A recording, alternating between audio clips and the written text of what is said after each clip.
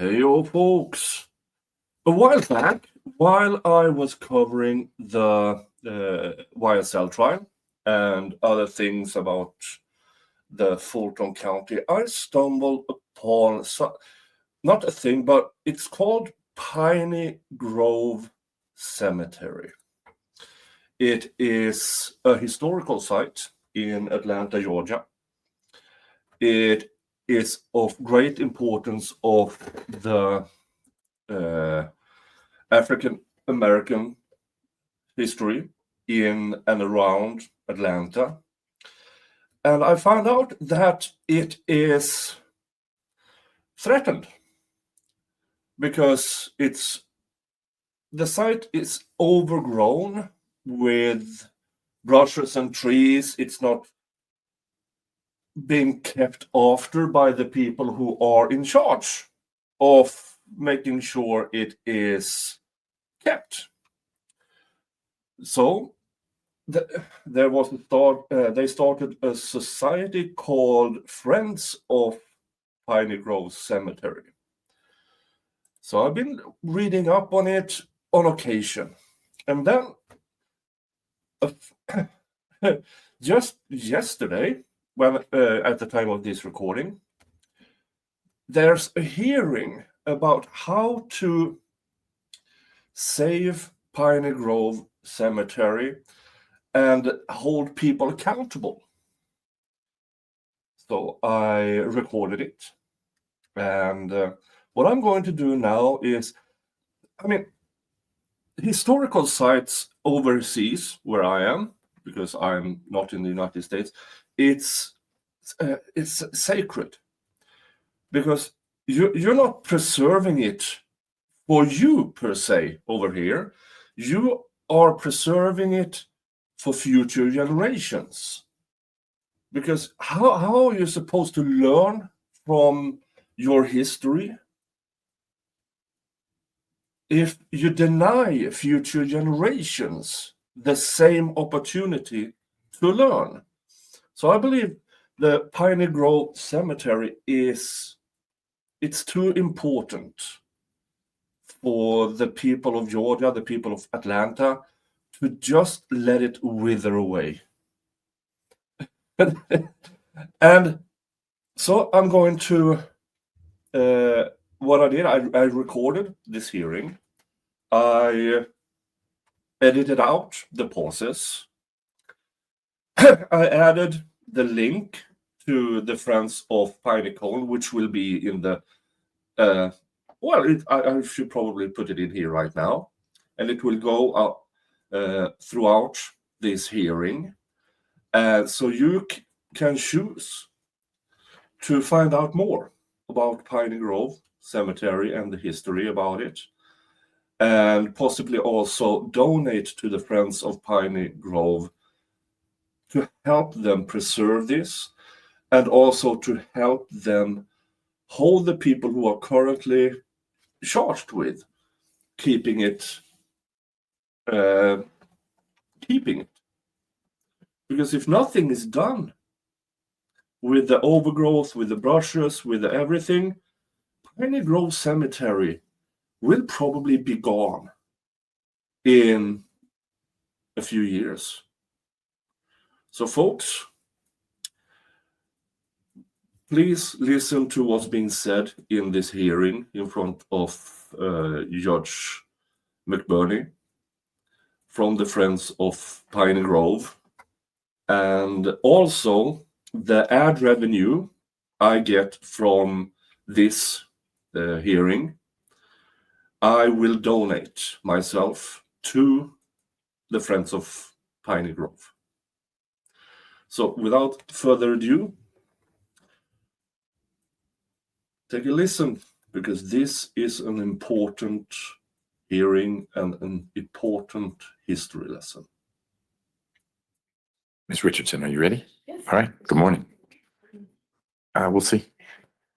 All right. Good morning, everyone. We're going to get on the record in 24 CV 000-278, which is Friends of Piney Grove and two others versus the Bluffs at Lenox Homeowners Association. The microphone's really loud. I don't know what that is. It's good. Okay. As long as you're all right. I feel like I'm yelling. I'm not yelling yet. Okay. Good morning. Appreciate everyone being here. It is May 2nd, and we have almost the whole day set aside to work through a series of motions. I believe we have a motion for partial summary judgment filed by plaintiff seeking summary judgment on counts 1 through 4 of their complaint. And then we have a complete motion for summary judgment from the defendant seeking summary judgment on all 6 counts of the complaint. We also have some evidentiary motions to work through. The defendant is seeking to exclude some fact witnesses and some expert witnesses. We're going to start with the dispositive motions, but we're actually going to start with some questions that I have. But before we do any of that, I'd like the 2 sides to introduce counsel and let me and Ms. Richardson know who is likely to do most of the talking about what, since there are multiple motions and on one side, a couple law firms. So why don't we start with Friends of Piney Grove? Yes, Your Honor. Michael McConnell with Jones Day. I will be handling 2 of the arguments. So I'm going to be handling our affirmative motion for partial summary judgment. I will also be handling our response on the expert motion. Janine Metcalf, my colleague who is seated here to my right, and what we've decided to do to make it easier for Your Honor is to handle our response to their summary judgment, and she'll also handle the rebuttal to the arguments, the partial summary judgment. We were thinking that we can do both motions at the same time is what I was thinking. The court, what we were going to propose is staggered. I would go first with the partial. Defense counsel could proceed with their motion and rebut, and then Ms. Metcalf would wrap up. So Ms. Metcalf, your presentation, should you present, will be opposition to the defense's motion for summary judgment. That is correct. Okay. I want to be clear, you are not drawing permanent lines. If something changes, like, oh, McConnell, sorry, that has to do with, it just helps me understand generally who to turn to. Anyone can stand up and talk or sit there and talk as long as we can hear you. I'll just know if I have a question about the expert motion, that's Mr. McConnell on plaintiff's side. And then to the extent that there's rebuttal in support of our partial summary judgment, I would handle that as well. Okay. Just for economy and efficiency, we thought that would be. Got it. And then on the fact witness, Mr. Michael Storr, also at Jones Day, is going to handle that. And with respect to the request to exclude certain documentary evidence, that's going to be handled by Mr. Todd. All right. And with several other motions. Yep, I recognize him. And some of these folks I haven't seen in person, but you look pretty similar to what you were like on the screen. There's a little more body attached. And I think that for us, Your Honor, that's our plan of attack for any of these various motions. Got it. Okay. Anything you want to cover procedurally, Mr. McConnell, before I turn to defendants? No, the only procedural thing we were going to discuss is how the court would like to hear the argument presented, and I'm sure you're going to tell us that. So, okay. Thank you. Well, I'm going to give you my thoughts, and then we'll see what we end up doing. All right. And on behalf of Bluffs at Lennox, good morning. Good morning, Your Honor. Kate Whitlock, I am here for the Bluffs at Lennox, and we have Ramona Mendoza with us on behalf of our client. She is on the board. Also, the last time we had a telephone conference, you told us to bring snacks, so we did. They are up by the court order. Wow. If anybody wants snacks or water. All right. I will be arguing the brief in support or the motion. Let me try that one more time, Judge. I will be arguing the Homeowners Association affirmative motion for summary judgment. Thomas Whidden, who's a lawyer in my office, will be arguing against the plaintiff's motion for partial summary judgment. Patrick Notchheim, did I say it right? Close. Also a lawyer in my office, will be arguing to exclude the fact witnesses. And Hillary Shawkat, who is our esteemed co-counsel, will be arguing the expert motion and the hearsay evidence. I'm with a different firm, Your Honor. Luder Larkin. Yes, sir. All right. Got it. How do you pronounce your last name? Your Honor, it's Mr. Knoxon. Knoxheim. Perfect. Got it. Thank you. I'm going to spell it phonetically on my notes here. Knoxheim. And you're handling excluding the fact witnesses. That's correct. Got it. Okay. It's a lot of lawyers. That's helpful. Anything procedurally, Ms. Whitlock, you want to take up at this point? No, sir. Okay. I have 2 procedural questions. Ms. Whitlock, did your side actually file your notice of filing number 7? No idea what that means, but I've been told to confirm that it was actually done. and plaintiffs, you're going to have a similar question, but I don't know what notice of filing number 7 is. It exists. The question is, we got about 12 banker's boxes from the sides combined. And so Ms. Niles has been helping me go through many things. And we just want to make sure that if there was something you got to the court and you intended it to be also in the record, that it was filed. So notice of filing 7. I understand what the question is. I don't, Check but my good. file, Okay. and if it was not, with the court's permission, we'll get it on file. You have my We'll get permission. it on file while we're arguing. Okay. Did you get a paper copy of it and not an electronic? We got an electronic version, I think, and probably a paper copy, but I don't think I saw it make it into the document. Okay, thank you. But I could be wrong. We'll make sure that it's. That's what we're confirming, is what's in there and what's not. And as I said, there's a similar one for plaintiffs, but I want to find my directory first. There it is. Wow, that's a lot of folders. There was a manual filing that you sent to us, Mr. McConnell, on a USB. Mr. Storr, I know we talked about this during one of our teleconferences. Was that also filed with the clerk? The notice of manual filing was filed on the docket, but the physical the flash drive, no, Your Honor, was. Okay, so if heaven forbid something gets appealed and needs to go up, how would what was on the jump drive be in the record that gets transmitted to the Court of Appeals? That is a good point, Your Honor, but my reading of the procedure was that we would give it to Ms. Niles, and that the manual filing would then go to the clerk's office. We will make sure the copy goes to the physical clerk's office. Okay, I think. It went through the clerk's office, but they provided it to Ms. Niles, so we'll make sure that they. Okay, and we don't need to do that today either, neither. Flash drive. Okay, but we'll just need to sort out with the clerk's office so that the docket that is transmittable, as opposed to the mess in my office, includes the manual filing. Yes, sir. Okay, thank you. All right, before we start with the motions for summary judgment, but in connection with them, I have a few questions, and I guess they're for Ms. Whitlock or Mr. Whidden, but again, anyone on the defense side can answer them.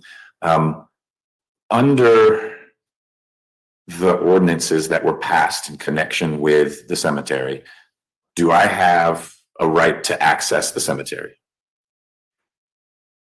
I think that you have always had a right to access the cemetery with or without the ordinance. Okay, so the ordinance might enshrine it in municipal authority, but even outside that, I have the right to access the cemetery. Yes. Okay. And I'm sorry, Your Honor, if I could clarify, I think you have the right to visit it. I do not think you would have, for example, the right to choose to bury somebody there without something more than you have right now. Right, and the definition of maintain and the definition of access will probably be what bedevils us throughout the day. I'm just trying to figure out if there's a way to focus things a bit.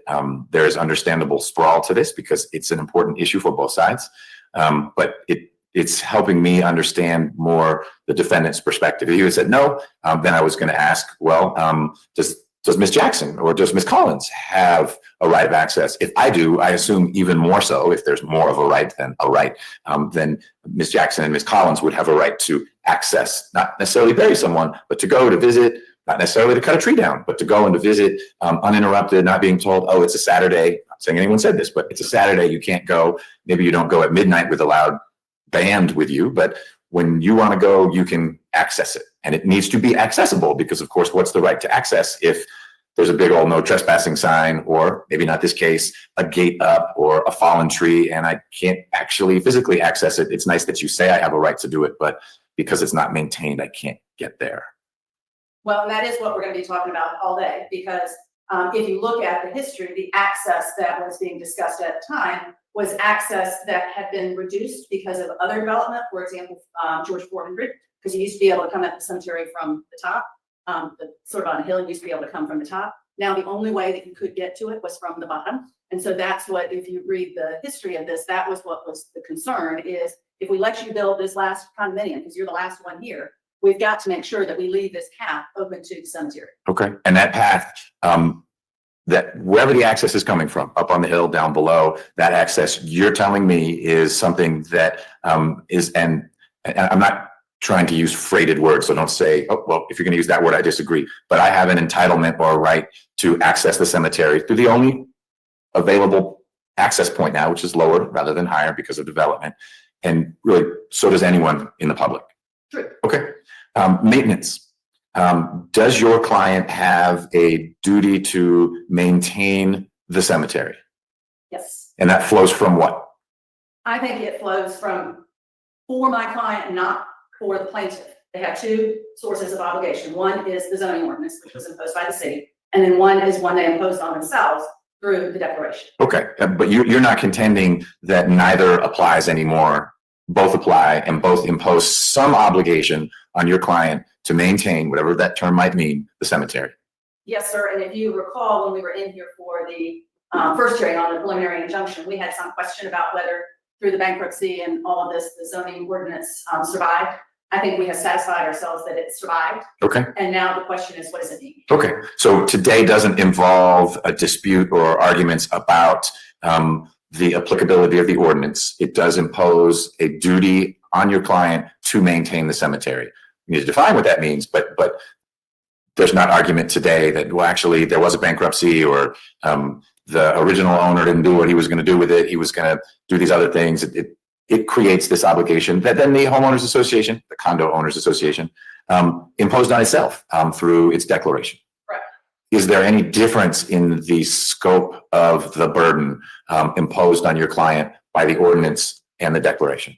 I don't think there's a difference. And Mike Smith, who is the one that drafted the declaration, said that it was intended, the declarations were intended to incorporate that zoning obligation. What we think is the declaration gives further definition to what maintain means. Could the declaration narrow the obligation of the homeowners association if the ordinance is broader? That's a good question, because I think the zoning ordinance would have been imposed by a municipality, and a private person probably would not have a right to narrow it.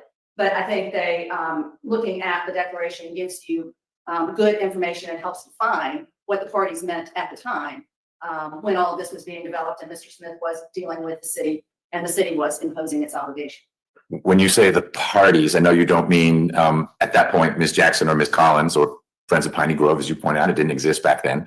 But who are the parties who are figuring out what the terms and scope of the declaration's definition of maintain? So there's a couple of things. I think the parties in the zoning were the original developer who never developed anything, but the original developer in the city. And then you go to the declaration, and that is the developer that actually developed it. And he was working with the city at the time. So I would say it would be the actual developer in the city. So that you believe, or the record shows, that the city had input as to what the terms of the declaration were? No, if I said that, then I overspoke. But Mr. Smith testified that he did have ongoing discussions with the city that informed him in developing those declarations. Got it. Okay. And it doesn't sound like from my review of the two-side summary of Mr. Smith's testimony that he was seeking to narrow the homeowners association's obligations. He was seeking to replicate the impact of the ordinance into the declaration. And then he affirmatively alerted the incoming elected members of the HOA, you have this obligation. It's in your declaration. All true? That was his testimony. Okay. All right. Well, I'm not, you may not like his testimony, but that was his testimony. Yes. Okay. Got it. So, given all those acknowledgments, if I find that I cannot access some part of the cemetery, there's a grave I want to see, I can see that there's some graves over there. I can see them, but I can't get to them because of the state of the cemetery. Is it your position that I have no standing to do anything about that impingement on what you have told me is my right of access? I don't think that's the position that we've ever taken. No, sir. Even when this started, the letter from Ms. O'Connell, did I get that? I get your name. Was it Erin O'Connell? It's Erin O'Connell, Okay. correct.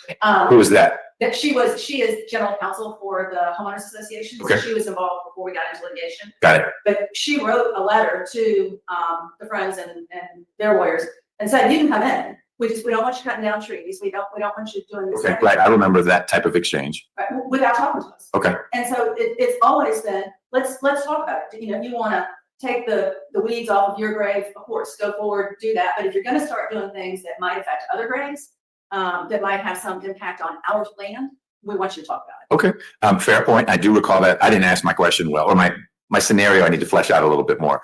I want to get access to a part of the cemetery. I can't I reach out to Ms. O'Connell or you or Mr. Whidden, say, hey, there's this issue here. And you say, that's interesting. But one, you don't have anyone buried in that cemetery, so we're not particularly interested in your right to access. But two, it's open. You can park your car and you can walk in and you are physically in the cemetery. That's the extent of our obligation. I'm not saying anyone said that, but let's say that was the response from the Homeowners Association's representative. Do I have standing to bring an action to vindicate my right of access that you said is guaranteed, my word, not yours, by the ordinance, and maybe without the ordinance, I have a right to access, and I feel that I can't access the cemetery in a way that's meaningful for me. I don't mean that spiritually, not that that's unimportant, but I mean it very, very factually. I can't get to that grave over there. And it's not my relative. I know the nature of the cemetery. None of my relatives is buried there, but I'm a member of the public and I want to see that gravestone over there. I can't get there because of how this space has not been maintained. And Team Bluffs Atlantic said, we're maintaining it. You're able to get your feet on the property. That's the end of our obligation.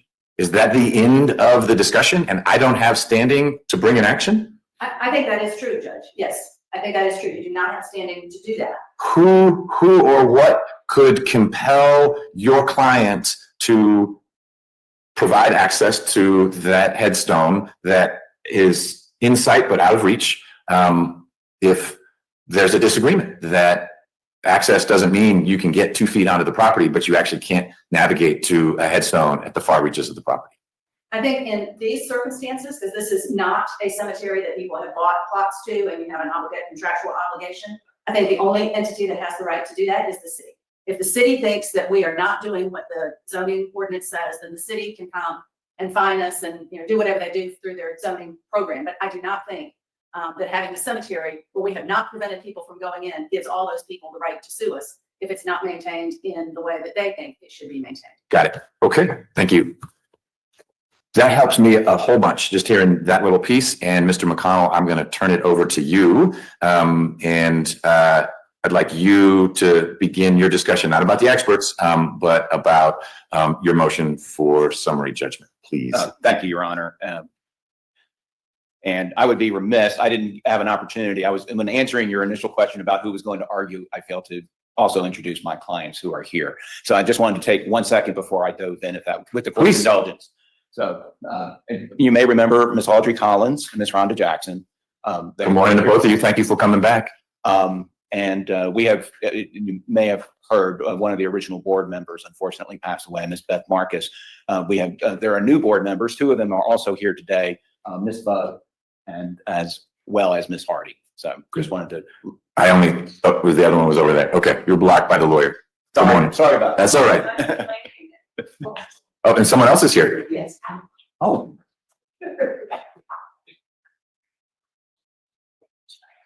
Cheryl Lane. Oh, Ms. Cheryl Lane, Your Honor. Good morning, Ms. Lane. Thank you for being here. Sorry. Oh, one other procedural thing. This is not on the record. Ms. Richardson, if you ever need a break, let me know. We will take regular breaks, but I may just be so swept up by the argument I forget about you. I don't mean that in a bad way, so let me know when you need a break. Okay.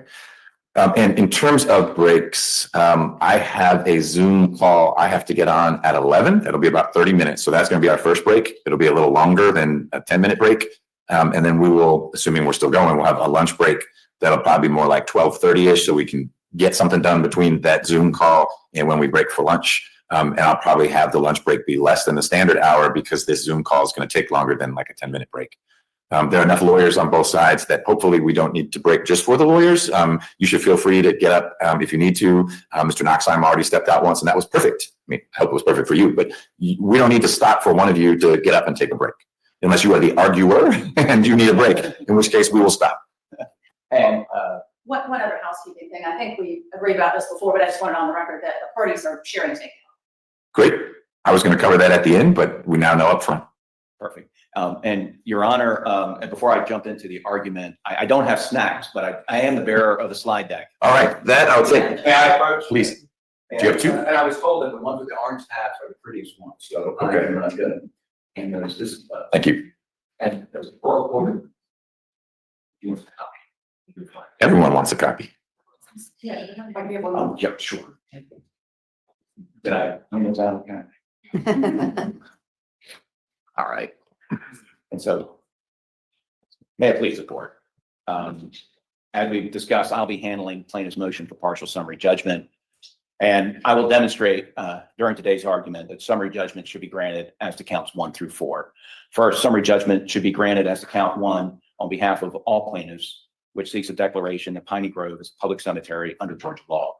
Summary judgment should also be granted as to count 2, declaring that plaintiffs Audrey Collins and Rhonda Jackson, the descendants of 11 persons buried at Piney Grove, have easement interests in the cemetery. You, in your pleadings and just now, use the term easement interest, which gets us into the Anderson versus David case. And everyone should know, if you haven't already figured it out, that was my case and the Court of Appeals got it wrong. But their decision is the law. I don't think they understood the nature of the easement that was bestowed upon the Davids by the predecessor of the Andersons. But my pushback is not against the Court of Appeals having gotten that one wrong. It is you calling it an easement right as opposed to access right or anything else. You're careful with your terminology. Do you think that it makes your argument easier, harder, more complicated that you're calling it an easement right as opposed to they have an access right, or there's no such thing as an access right? So since we're talking property, we need to call it an easement because, of course, once you get into easements, then there is the Anderson versus David opinion about, well, that there are joint owners or people who share access to this land. And so one person's enjoyment of her easement can't impinge upon the other side's enjoyment of its easement or its right to the property. So that was sort of stretched out, but you chose the term easement, and I'm assuming that was purposeful. Do you need to call it that, given what Ms. Whitlock acknowledged, that we all have a right of access, but maybe that's what an easement is, and I just didn't use that word when I was asking Ms. Whitlock? Yes, Your Honor. Well, there are various cases that use the term easement with respect, and I believe the Davis v. Overall case is the one that says when a family burial plot is established, it creates an easement against the fee. Okay, so there's case law involving cemeteries and access right where the term the courts use is easement, and we ought to stick with that term. Yes, Your Honor. Okay. And my reading of the law, and then I can get into this further, is, what is the difference between that and say what you were saying? Do I have standing to go to the top of the hill? And I believe there's public use rights under public access under the public cemetery laws, but there's a distinction with an easement interest. And that's an important distinction as we'll get into with respect to count 4.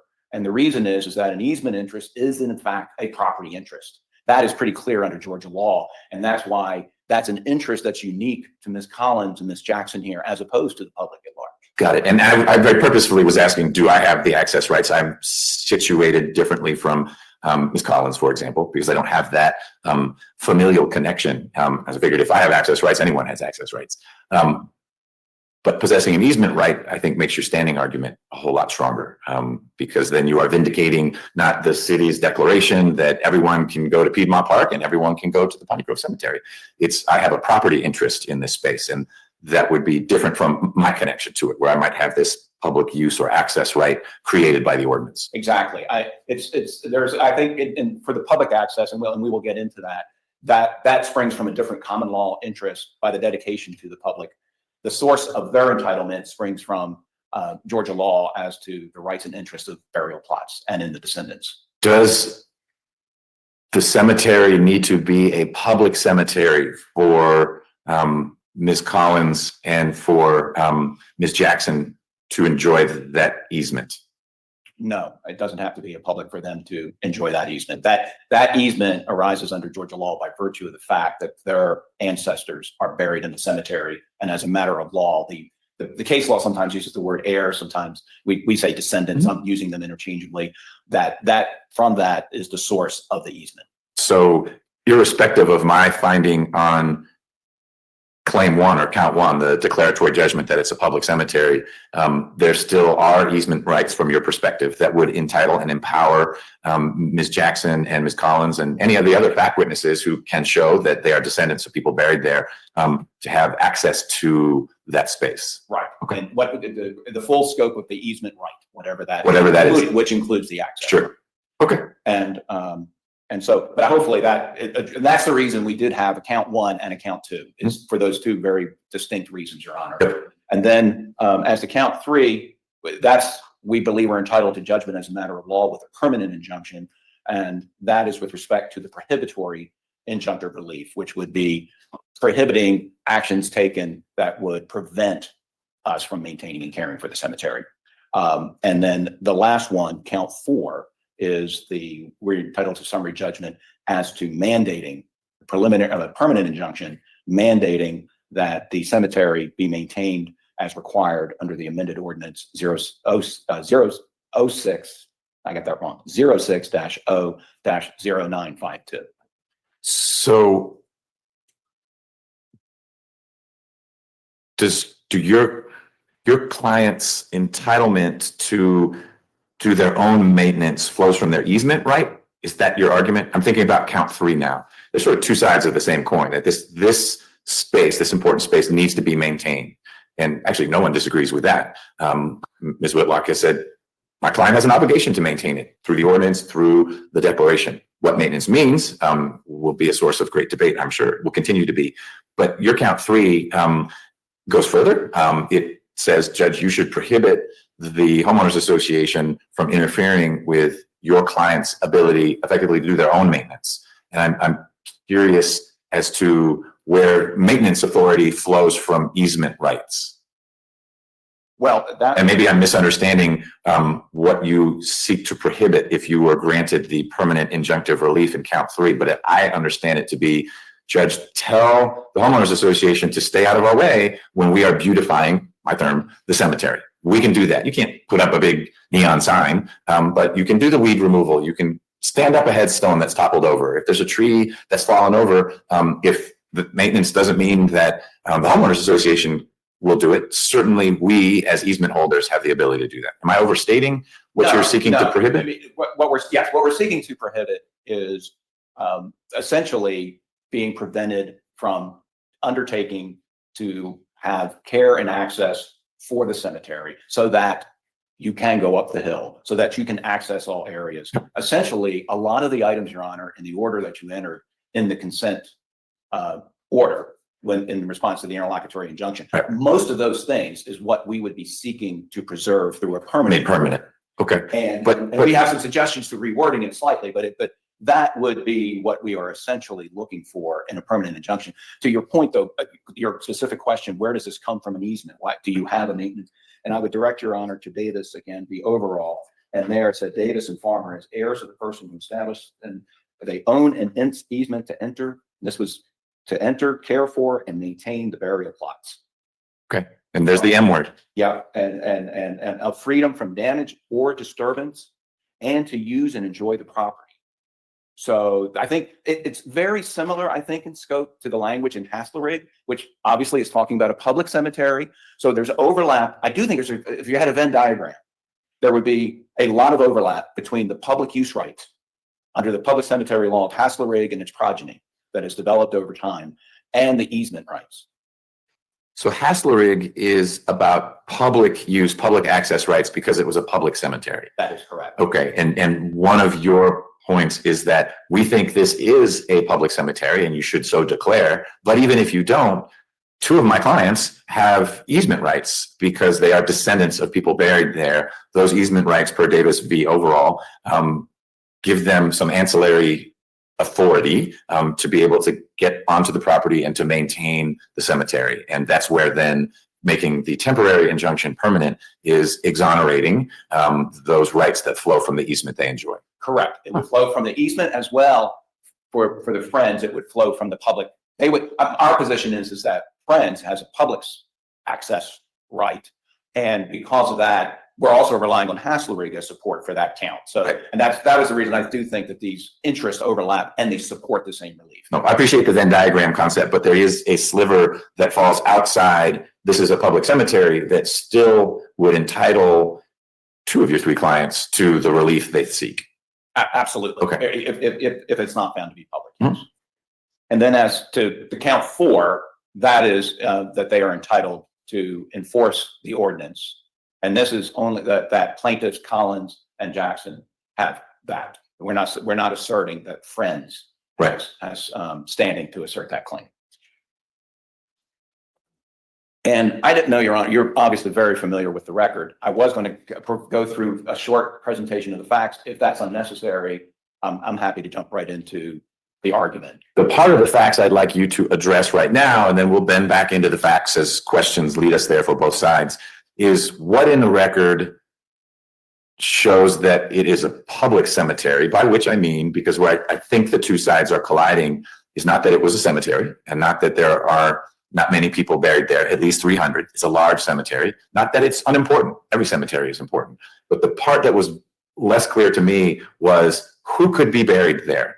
And I'll just state now, and the defense will do what they want with it. I'm unimpressed with the fact that they observed that no one white was buried there. That, to me, ignores the social realities of what was going on in Atlanta when that cemetery was open, and in the sense of people were being buried there. So I'll hear that, but that's not moving the needle at all for me.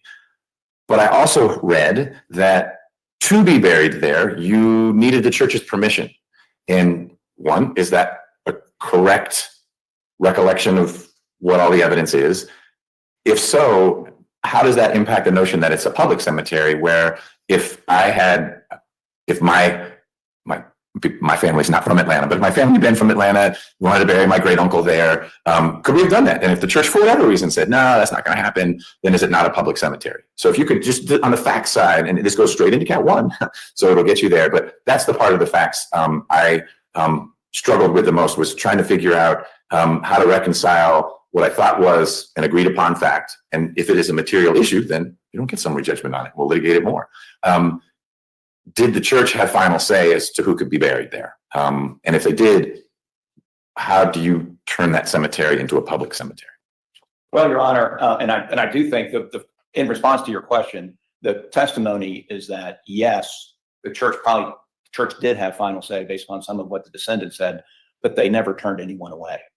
And I do think so. I think that is what is important, and that the testimony is consistent. And we had various descendants testify to this point, which is, or they testified to this point, that it was open to African Americans throughout the Buckhead community, and primarily for those who could not afford to be buried elsewhere, and that they would be available for the folks to bring their loved ones there to be buried, whether or not they were affiliated with the church. Okay, that's my next question. Do you have a sense of, we combed the records and there's one guy buried who wasn't a church member, but he worked for the church. He wasn't a member, but he helped keep the church clean. Or is it, there were dozens of people who were buried there who weren't church members. Yes, it was church property, but the community knew this was a safe and open space to bury family members. And yes, you asked the church and maybe you give a little donation, but you were never going to be turned away.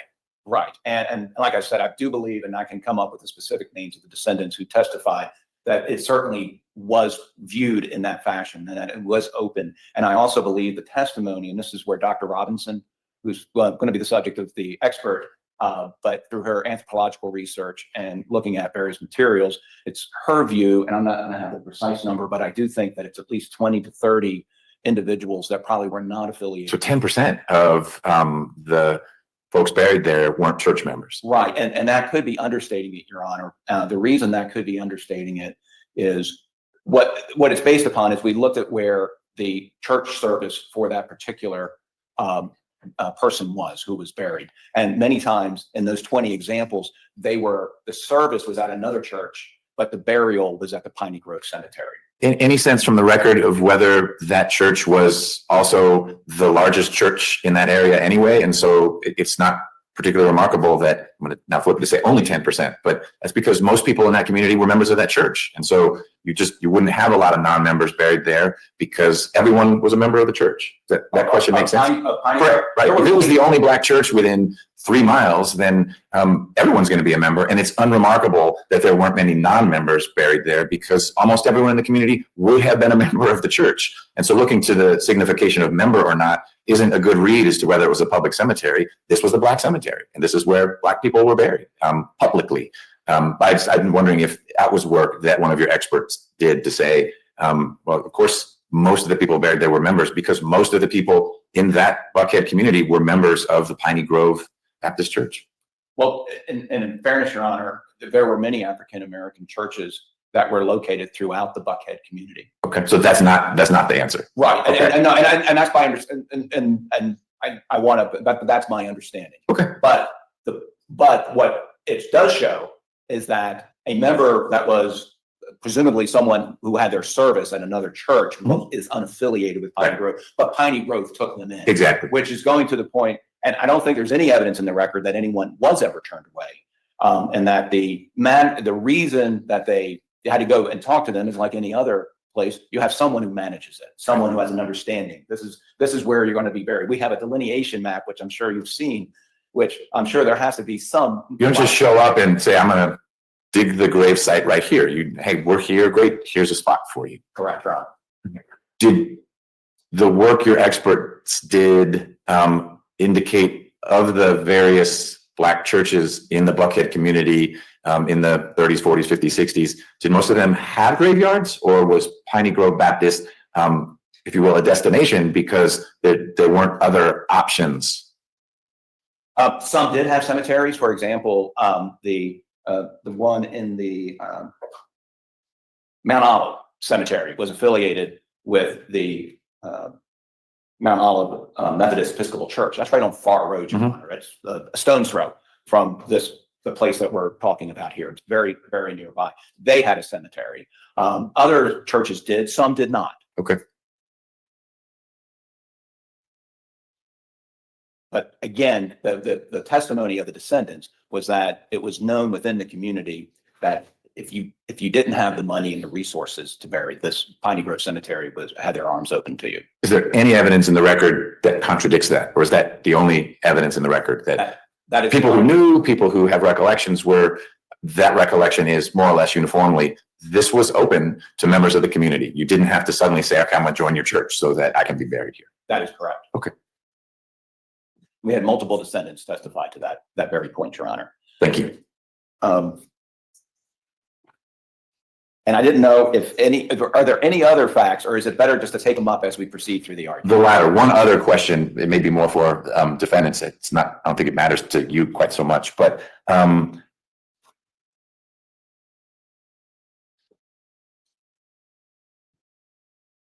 who ultimately developed it? Was it JBGL or Providence, or does it just not matter? They're affiliated. Okay, one's a parent of another? Exactly. Your Okay. Honor. And one was the developer, one was the builder, and they're under a common ownership. Okay. And Mr. Smith was a representative of them, and then when they developed it, was also a representative of the HOA. Okay.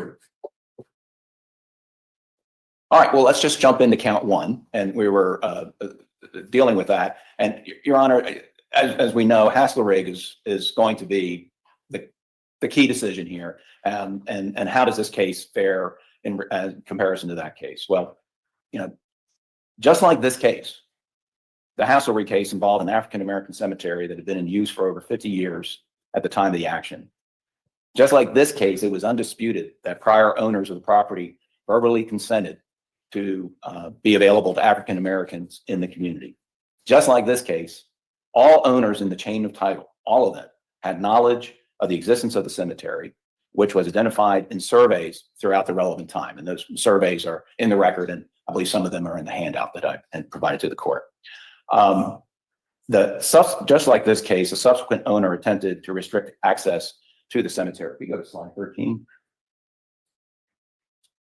And in that instance, how did the public was going there? They wanted to do a burial, and then also wanted to access. The owner was frustrated with them because he wanted them to join in a lawsuit against Georgia Power, which had done something on it. They declined to join that lawsuit, and it looked like retaliation. So he obstructed the roadway, and large logs and rubbish were used that interfered with access to and through the cemetery, getting up to the top of the hill. And also they were trying to do self-help remedies because he had cattle trampling over the cemetery. And they said, we want to put a fence up to prevent that. And so this was tried. And of course, the injunction was granted in favor. And then on appeal, the whole issue was, what is this? How is this a public cemetery? And the first thing the Supreme Court said, there's no exact form as to how this happens. And what we do is we look at the fact and circumstances, and we take that into consideration. And what is there an intention by the owner to dedicate this property for the purposes of being a cemetery? And you don't need some formal acknowledgement, but When the church sold the land, was there anything in that transaction, some covenant they tried to extract from the gentleman who bought it that would preserve or protect the cemetery? Or they simply said, here's the land, it's yours now? well, at the time of the transaction, Your Honor, they did maintain an easement to the cemetery across. So this is in 2002. And at that time, the access, the church was, and I wish I had something, it would probably be good if you could visualize this. Do we have one of the slides that would be good for the judge to, What did it look like? just from a survey perspective? Because when Mr. Ahmed bought it, his first plan was to actually dig everyone up. That says to me that the church said, you do what you want with the land, as opposed to, you can develop this, but this is sacred. You're agreeing when you buy this to either we maintain an easement on here or whatnot, but you're saying they preserved an easement or maintained an easement. It sounds like it was an access easement and not anything that would have prevented Ahmed from doing what he initially tried to do, which was to dig everyone up. Right. And if I could, and now this is very good facts to Well, but it seems like bad facts because Hasslerig doesn't involve anything like that. There was never someone who said, now on this land, I'm going to turn it into something else. This isn't a public cemetery, it's private land. I'm going to dig the bodies up. two answers to that. Okay. One legal and one factual. First, a legal one, doesn't matter. Because once it's been dedicated to this, as a cemetery, it can't be revoked. It can't be revoked by the one that dedicated it. Once it's been accepted by the public, it can't be revoked by anyone subsequently in the chain of title. Whether it's private land or not, it Whether has it's become a special type of land, even though privately owned, that the new owner or subsequent owners can't change the nature of it.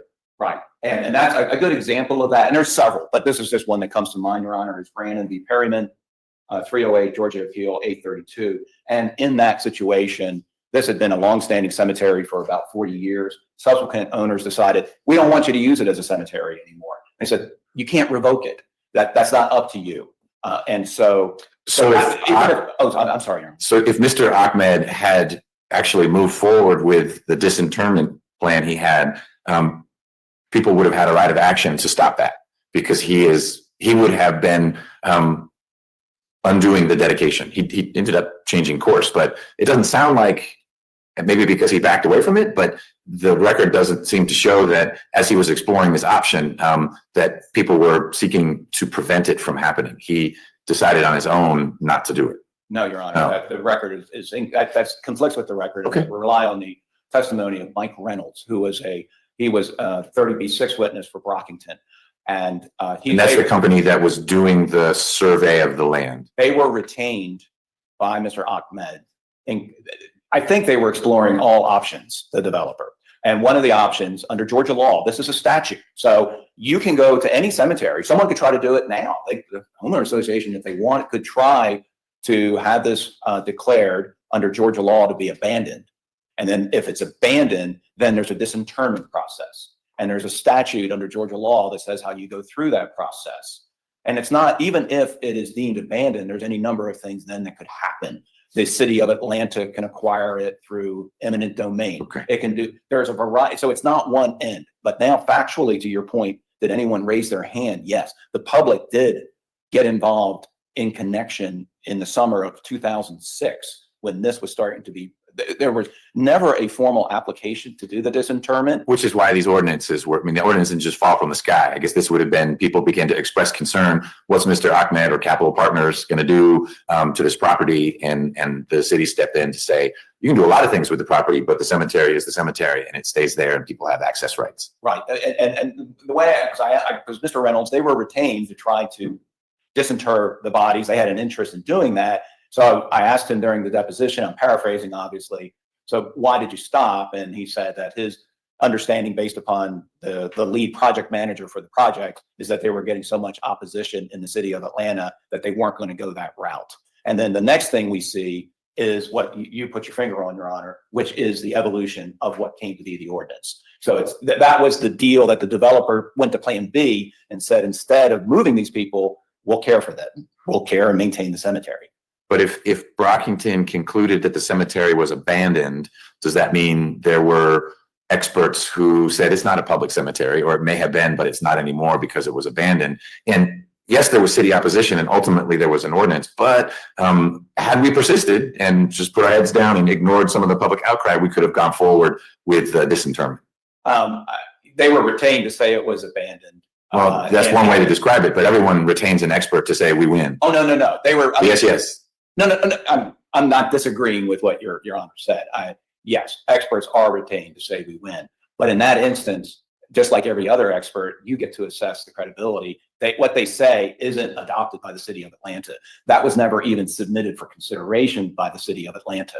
Whereas their archaeological work that they did, in terms of the delineation map, that was all within the scope of their expertise as an archaeological field.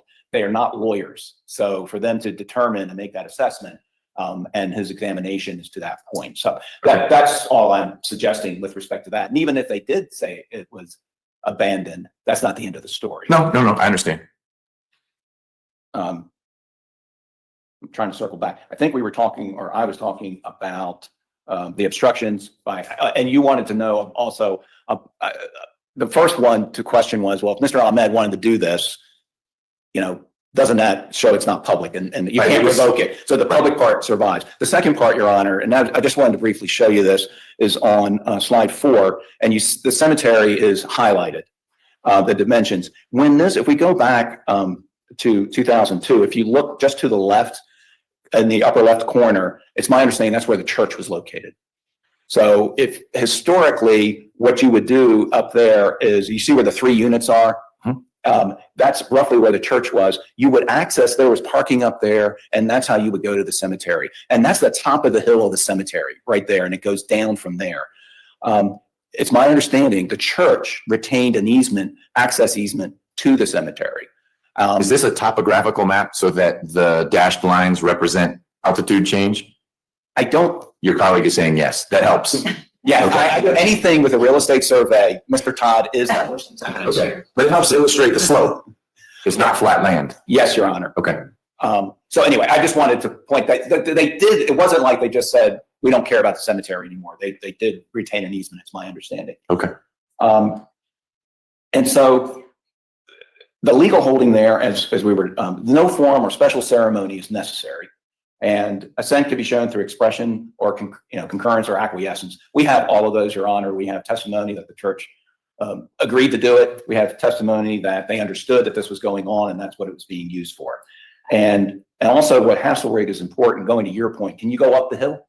Is the cemetery is more than just graves. It includes all walks and grounds for shrubbery and ornamental purposes. All must be regarded as consecrated to a public and sacred use. And it doesn't take much to show acceptance. In this instance, the Hasselrig court showed that after the dedication by the owner, it was accepted by the African-American community after that day, and that the cemetery had been in continuous use for 50 years since then. And here, I think we're stronger than Hasselrig. We've been open and notorious for over 100 years. Right.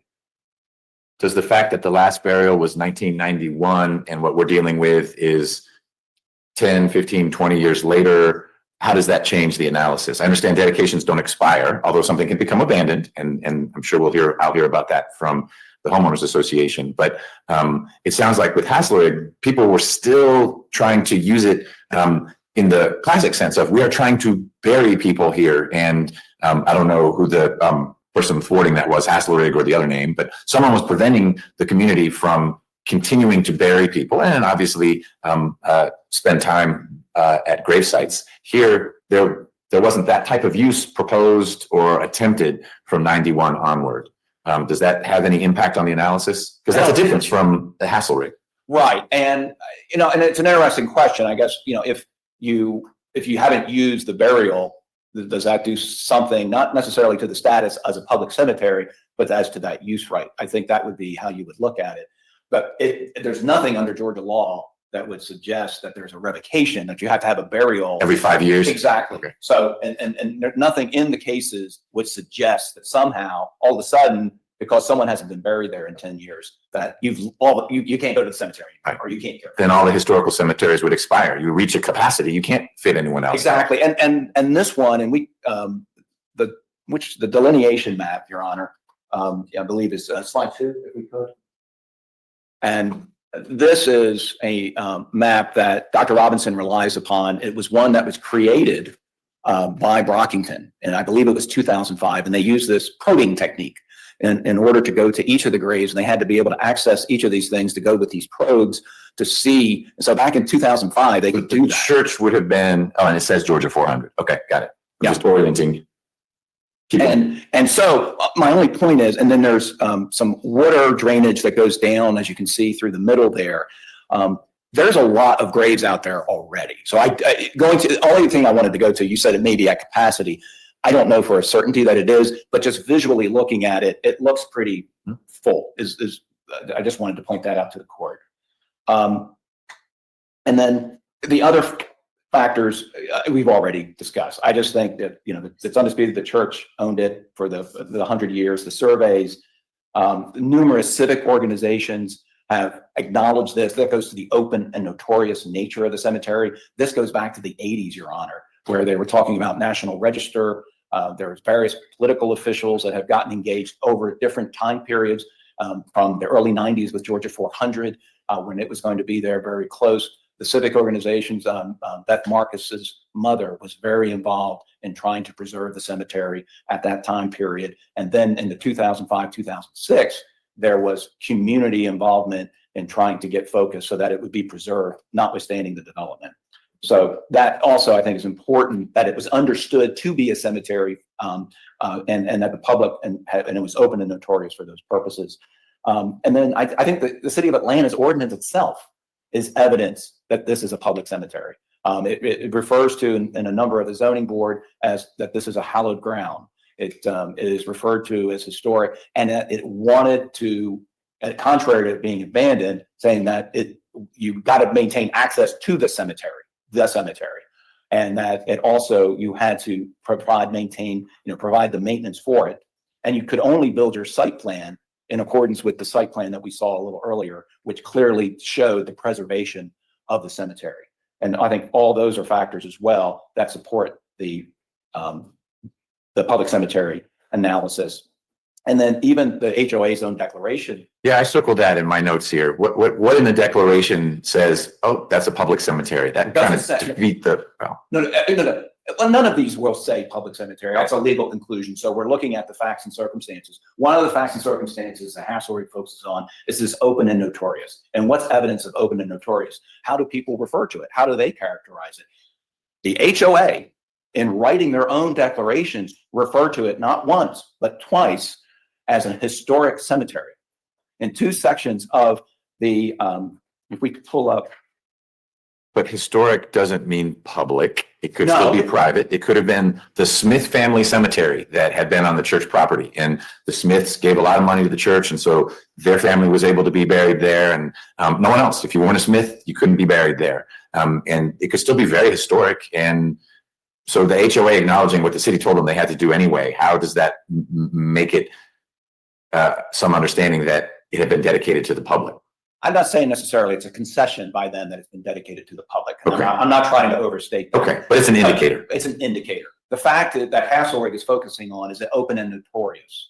And I'm just saying, what they are saying, yes, this is a cemetery. We know it's a cemetery. And not only is it a cemetery, it's a historic cemetery, which to me means that's well known, that is notorious. So it goes to that factor. No, by itself, Your Honor, I'm not suggesting that's definitive, that it's a public cemetery, but I do think it is included in the data points for the court's consideration. And last, Your Honor, we do think that the decision by Judge Downs in 2010 in the Osby v. Marshall decision is instructive. That involved the Mount Olive Cemetery. This involved another African-American community that used to exist in Buckhead. And I may say it wrong, it's either Macedonia Park or Macedonia Park, but I mean, no offense if I mispronounce it, but that in the 1940s, that had been an African-American community with about 40 homes, or 60 homes, I should say. And this was a cemetery affiliated with Mount Olive Episcopal Church. It did not have as many folks buried there as we have, and the footprint of the cemetery is a lot smaller than the footprint of the Piney Grove Cemetery, which is approximately an acre in size. And in that case, the question was whether a person that bought the property could move the bodies, and went in and was trying to do that, and it received opposition from folks from plaintiffs who was a descendant to object to it. And there, the court relied expressly on Hasselrig and acknowledged that following Hasselrig, a long line of Georgia cases have held that public burying grounds cannot be disturbed. And court held that there was no disputed facts that the cemetery, which served the surrounding African-American communities, was dedicated for public use. I think it's a very similar situation and similar fact pattern. And the fact that it was, frankly, not very far from the current location is instructive that Hasselrig also applies here. And the defendant essentially, as my understanding, raises about 4 arguments in opposition. It says that there's no evidence that the church intended it for a public use. Again, Hasselrig doesn't require any certain type of form or a formal grant. All it shows is conduct. So is their conduct consistent with the church acquiescing with the burials? And Your Honor, there's no dispute that happened. Then they said that there was no proof that anyone accepted this dedication, but we disagree with that. Very similar to the Hasselrig reasoning, Your Honor, which is the African-American community did accept it by burying people there. And also they argue that unless the owner abandons all interest in the fee, then it can't be declared to be public, but that's not the case either. It certainly, the fee passes subject to the public interest that is created under the public cemetery, which can't be revoked by any subsequent owner in the chain of title. And so for those reasons, we respectfully say that we disagree that this is not a public cemetery. They raised various standing arguments. I can address that if the court would like for me to do so. Well, we'll need to at some point. It's one of the questions I asked is, would I have standing to do that? And the answer I got is really no, only the city. The city is the only entity that could, but we hadn't gotten as nuanced as access right versus easement. And I want to be fair to Ms., but I didn't ask Ms. Whitlock if an easement right holder, and if we accept the case law that says descendants of people buried have certain easement rights, that's different from my ability to sue, trying to vindicate my access right or use right created by the ordinance and by the HOA declaration. It's a separate set of rights flowing from that common law that says if you're a descendant of someone buried there, you have an access right. And I didn't get to press Ms. Whitlock on that. But I have always assumed there's very, very different standing for Ms. Collins and Ms. Jackson than Piney Grove. Correct. And for the Friends of Piney Grove. That's what I meant. Right. And I did, as to count 1, I'm not sure because it kind of goes back and they've taken a position. I don't think they're challenging standing as to. How about this? I'm going to let them argue that when it's their turn, and then Ms. Metcalf can swoop in as the rebutter. That'll be fine. Okay. However, that is absolutely fine, Your Honor. Then shifting to count 2, and this will be much quicker, Your Honor. This is the entitled to a declaration that they have easement interest in the cemetery. This is doesn't the defense agree with you that they do? It's a question of compatibility of easement rights, and this is where the Anderson v. David's case come in. That they acknowledge there are certain easement rights that Ms. Collins and Ms. Jackson have, but they are 1, limited, not absolute, and 2, they need to be exercised in a way that is consistent with HOA's property interests. Absolutely, and Your Honor, I don't really think that should be a source of tension. I think, as with a lot of things, this is going to. When you say a source of tension, meaning the concept that I just described? The idea that we are not disputing that the homeowners have an ownership interest in the property, and obviously they have rights with respect to the property, and they can't interfere with the rights of the public, and they can't interfere with the rights of the descendants with respect to their easements, but nor can members of the public and the folks who are descendants interfere with the property interests of the homeowners. The homeowners are the servient, right? The dominant tenant in this relationship is going to be the owner of the easements. And so But as a serving tenant, they certainly have interests, and we can discuss what those could be. So there's time and place, as the court was saying. Yeah. You shouldn't be able to show up with a marching band at midnight. Right. We get that. You shouldn't be able to have a chainsaw. Okay. You know. This gets to the contours of what is the relief that is provided through this litigation, as opposed to, is there an entitlement to use and access by way of that easement that is naturally bestowed upon descendants? Got it. Right.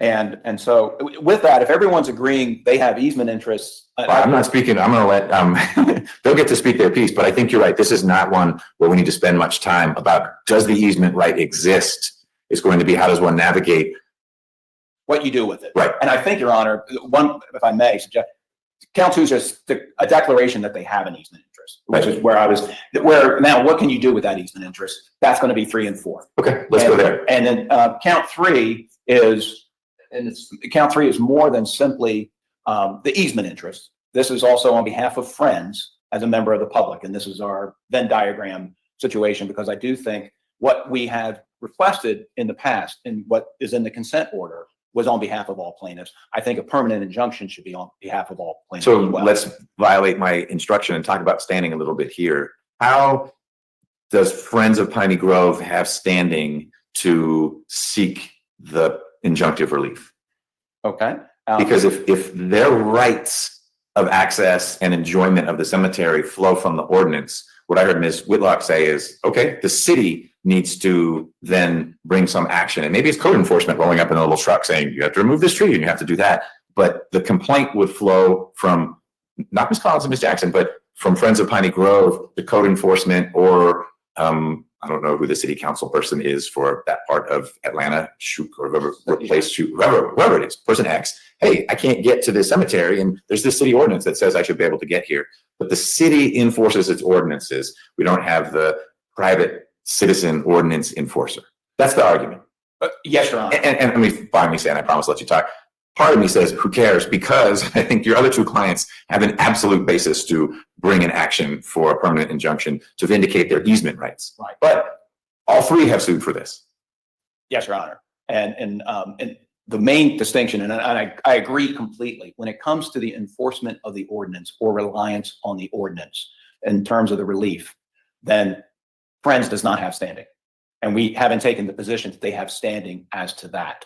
Count 3 does not turn on enforcement of the ordinance. Count 3 is based strictly upon the rights for care and maintenance that members of the public through a public use have as a public cemetery, and also that descendants have under their easement interest for care and maintenance. That's the prohibitory. We don't want to interfere with them going on and caring and maintaining the cemetery. So is it Haslerig and other cases that gives the general public a right of access and general maintenance? Yes, it is, Your Honor. Okay, it's not the ordinance you're pointing to or the easement rights that would flow from other case law, but your contention is that Haslerig gives not just to descendants of people buried there, but the general public, predicated on a finding that it's a public cemetery, that we all, as members of the community, would have a right to maintain this public space.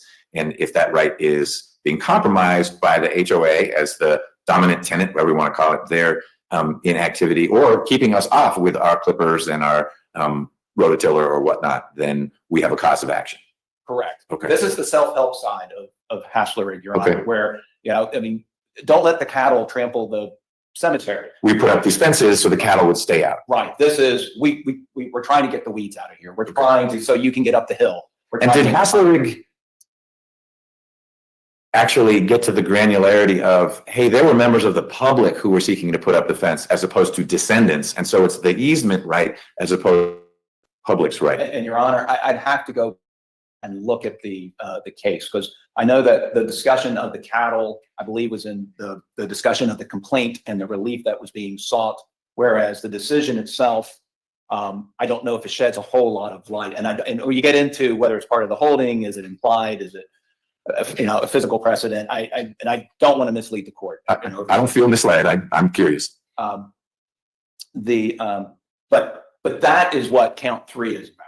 And if I understand, the challenge to standing as to Friends is that they're a corporation and therefore they don't have standing. Yeah, and you don't need to respond to that.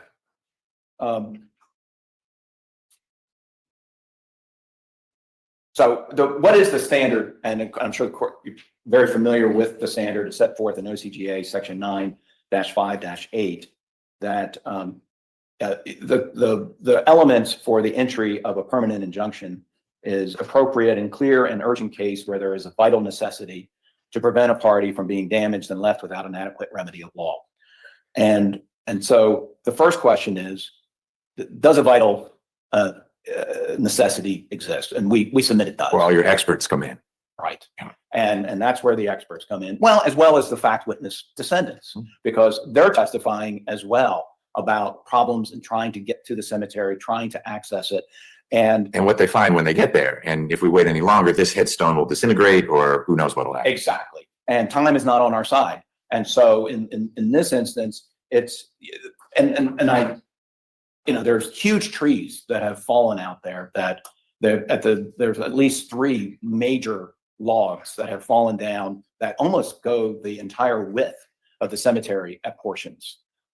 You can't, you have to walk around them. Some of them have fallen on headstones. They have just been left there. And of course, growth now is going over them as well. The invasive one, it's a constant battle because what has happened when those trees fell down, the canopy was destroyed. That canopy used to protect it so you would have the natural species there. Instead, with the additional sun, invasive species have gotten in there and have just taken over. And it's a constant day-to-day, month-to-month battle with that. And then also the no trespassing sign is a real problem.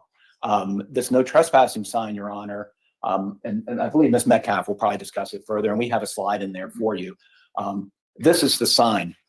And this sign is erected, and just so you can see, this is a better example. This is slide 41 of the deck that we handed up. With that blue arrow that's how you get into That the was in it, cemetery? yes, that's how you get into the cemetery.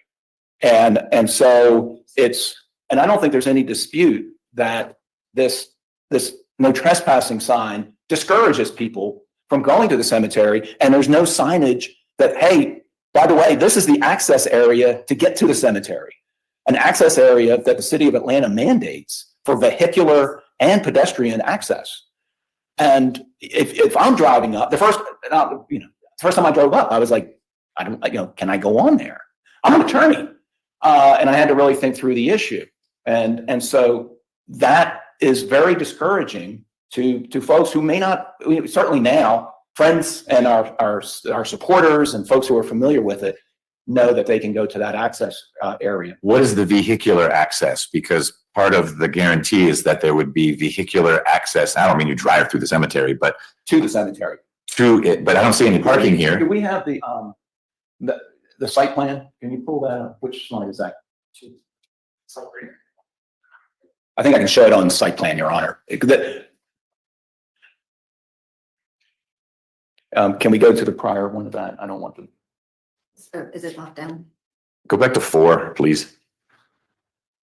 So where on this? And I was hoping, so the blow up is of the blow up of it's covering the easement. Oh, it's covering where? That's the reason why I was trying to see if I could get a better one for Your Honor. But if you look, go to down to the middle of the page, you can see the entrance where the circle is. Okay.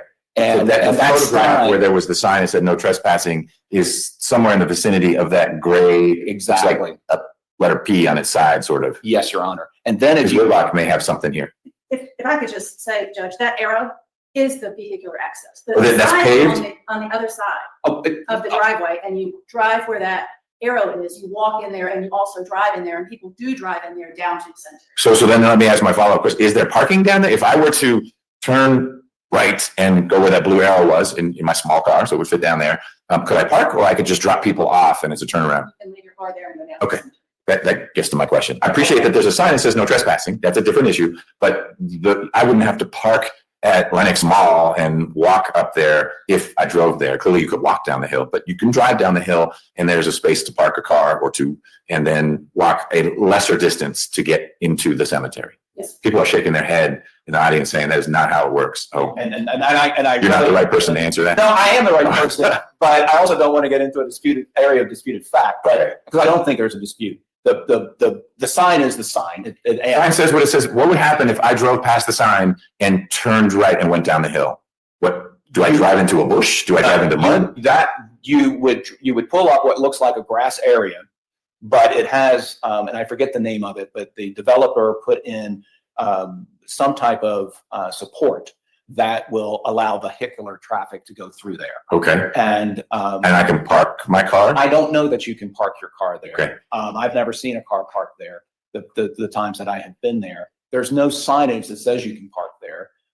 There's no signage that says that this is the access to the cemetery.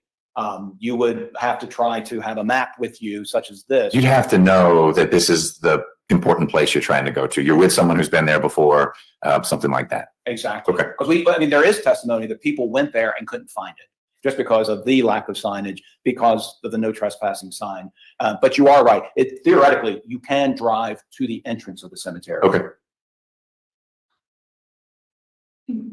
So you have been talking about the vital necessity, time is not on our side. Yes, And and we were just kind of going through, what is the vital necessity and what has the HOA done to create that vital necessity? And these all contribute to this. We respectfully submit that this is no different than qualitatively different by allowing the invasive growth, by allowing the logs, by allowing all these things from Hasslerig or the overall B. Davis case where they were piling junk around and near the cemetery and allowing animals to roam and interfere.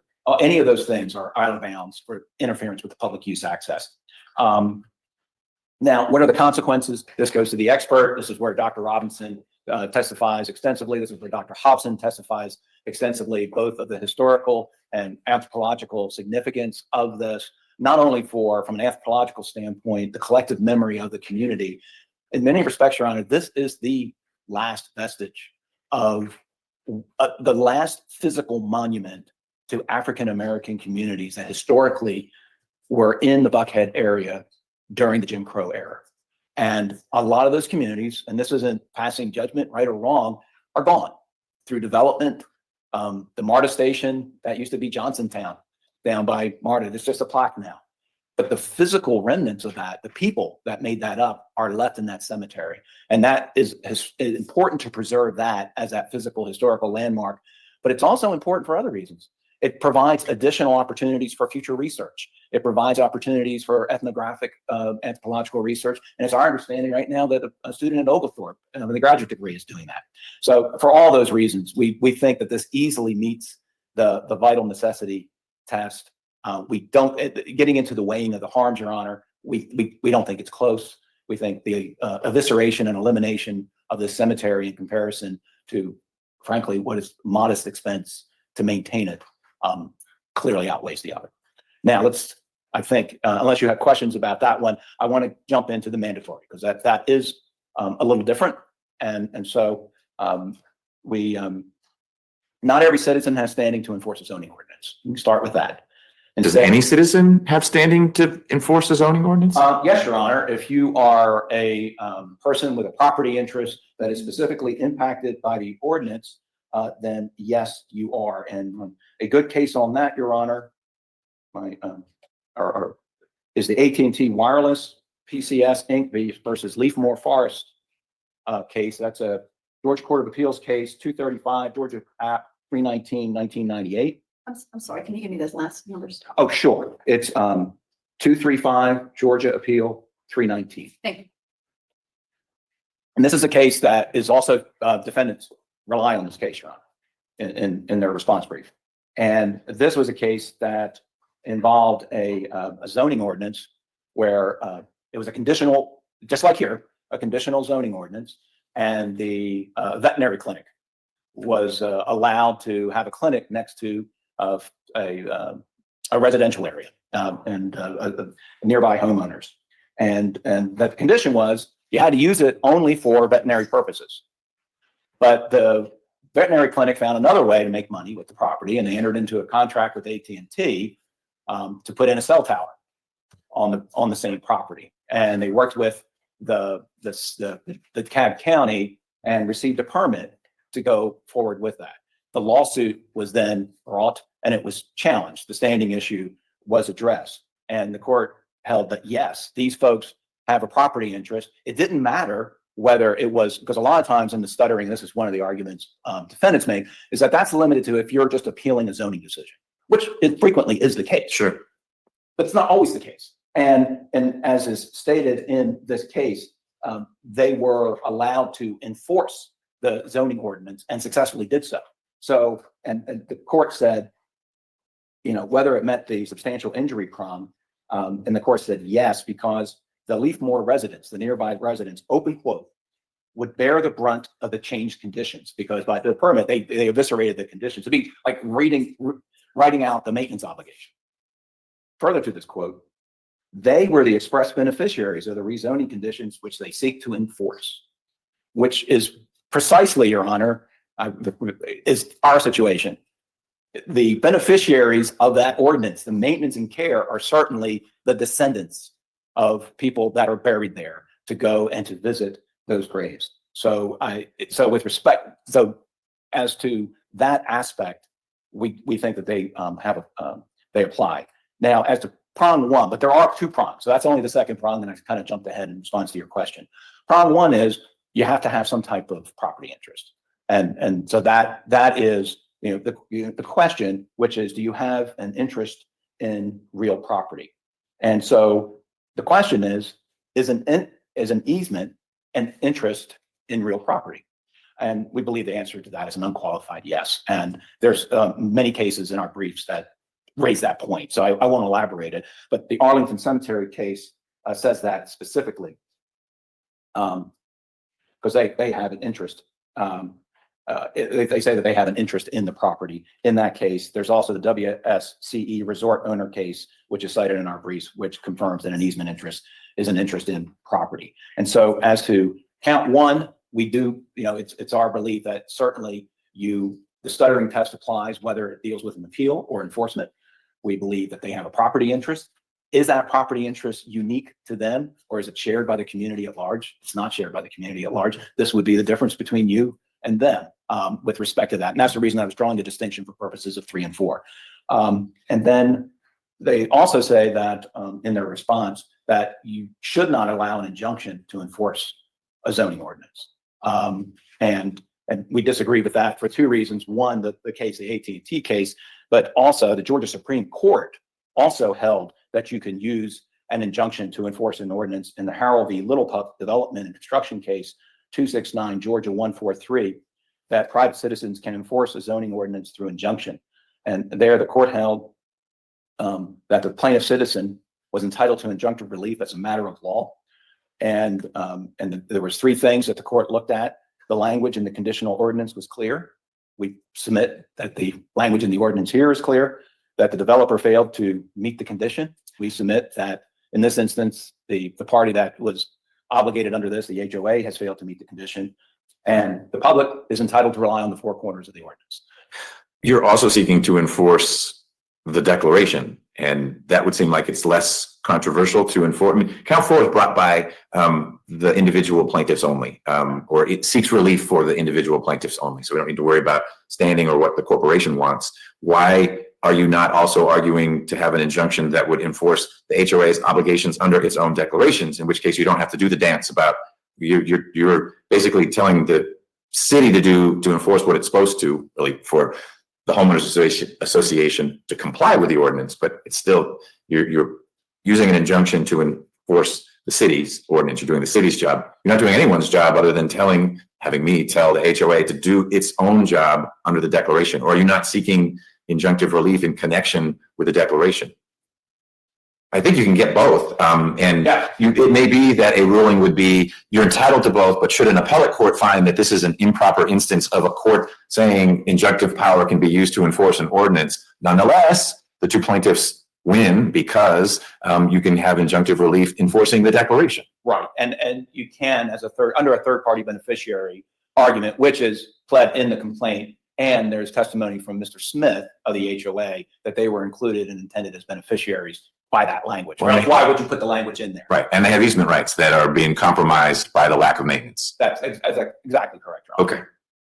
All right. And so and then the their suggestion that they don't know what it means to maintain. This is some ambiguous term, and if I could take a moment to address that, Your Honor. And it's covered in our briefs. I think the law is pretty clear as to what it's your job to decide what it means, and that there are rules of construction that apply, very similar to statutory rules of construction. Look at the plain meaning of the words, and also look at it in context. And we think it's very important in looking in context to not only first to look at the plain language. How has Georgia courts interpreted the word maintain in the past? And in the Hardy decision, which I think is somewhat helpful because that dealt with the public road, it means to continue in existence, to preserve. So maintain wouldn't, I think, by any of the definitions you've relied on, be the HOA has an obligation to create a pathway that never existed before. That's correct, Your Honor. We are not suggesting that, and we have given this some thought as to what it would look like for the types of things for what a permanent injunction would require. And I have not shared these with the other side, but I knew that from a practical sense, this is going to require trying to figure out what that would mean. Right, and I don't think we do that today because if the defendants are successful, then we don't ever need to navigate that. Absolutely. But I do want the sides to be thinking about what maintain means, and it's helpful to hear you say on the record, maintain doesn't mean create something new that never existed, but maintain might mean change things from the way they were when we, the HOA, finally got serious about maintaining.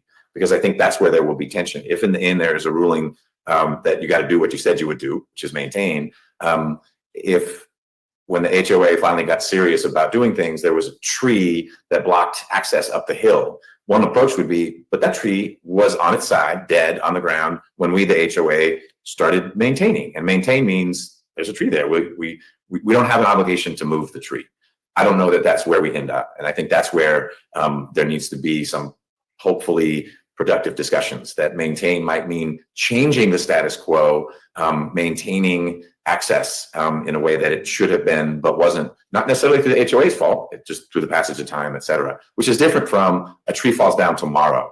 A tree that falls down tomorrow is on the HOA's watch after they've already said through at least the temporary injunction, we have certain obligations to do things. But it sounds like there are going to be obstacles to full access and use and enjoyment that existed maybe even before Mr. Ahmed purchased the land. And so we're going back several iterations.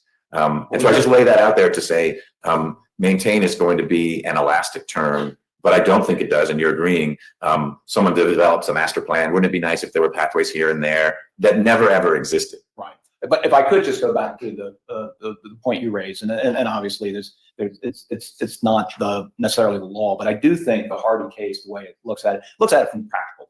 What's the purpose for this property? Well, the purpose is to do exactly what you put your finger on to begin, to go up that hill. If you want to see a grave up there, you should be able to. You shouldn't have to be able to be an Olympic athlete and traverse the logs. Right.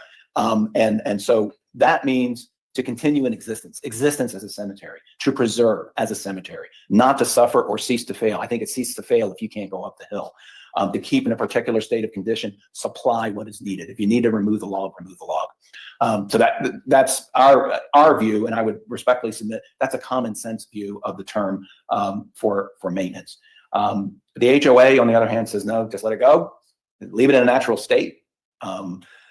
That we're just going to let it be, in their words, open quote, an urban forest, close quote, their testimony, which I don't think is what the city of Atlanta had in mind. And frankly, it wasn't what Mr. Smith had in mind, who actually did try to do maintenance, brought goats out there and testified under oath that it was not in a state of disrepair when you had to switch from the original board to the subsequent board. So original board meaning the corporate appointees. Correct. Before it became a board of residents. Correct. Same entity though. Understood. Same HOA.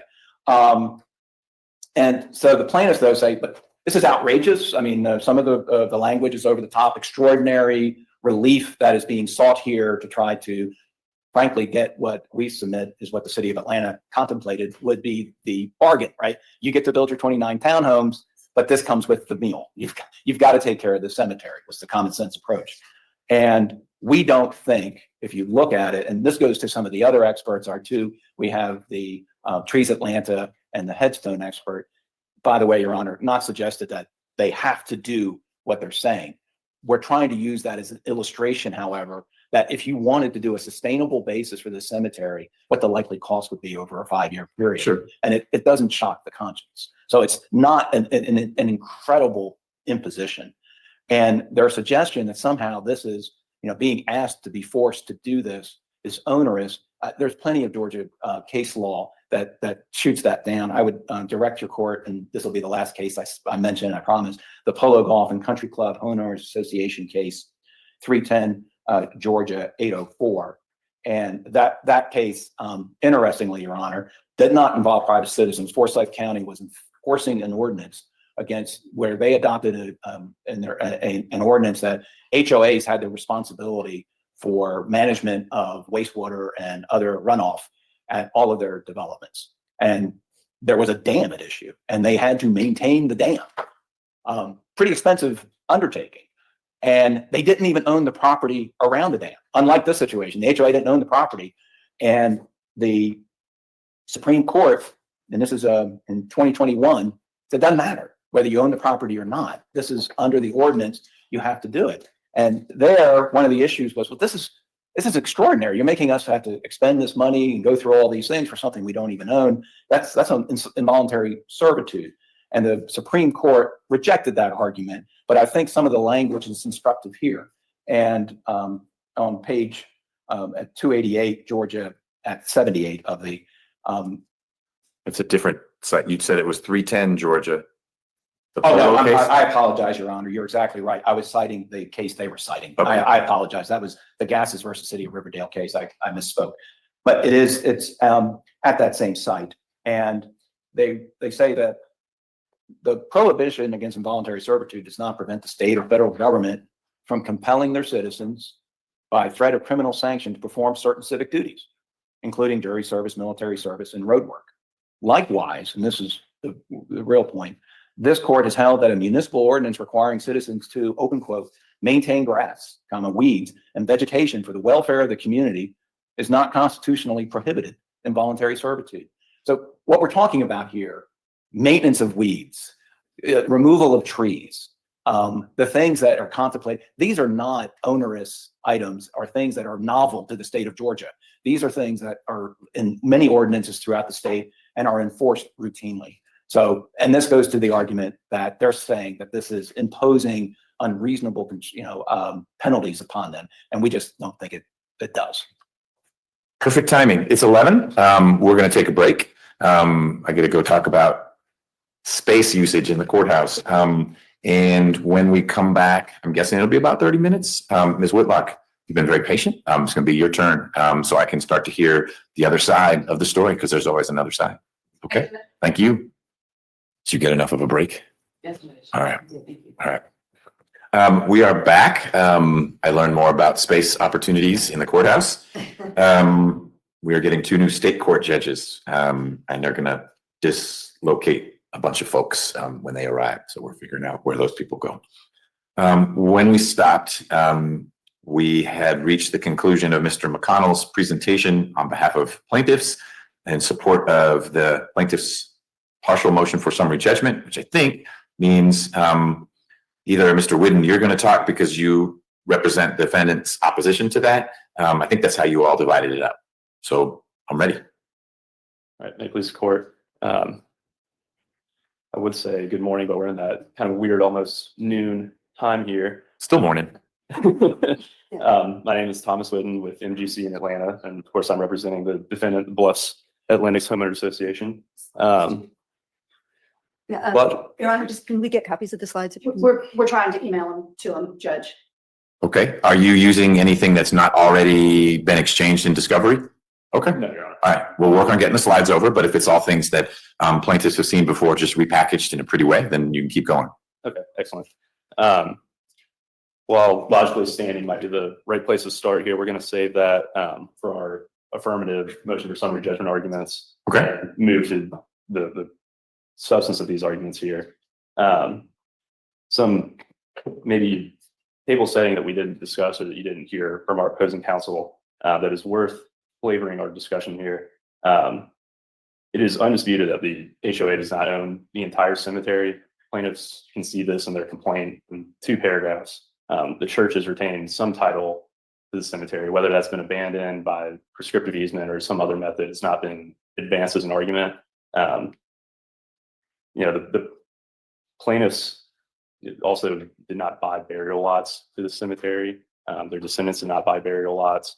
That is contemplated by statute that handles the sale of cemetery lots, cemetery corporations. Some of the authority that you've seen deals with defendants who are in that space, which the HOA certainly is not.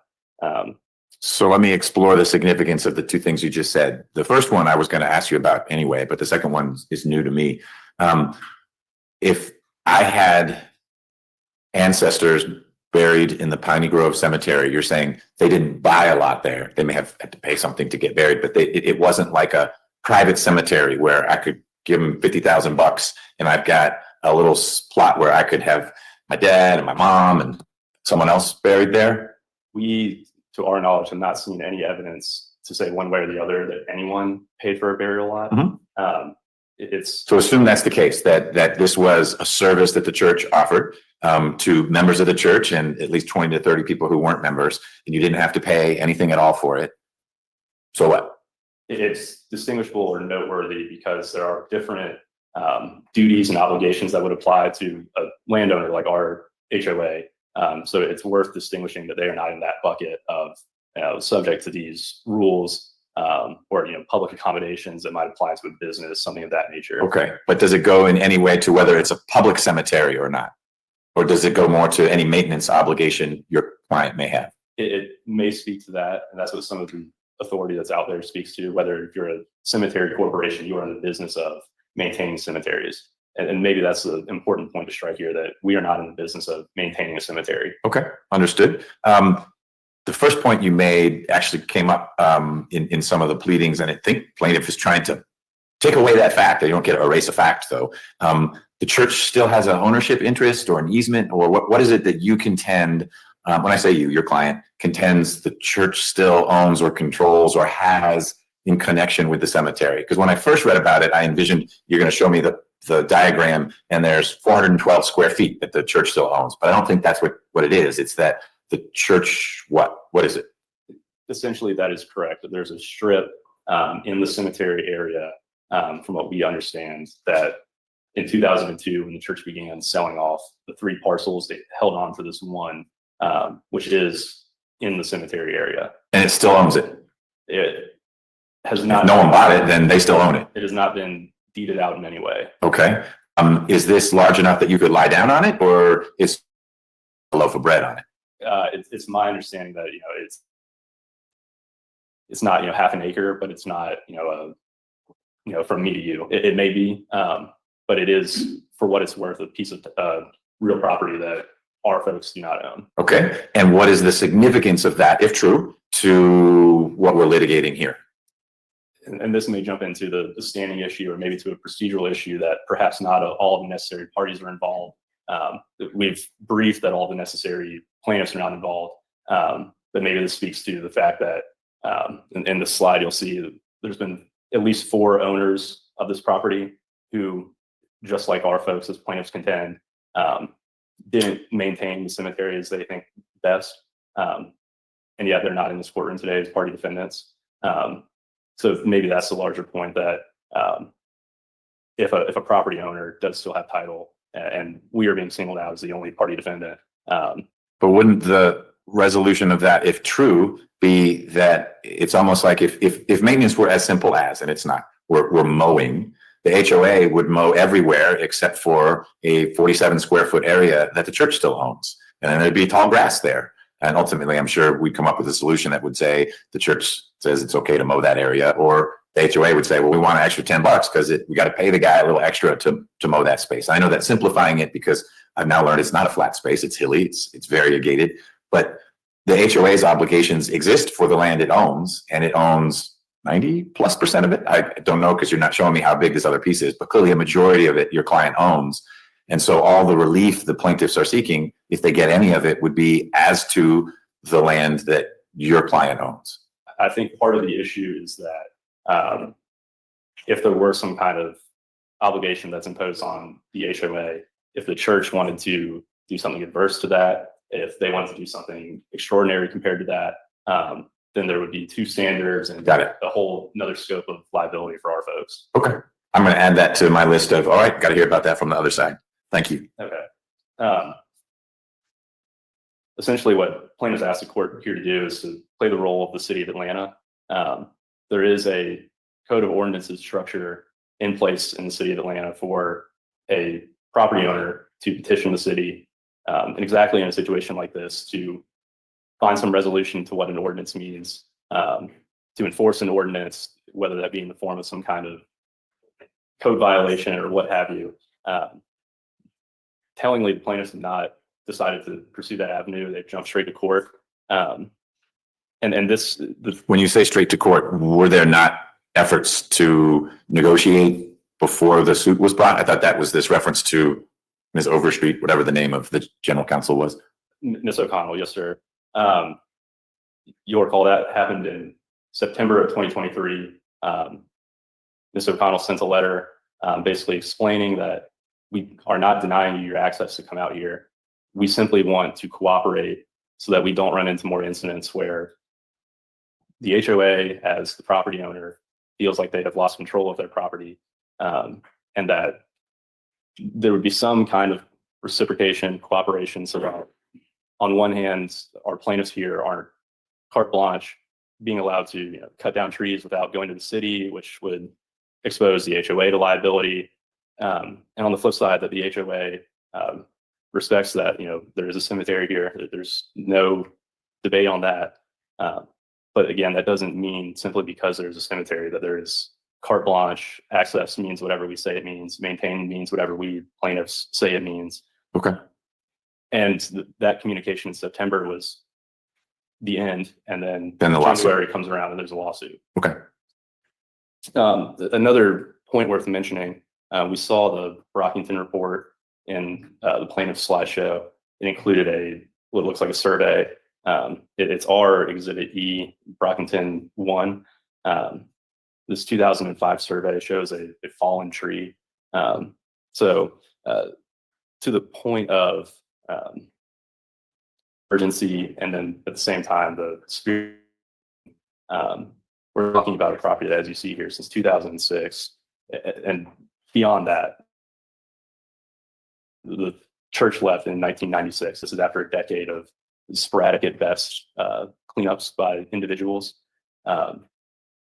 Nature is taking its course. I mean, the grass will grow, but as you can see there in the second picture, I mean, there's fallen trees already. So to say that this is some urgent new dilemma ignores the fact.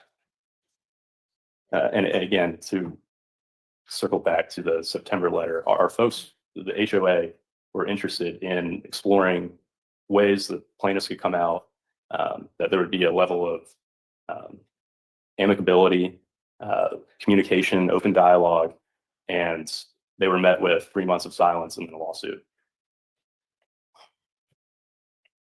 All right. Tell me what facts are in the record that you think create, well, I guess you're moving for summary judgment. So don't you agree that there are facts in the record that create an issue for the trier of fact to decide whether the cemetery is a public cemetery? And you heard a couple of statements earlier, mainly that no one was ever denied from being allowed to bury their loved ones here. There's no evidence in the record that I've seen to that point. Certainly, it may be that it is that you had to ask permission, which shows a level of control. Case law speaks to giving exclusive control to the public. That is certainly not the case. That has never been the case through the history of the church to now. A private entity has held the land in title and in effect. And you see that in requiring permission to bury. You see that in private sales per profit. You see that in development. So the idea that there was some dedication, there's 3 prongs to prove dedication, and on all 3, there's no record evidence. There's no record evidence of an intent to dedicate to the public by the church. Certainly they held ceremonies, mass, funerals, that doesn't by itself constitute an intent to give your land to the public. The next step is an acceptance of the land by the public. No one in the public has claimed that they own title to the land. Again, no one has bought a burial plot in the land. At best, these interests are use rights.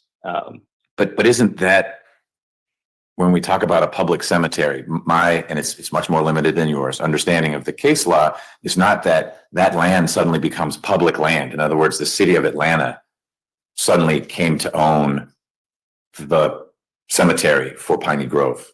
But that cemetery has become a public space to which members of the public had certain access rights. Not easement rights, but access rights. And so if you were to trace the deeds in Hazelrig, or this case, or the case that Judge Downs dealt with long ago, Osby, it wasn't, no one held a ceremony saying we hereby divest our claims in this land and it becomes public land. And there was the mayor with his sash on saying this is Atlanta land. The land stays with the owner, but the use of the land has been such for a long enough time with outward manifestations that the owner couldn't suddenly the next day put up a gate saying you can't come in here and look at your uncle's gravestone anymore because this is private land. And it is private land. It is that person's land. It's Piney Grove's land. It's Hasselrig's land, but it has been put to a use for a long enough time in a conspicuous enough way to a broad enough array of people that the owner loses certain rights of exclusion. And I think that's what we're talking about when we say public cemetery, not anyone loses title to it as in ownership, but you may lose some of the aspects of what title might normally give you. Sure, and I don't dispute that. But Okay. The distinction here is still that the rights specifically with respect to burials that the church exercised demonstrate that it decided who could be buried here. It maintained its ability to enforce its own policies about who could be buried and visit. We haven't heard anything to the effect of what limits they might put on visitation hours, but again, that certainly would be within their right as the owner of property and without an express dedication to the public. Do you understand the law to be a public cemetery? The owner may not, in the course of the burials, have been able to impose any conditions on that, or is it more so the owner didn't prohibit members of the public from having burials there? In other words, sort of the difference between a club. You can't, people can come bury whenever they want, but you've got to be a member of my club. And so it's exclusive in that respect, as opposed to, no, any member of the public who asks, we'll let them bury a loved one there. You can't do it at midnight. You got to do it during the day. You can't do it during a church service. You got to do it when we're not having our church service. The latter, putting some constraints on when the burial could occur, I don't read the case law saying that means it wasn't a public cemetery.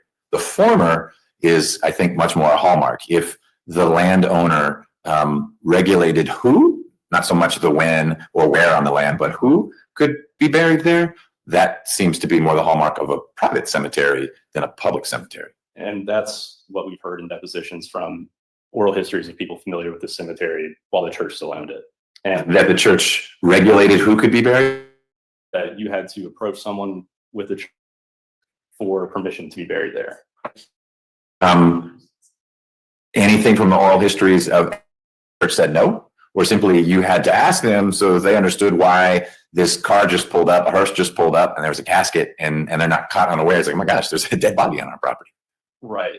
And there's no deposition testimony that you'll see where they said that someone was told no. But what we do have are plaintiff's own experts saying, I, Thomas Whitten, as a white person in 1900, most likely would not have been allowed to be buried there. So to your point, talks to the exclusive control to decide who can use the property and who can be buried there specifically.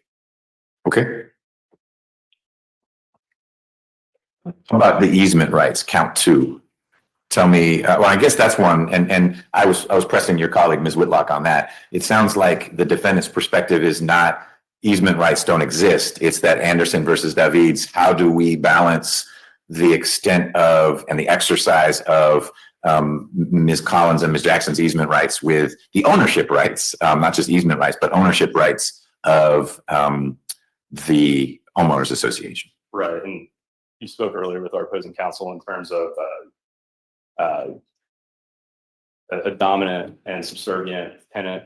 The fact that an easement exists, and specifically in the context of a cemetery, does not mean that the dominant tenant makes the rules. The subservient tenant has to follow their direction, which is the position that up until today plaintiffs have taken. They have said that we will get to decide what maintain means, and we will do what we say maintain means.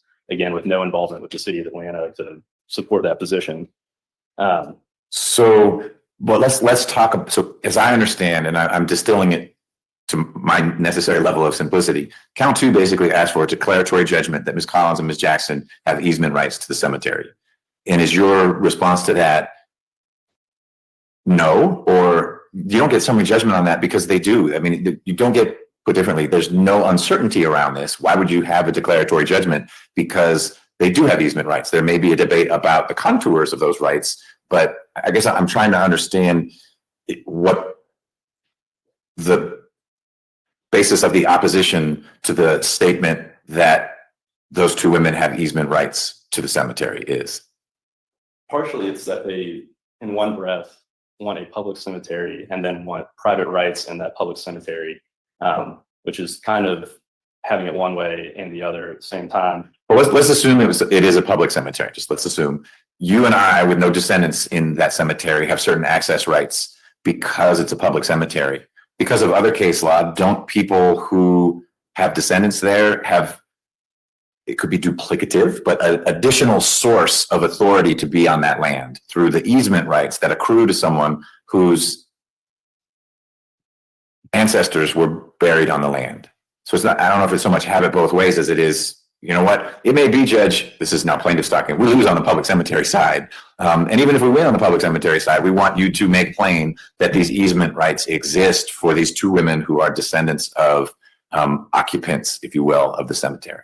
Your Honor, can I interject one thing? This is something that Mr. Whitten started to talk to you about when he started.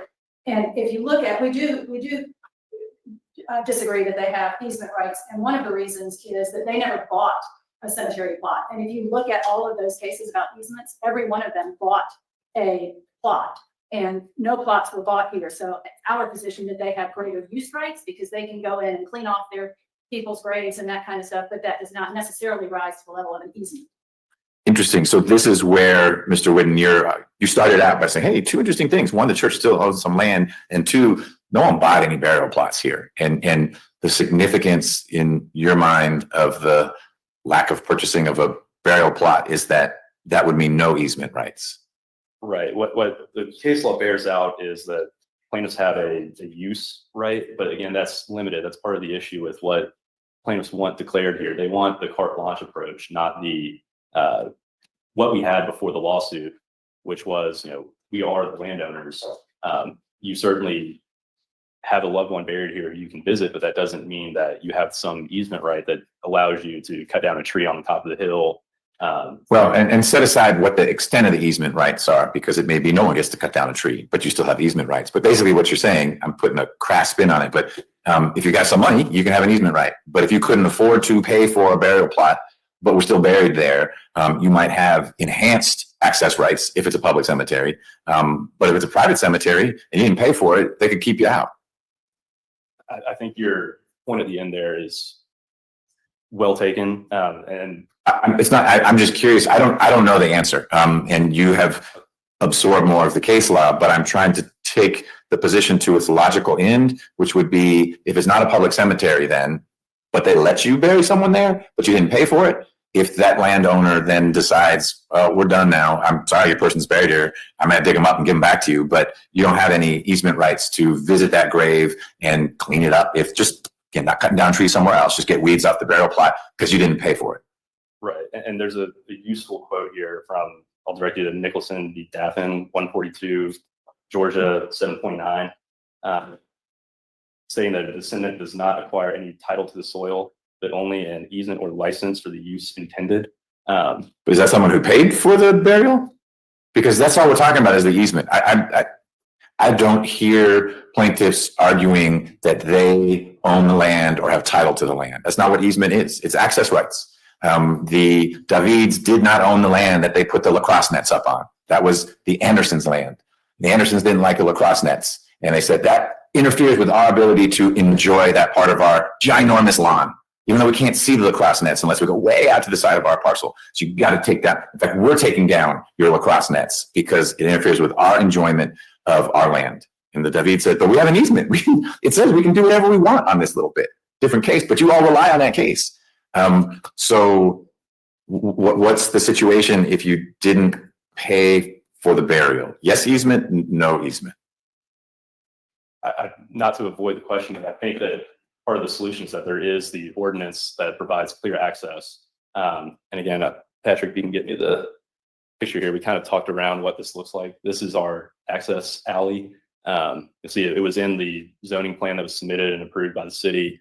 So it is this path with this rubber that allows you to drive a car down there. And that's kind of the end of this greenery is where the cemetery begins. So I would be driving on what kind of looks like lawn parallel to the fence? Correct. Does it ever go down, or it stops sort of at the end there? And It's flat and then the grass stops and the cemetery begins. okay, so you don't drive further than what looks like flat off into the distance. Correct. Get out, and then you on foot can descend into the cemetery. That's right, Your Honor. Okay. So again, this is something that exists in the HOA's declaration that it landscapes so that access is maintained to satisfy the ordinance. So again, to your question of if it's private or public, how does my easement exist? The ordinance is somewhat the solution here that the city, seeing a need with new ownership coming in to develop this place, resolve this with this ordinance. Okay. And again, we've kind of talked around Anderson and David, and there's also. No, we didn't talk around. I got to talk about it. It felt good to talk about it. Because they go to these. It ended up being a messy trial, and there's a motion for a new trial. These people hate each other. They really hate each other, and they're spending so much money on lawyers, and it's so work outable. Lacrosse families. And part of what came out of that holding was that your reasonable enjoyment of the easement. It's a balancing. It's not, like I say, carte blanche for one side or complete blocking for the other, to use the plaintiff's language. The HOA's intention this entire time was to find a solution that avoided going to court. The letter in September didn't have to be the end of that. There could have been more dialogue. There could have been something like the consent interlocutory order that we had as a written agreement between the parties without ever having to see you. And then we never would have met. And we never would have met. Again, reasonableness is the operative word here. To say that, if a limb falls near a grave, that grave has been blocked and we need to get the court involved to decide who can move that, that's not reasonable. Okay. What's reasonable is coming to the HOA and communicating, and the HOA also speaking with the plaintiffs about any projects that they may have in mind in the cemetery. But again, reasonableness is the operative word when deciding both the plaintiff's rights and the HOA. Okay, fair points. I agree with that. What about count 3 then? What Mr.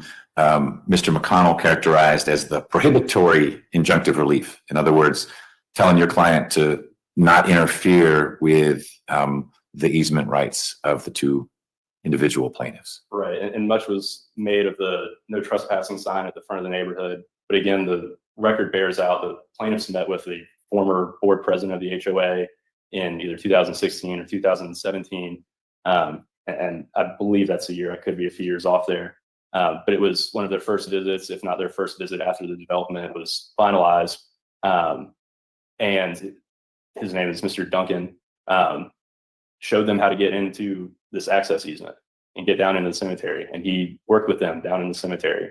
So to say that they've ever been denied access or blocked from 2020 or whenever it was to the current date is not borne out, in fact.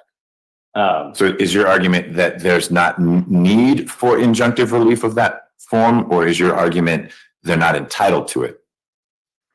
Because the injunctive relief, I think, that's being sought is not simply saying, stop keeping us out. Because I don't think there's much, if any, evidence in the record that some armed guard is at the front saying you can't come in. There's a sign that says no trespassing, and that probably is confusing to someone who might for the first time be showing up to say, I'm from Oglethorpe and I want to do some important genealogical research here. Uh-oh, no trespassing. I'm a college kid. I don't want to go to jail. Different issue and very fixable. But there is the claim that access is denied because I can't get to the gravestone at the top of the hill, not being a steeplechase runner. And that, of course, shouldn't ever be a requirement to get to the gravestone at the top of the hill. Sure. And I believe that gets back to the language of what is in the ordinance itself. The city of Atlanta told a prior developer to maintain. That prior developer had. Did the city of Atlanta tell everyone who might own that land? I didn't read the text of the ordinance, I'll be clear, but I'd be shocked if it would almost be a bill of attainder if the ordinance said only Mr. Ahmed has to do this, but anyone else who owns it, this ordinance doesn't burden the land. I mean, wouldn't it be anyone who has that land? It contemplated Mr. Ahmed establishing an HOA himself. That obviously did not happen during his ownership of the property or during any of the other developers' ownership of the property. Mike Smith, Providence JVGL, took it upon themselves to write that language into the declaration. But didn't Mr. Smith testify in his deposition because of the ordinance, as opposed to, well, there was this ordinance that governed Mr. Goodness of our heart, we're going to put this in the declaration? That was a bit of a misleading statement that you heard earlier as well. You were told that Mr. Smith said he wrote the language about the ordinance into the declaration because he intended to benefit descendants. You will not find that testimony in his deposition. You will hear him say that it may benefit the HOA to write that language in. It may benefit descendants, but he did not explicitly say that I intended to benefit it. Okay, but setting that aside, my question is, did he say anything in his deposition about why he did? Why did you burden the HOA with this obligation to maintain the cemetery? Again, I hope someone asked him that. I was at the deposition, Your Honor, so I apologize. I might have a little bit better. That's okay. recollection of that. And yes, he did say, I put that in there to be consistent with the zoning ordinance. Okay, that's all I'm getting at. So it's not an Ahmed only ordinance. Mr. Smith himself, on behalf of the HOA as it existed then, believed that the HOA and the then current owner of the land had to comply with the ordinance. It applied to them. If I bought it tomorrow, it would apply to me. Yes, sir. Okay.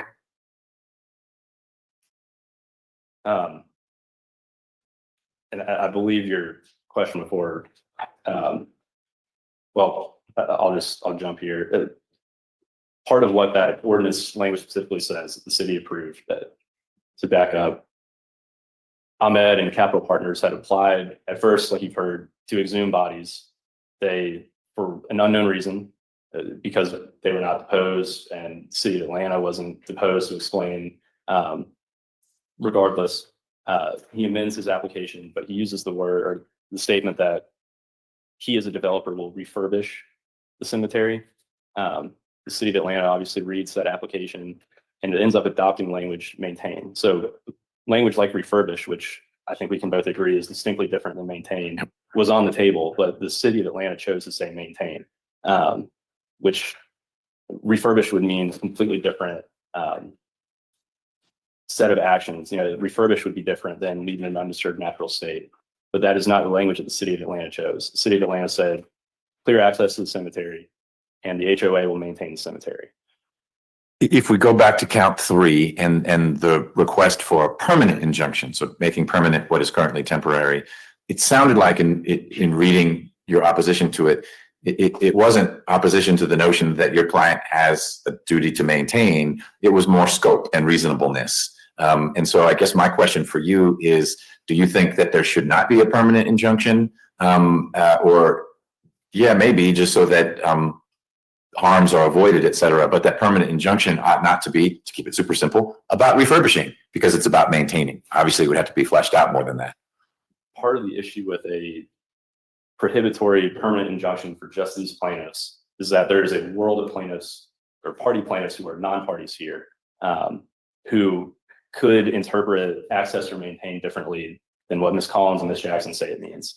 But wouldn't I don't have to ask you, the permanent injunction, if there were one, would define those terms. It would not be a helpful one if all it basically cut and pasted the language from the declaration and or the ordinance and say, hey, you need to do this, because your client believes it is doing that. And the plaintiffs think they're not living up to their obligations and they want a permanent injunction saying you got to do what you're obligated to do under the ordinance under the HOA declaration and consistent with our easement rights to be able to use and enjoy the cemetery. But because those terms are vague, like maintain, reasonable minds differ. Exactly. So my answer would be twofold. First, that we do not believe that a permanent injunction is necessary because we've argued all along that we have complied with our obligation to provide clear access and our obligation to maintain. The second is, to your point about reasonable minds, we could very likely be in this exact same scenario as the HOA when a new plaintiff comes along who says the relief that they got in the form of that prohibitory injunction, I don't like what Judge McBurney said. I think there needs to be a new order. And that's a very real reality. We're talking about a cemetery with 300 bodies, and we have 2 plaintiffs. And we have their organization that they formed, which up until February was a 2 board member company of the 2 plaintiffs. So there's a world of interest out there that this case doesn't address. And practically, this permanent injunction would be unnecessary, and we think unhelpful, if anything, because of that reality. So it's a two-sided question I'm about to ask. I grant the permanent injunction and exactly what you fear comes to pass. Descendant number 3 appears and says, this is insufficient. Ms. Collins and Ms. Jackson didn't ask me to join this lawsuit. And I think maintain means even more than that. McBurney's order is no good. That's expensive because your client needs to get a lawyer and we have to come back to court. And we'll come back here. There's no mystery where it will go. It's a related case. And so descendant number 3 would be saying, McBurney, your order is terrible. It's always a bad way to start. But we'd work through that. Okay. I deny the relief to the plaintiffs, and descendant number 3 appears and says, well, I'm suing because I'm the guy with the headstone up on the hill. I can't access it at all. It's a different, and sues in this very same way. Friends of Piney Grove 2.0. You still would have to saddle up, and it's expensive to the HOA. There's no prohibition on that. But it seems like both those would be resolvable pretty quickly by way of the law of the case. There's a permanent injunction. This is what you get. Or McBurney got it wrong the first time because the facts and circumstances of Ms. Collins and Ms. Jackson's case, for whatever reason, in this court's eyes, didn't merit that relief. But the gentleman with the headstone up on the hill, that's totally different. I hadn't thought about it that way, and I'm going to give you this relief. I mean, don't we run the risk of being back here whichever way I rule on this? Part of the issue is that it's okay to say yes or no right after the question and then explain. yes. Part of the issue is that there is the avenue of going to the city of Atlanta to get a definitive answer. We pass this ordinance, maintain means this. This is what we meant. Clear access means this. And that avenue just has not been tread. It's almost like a failure to exhaust administrative remedies. You came to court too soon. That could be right, yes. I don't know, that's right. That's what it feels like. The other flip side of the prohibitory injunction also is that if plaintiffs are told, if the HOA is told, you have to let the plaintiffs go in and act as they want, there is still that world of possibly 1,000 descendants who the plaintiffs could go in and they may already have disturbed and irreparably damaged or moved a gravesite. And we as the property owners are still on the hook. And I know that's something we talked about back in February of last year, but it is an unavoidable reality of the relief they request. To me, it's one of the more complicated parts of all this. If relief is granted, how is your client protected from liability, either from, hey, my headstone, my ancestor's headstone got trampled on by these other folks, or I'm just trying to get to this headstone. I trip on a root and it was negligent of the HOA to not have removed that root or spray painted it orange, and I'm suing. I mean, that can't be the outcome here. That is not a reasonable and fair outcome. And so that's part of working through what does access mean in a way that protects rights, but also affords rights. Right. And I think that's exactly right. And that is our overarching reason why we do not think a permanent injunction on this point is necessary and should be denied. Okay. Do you want to talk about count 4? Of course. You could say no. Now he's got a law degree, Judge. You can't say. Again, there is the Atlanta Code of Ordinances that states how an aggrieved property owner can enforce an ordinance. And that would be to determine what maintained and clear access mean. The plaintiffs have. What is that? Let's say there's an ordinance in my neighborhood that leaf blowers, gasoline-powered leaf blowers, can't be operated before 10 a.m. It's an ordinance, not a law. You're not going to go to jail if you violate it. And my neighbor, 8 a.m. every Saturday morning, it's off and going. No citizen's arrest. I can't do anything there. What is this route that you think that the plaintiff should have done where they could go to City Hall and say, hey, here's this ordinance. Go check out Piney Grove Cemetery. It's not being maintained. Who did, is it 911, 311? Well, I mean, we have a zoning committee for exactly that reason. That would be who you petition to figure out what they meant when they passed in 2006 their zoning ordinance 060 or 0600952.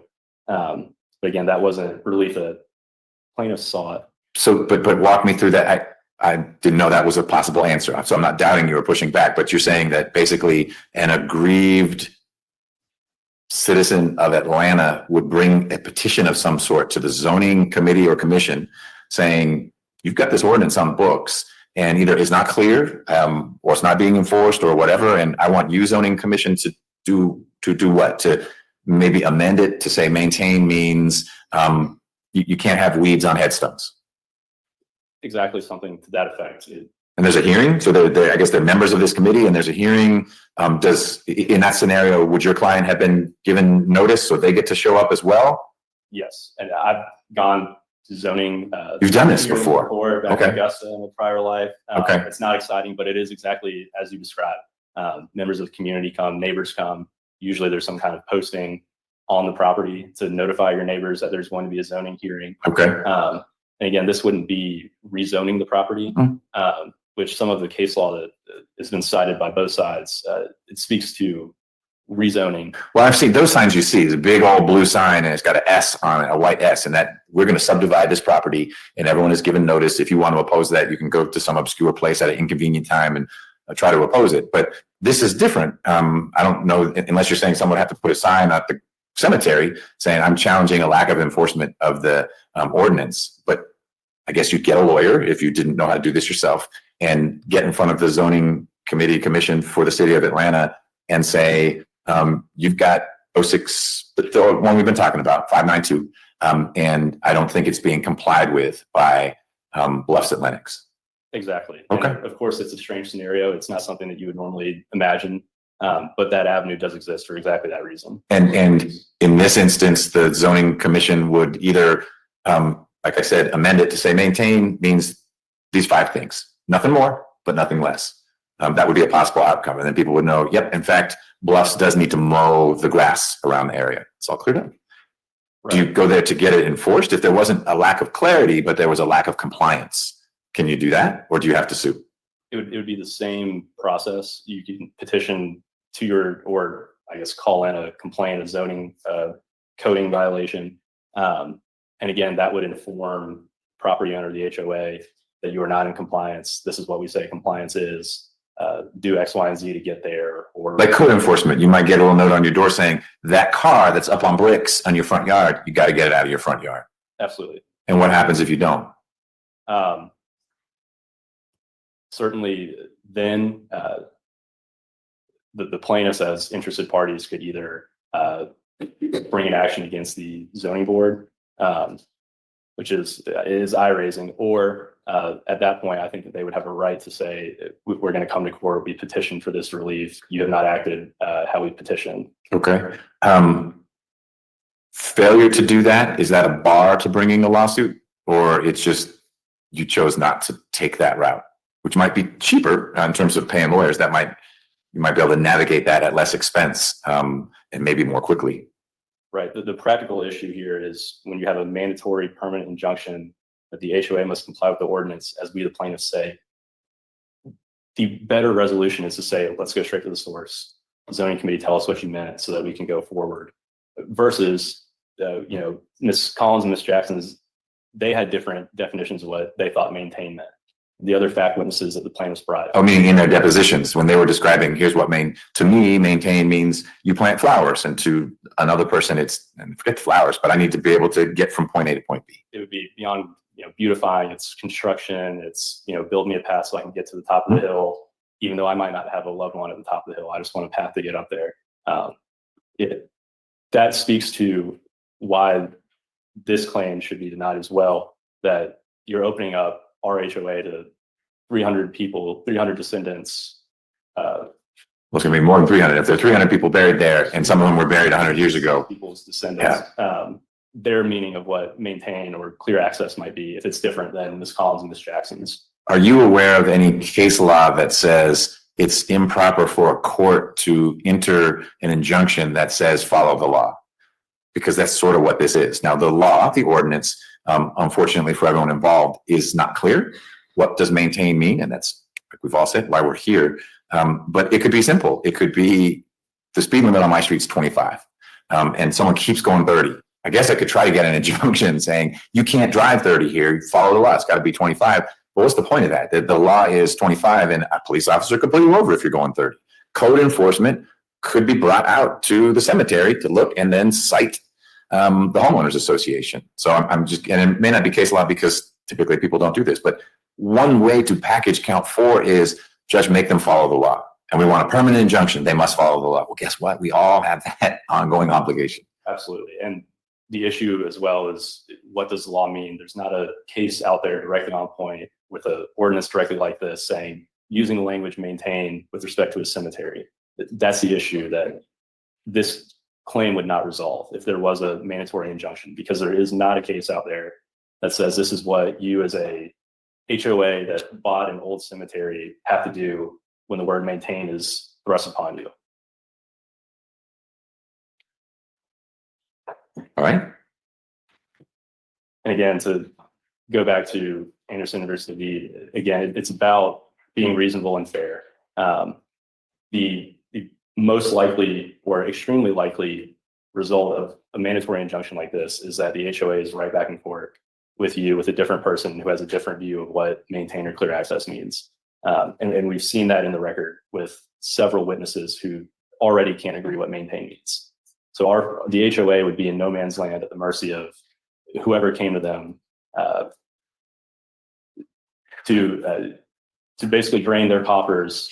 Meanwhile, these plaintiffs have raised money for the same reason and thrust the obligation onto the HOA instead. But isn't there value to your client in particular, but to everyone involved, to define maintain? And that would be an outcome of a permanent injunction. And I'm not too hung up on prohibitory versus mandatory.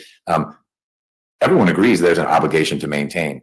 No one agrees on what maintain means. And so if the outcome of the litigation is you must maintain per your declaration, per the ordinance, and here's what maintain means, and that's spelled out, I hear you that descendant number 3, not part of this lawsuit, may not like that definition, but there's your definition. And it's not a particularly compelling action to get back in front of me to say, I don't like that definition.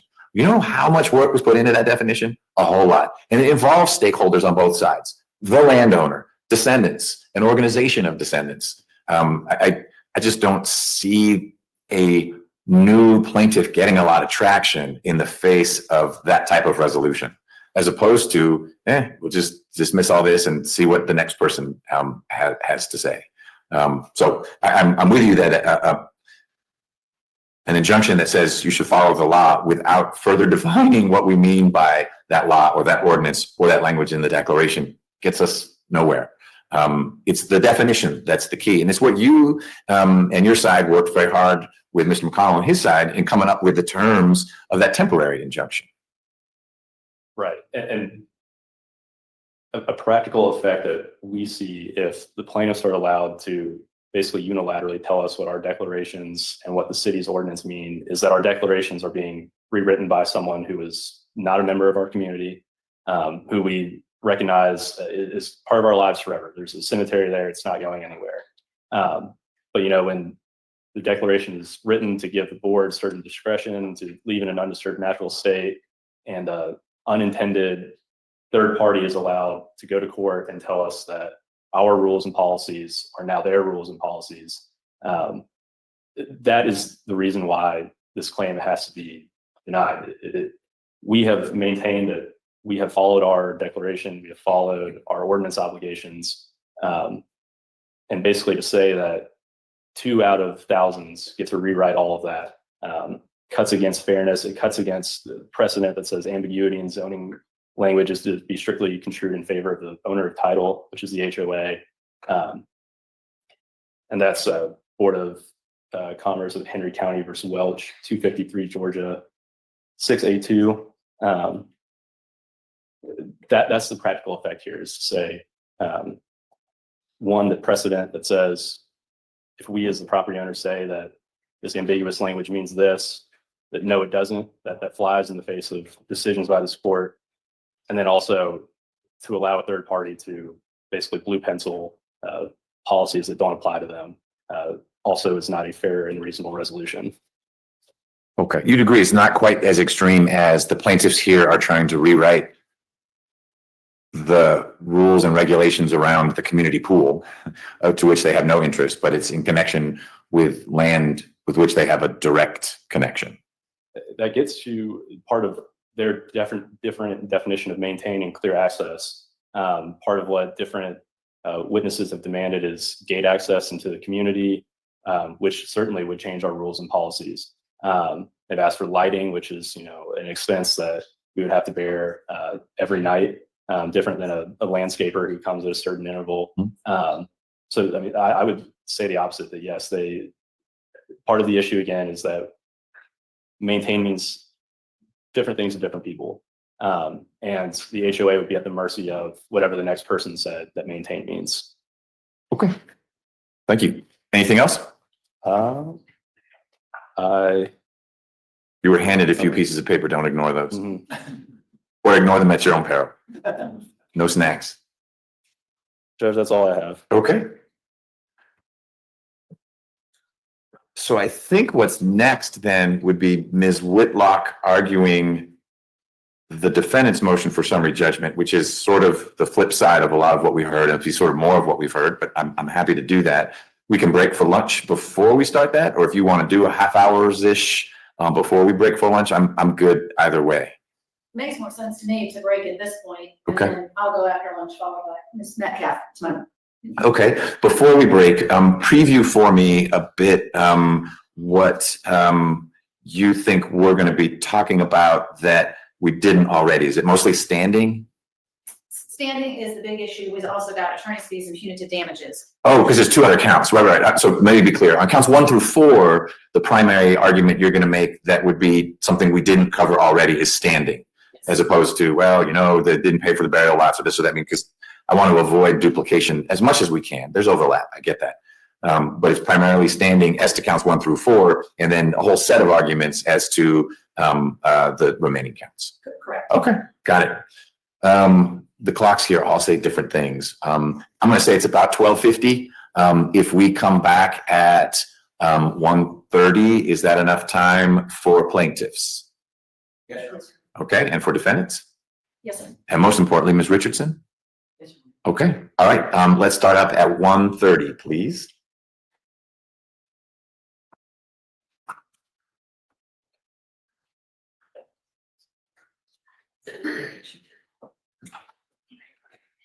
All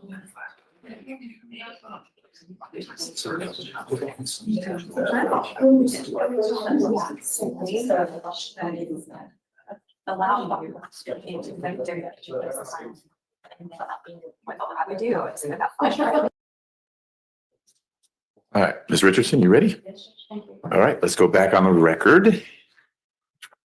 In Piney Grove versus Bluffs at Lenox homeowners. And when we paused for lunch, we were going to pivot after the break to hearing from Ms. Whitlock about the defendant's motion for summary judgment, which is to all counts, not just counts 1 through 4. And I think I'm ready for that. Let's check one thing. Yes, when you're ready. Bless you. Bless you.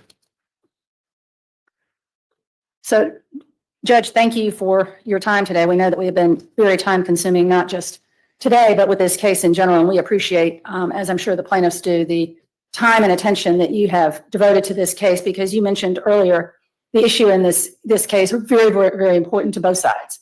I'd like to start with, and as we said, I'm going to get some feedback, so I'm going to move that back a little bit. As we talked about before the break, I'm going to try not to repeat what we've already done today, because that would be a waste of everybody's time. But there is some overlap that we'll need to plow through. The first thing that I want to talk about with standing is that the plaintiffs don't have standing to get an injunction because there has not been a violation of any recognized legal right.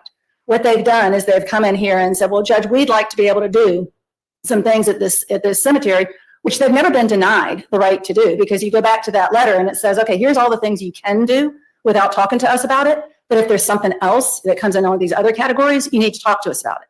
They were never denied that. They never asked.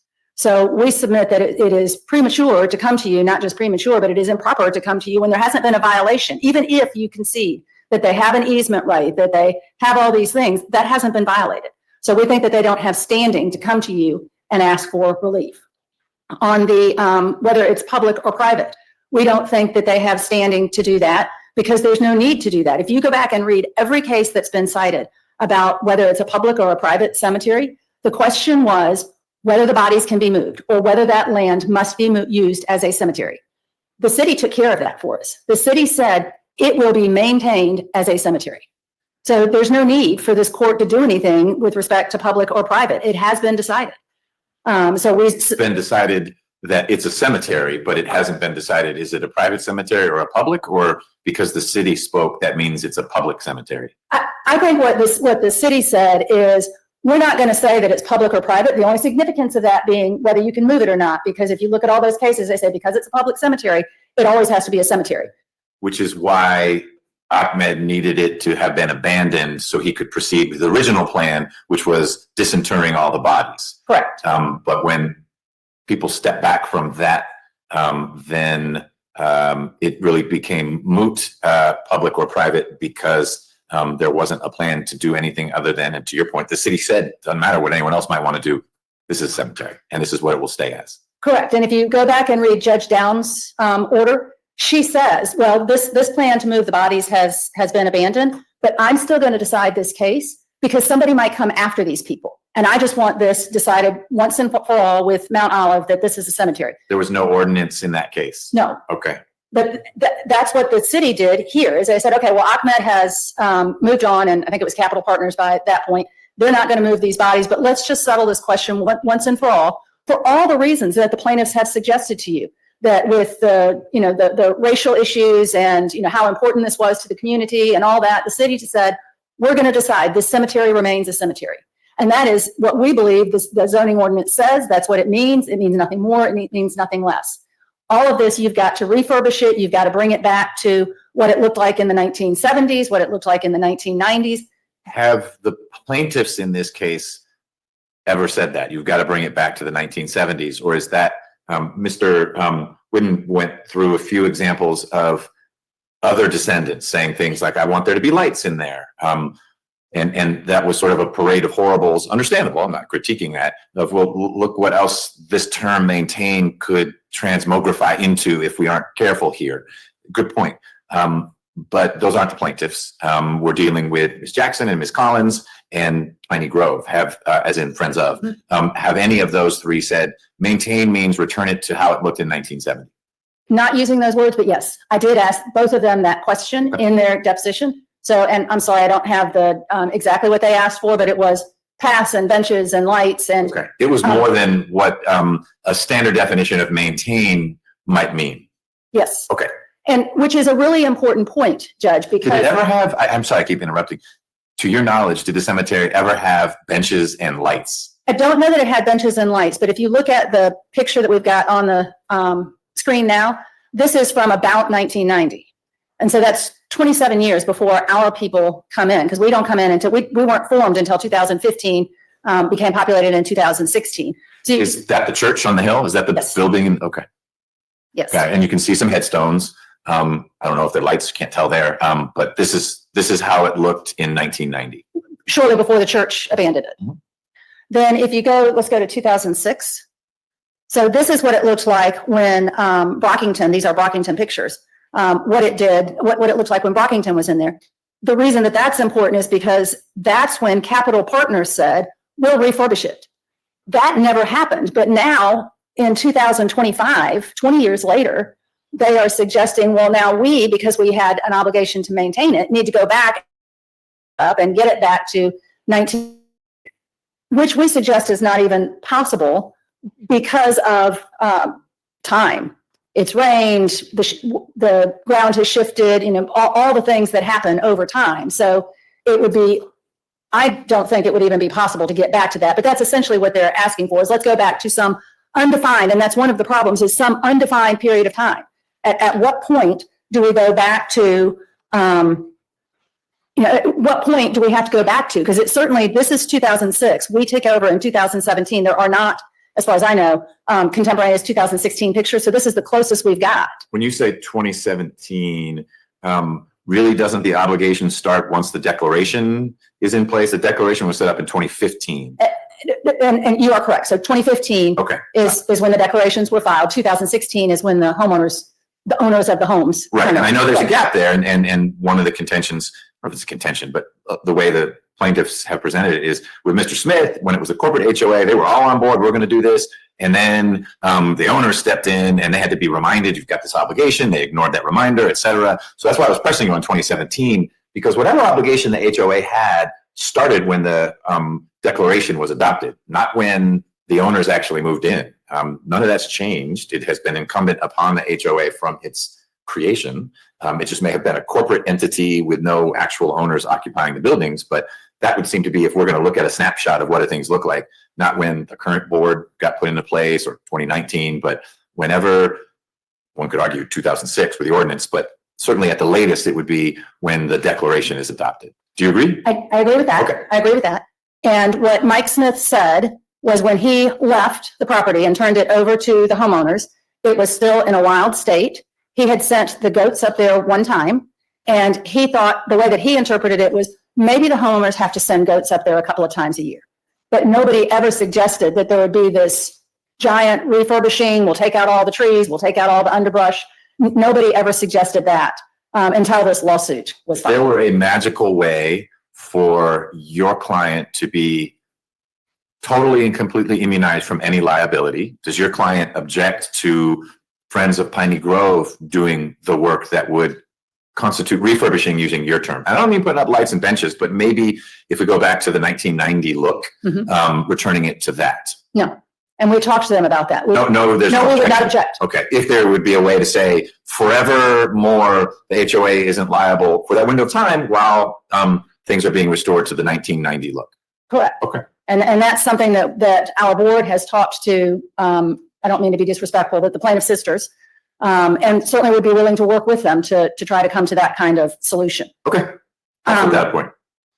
So, I'm sorry, I lost my train of thought, Jeff, but we were talking about whether it needed to be public or not, and whether they have the right to demand that it be public, when nobody's trying to move the bodies, and the ordinance says it will always be a cemetery. The second reason I don't think they have standing is the point that you were making with Mr. Whidden about, okay, well, we're going to go in, you're going to issue if you do what the plaintiffs ask, you're going to issue an order that says you comply with the law, and this is what I think the law is, and somebody else is going to go to the city, and the city's going to say, that's not what we meant with the ordinance. And the city, I mean, that's why there's a statute. I've asked Thomas 16 times to give it to me. I think it's 16-30-.001. Yeah, that was in the, but statutes aren't numbered that way. Is that It's the ordinance. It's a city ordinance. Okay. So I misspoke when I said statute. It's the Okay. city ordinance that says when we pass an ordinance, we're the ones that enforce it. And it's exactly the process that he explained to you with code enforcement and all that. And if the plaintiff is not satisfied, the plaintiff sues the city and says, city, you're not doing your job, you're not enforcing it. And then they can come to you and you can say, well, city, I disagree with you about how you're interpreting that. And since I'm wearing the black robe, I get to make that decision. And then we'll go up to more people that wear black robes and they will either agree with me or not. Lots of black robes. So from your experience, it really would be an aggrieved citizen, maybe with a lawyer in tow, gets in front of the zoning committee for the city to say, I don't think this ordinance is being enforced correctly. This isn't maintained. Look at this, it's terrible. This tree needs to be removed. And the zoning committee, which would be now constituted people who weren't alive in 2006 when, or certainly weren't on that committee when the ordinance was passed, they do what? They say, you're right, maintain does mean something different. And we are going to direct, what flows from that? I think you get a citation. Okay. And I do think that I'm not certain, but I do think that they have injunction power. So just like you said with your car, that car has to get out of the yard. Yeah. So if you don't, they find this. I know. I mean, I talk with code enforcement people, and they would get the call. This guy's Camaro is in the front yard with no tires, and the weeds growing up through the engine block. And so you get the citation. Got to get the Camaro out of your front yard. And if you don't, they fine you for it. Right. And you end up having to spend lots of money to deal with that. But that process is initiated by someone calling code enforcement saying, come down my street, you'll see the car, it's in the front yard. That's a little different than I get in front of the zoning commission to say, what do you think maintain means? Because I think it means something different. Well, I think it starts exactly where you are. Somebody has to call and say, this is not what you meant. All right, take a look at this cemetery. It's all overgrown. It's not being maintained. And then that code enforcement officer either says, whoa, this is way beyond my pay grade, or she might write something up and stick it on the gate to Bluffs at Lennox saying, you got to do this. And if your client thought that's ridiculous, that's not what maintain means, they can sue the city. Correct. Okay, but your point is the fulcrum here is the city. Those who want relief, enforce this, please, you go to the city. Those who think that enforcement is onerous or is an overreach, you push back against the city. Right. And the city's not here. And correct. And this is also to Mr. Whidden's point of who gets to decide this. I mean, that's the reason you have government agencies is they decide this is how it's done. You don't get, and ChatGPT says that there must be 78,000 descendants now of people that live in this cemetery. So there really is a genuine concern about, whose rights do we protect and how do we protect all of those rights? And that's why you have a government agency like the city that can do that. So I don't disagree. I think I asked Mr. Whidden this. I've asked someone this morning. It's now starting to blur. Is that a necessary predicate before you can sue? Or could you not sue for nuisance, trespass, etc., the person who's not maintaining? I guess we did talk about it because I haven't seen in any of your pleadings, Judge, you should dismiss this because the plaintiffs failed to exhaust all their administrative remedies. They came here too soon. They didn't go to the zoning commission, lose there, get a formal ruling, because then we get appeals from city agencies all the time. But you're describing a leapfrog. We know the city's there, but we're going to leap right over that and go straight into court to get the judge to say to Bluffs at Lennox, hey, you have to comply with the ordinance, which is really what the code enforcement officer ought to say. C060592, you got to maintain the cemetery.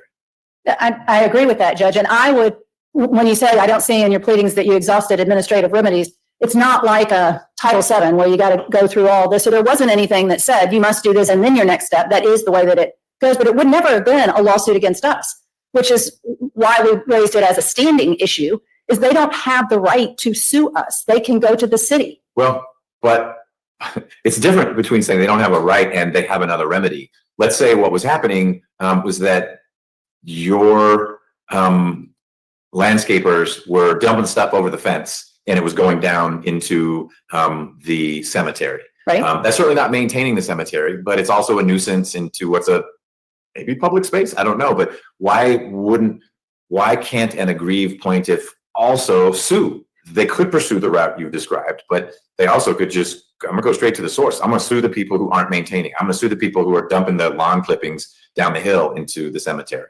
Because I think you're talking about two different things. If you're talking about dumping the lawn clippings over, that's a trespass. Mm-hmm. And if they have an easement right, they do have a right to bring that action. We'll talk about easement rights in a minute. Okay. But that's different than an omission where you're saying, I'm not doing enough to maintain it. That's just a whole different ball of wax. The only thing that gives us the obligation to maintain is the zoning ordinance. Not the declaration? The declarations gives us an obligation to each other. That is a contract among the homeowners. Okay. And someone on the outside, you're saying doesn't have privity to that contract to seek to enforce it. So let's just stick with the ordinance. It's not this affirmative trespass of dumping the lawn clippings, but that tree that we see fallen over in one of the pictures on the screen actually fell over across that grass and plastic and rubber route that goes down to the cemetery. And so it is blocking access. And unless you're fit and 17 years old, you're not getting up and over that tree. Mm-hmm. I can't sue for that trespass that is preventing my access. Well, I think then you go back to if you have an easement right, yes, you are being denied your right to the easement. Okay. I think absent, and because there is a zoning ordinance, I think the city could come out and say, you got to move that tree, but I do not think they can sue us directly and say, you got to move the tree. Okay. Can we talk about the easement rights now, just Sure. before we leave this? Because it sort of seemed from some of your pleadings that you were acknowledging that Ms. Collins and Ms. Jackson have easement rights that flow from their status as descendants of people buried at the cemetery. That's not what I heard orally today. There was this I don't want to say new because there's so many pages, I may have missed it, but it was new to me that actually they don't qualify because their ancestors didn't pay for the burial plot. So you don't get that easement right. So I think, and probably we did not, or not probably, we did not articulate that argument in our brief. I will tell you that. It is in the cases. But I think there's several reasons that they don't have easement rights.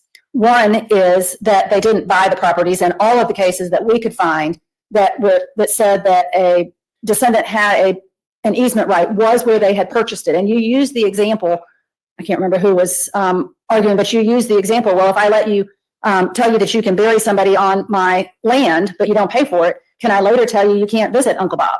I think, in fact, you can, and that's what happened here, because the church sold that property, and it reserved a strip of land, but it did not tell the plaintiffs, okay, you can come in, you can still come in and visit your people, even though we don't own the property anymore. I think that's exactly what can happen. That's exactly the danger of not buying the property, is you have a right to use it unless the owner says that you can't, but you do not have a separate easement that you can burden the owner's property with. In this case, it's different because we have the zoning ordinance. So I think that gives everybody the right to go see it, but it gives them a right of access, but not necessarily the easement, which is an interest in the property. Correct. Okay. And these descendants have a greater right because I think that they can go in and clean their people's graves. And if you look at the cases, they talk very specifically about if you have a right, it is to your grave. It is not to the whole cemetery, which is an enormous difference in cases like this, where, do we have to get people all the way up to the hill, or do we only have to get people up to the hill when they sue us? I mean, we get into all those issues, but we think that there's that problem. There's an abandonment problem. They both testified that as children, and I'm sorry, I can't remember which was which, but as children, they went to the church. One of the sisters would play in the playground after church. The other one was too young. But then they both went on and had their adult lives until about 2010. So sometime between 1997 and 2010, nobody is paying attention. Nobody is doing anything to this cemetery. So it's our position that if there was an easement right, it was abandoned when all this stuff that was going on, or all this stuff was going on, and nobody was doing anything to protect that right. And we noted in our papers, this was not when it was purchased in 2000. Can you abandon an easement right just because you don't exercise it for? It's not like there was an open and notorious adverse possession of that easement, like a fence going up saying can't come in here, will be shot, etc. In fact, you have argued no one was keeping anyone off this land. Nature might have, but none of the landowners were intentionally, purposefully seeking to exclude with a gate, with a fence, with a guard. Right. So I'm curious about the abandonment argument. I have a relative who's buried, and I've never been to, other than at the funeral, his grave. He's been dead a long time. I'd be shocked if I was told when I showed up, like, you know what, it's been 10 years you didn't visit Grandpa, you don't get to visit him anymore. I think that would be problematic. If you bought your gravesite, I agree. But if you buried Grandpa in Mr. Smith's backyard and Mr. Smith sold his house, and like here, it's been sold 4 times. Okay. Then I think that is a significant difference. Okay. And that sort of leads into another defense we have on all of this, Judge, which is laches. So even if you don't get all the way to abandonment of an easement, it is unfair and not equitable to say, okay, in 2025, we're going to make you go back and do something that people could have been doing since 1997. And the testimony is when the church was there, people were, and you saw the pictures, people were keeping up the cemetery. But then when the church left, nobody else took responsibility for it. So to come in 25 years later and say this homeowners association of 29 people now has this enormous obligation to clean it up, fix it up, maintain it the way that whoever is calling the shots says they have to maintain it, we think is not equitable and is barred by that doctrine.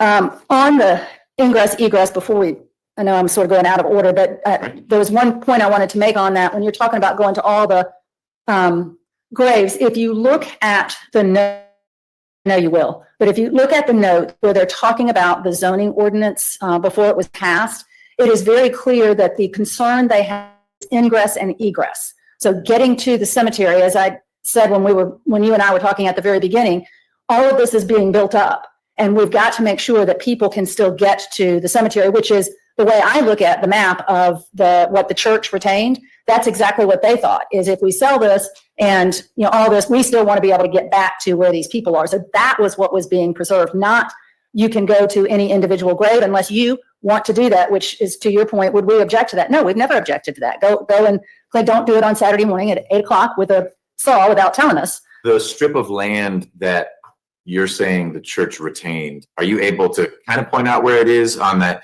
There was, the plaintiffs had a picture of that survey with the blow up of the cemetery, because you're describing it as probably not a strip of land that had many graves in it. It would be much more, here's sort of the central corridor that we want to preserve so that people can get in, and then sort of up to the rest of the world if you're going to be able to make it to your gravesite. Yes, and it's actually on the side, but you're right. On the There's, edge. yes. Okay. So there are a few graves in it, but it's mostly just space. And you saw that number one where you had all the, where's the? So if I can, I'm just going to show them right here. Is it in, This is yours. do you have the same, will you just tell me what page? This is there. It's tab 11. So it's the same one you were looking at with the yellow. This has tabs? I don't know. It says appendix at tab 11. Well, that's from the Bagley Park. So it's, if you look at, there's a number over on the corner, that's the slide number. Oh, four. Page 4, got it. 4. All right. So, Oh yeah, tab 11. Okay, so yeah, we're looking at this thing that's got all the curvies around the edge, and sort of where is the, oh, down at the bottom? at the bottom edge next to where these townhomes are. Okay. Okay. So that's what people were concerned about, is can you get into or get up to this cemetery? But you see from the early pictures from 1990, as you noted, it was very difficult to access. And there are some of us that look at it and we're not sure that we could climb up if it was that clean. So, that wasn't something that was ever intended or expected from that ordinance. And we don't think that it would be appropriate to enter an order that requires that something like that be done, which would be the mandatory part, and then the prohibitory part. Like I said, that was never, there is no violation which needs to be addressed with that kind of order. Then we talked about this, I think you talked about it with Mr. Whidden, that even assuming that they had an easement, it would not give them the right to deprive the homeowners of the rights that they have with respect to ownership. So that's another reason that we do not think an injunction would be appropriate. And as we've discussed, there's all these other rights of other descendants, and they're experts, which we don't think you should consider, but have talked about. There's no question. If you move that tree, it's probably going to affect somebody else's grave. So it's not something that you can just say, well, I think all the trees should be removed, so let's pull them all out. And we've got in our brief cases that talk about, when you mess up somebody else's grave, that is a problem. So because an injunction is equitable relief, we think that would be too far, a bridge too far for the court to go. We talked about the declaration and they don't have the right to enforce that declaration. The testimony was that, well, sure, it would benefit them, but that's not why it was written. It was written for the homeowners, to protect the homeowners, and in case they didn't go down to the zoning office and read the zoning ordinance. He said, I'm going to make it real easy. I'm going to put it right here. You have to maintain it, but in your board's discretion, it is in your board's discretion what you do to maintain it. And if you leave it in its natural and undisturbed state, that is within the board's discretion.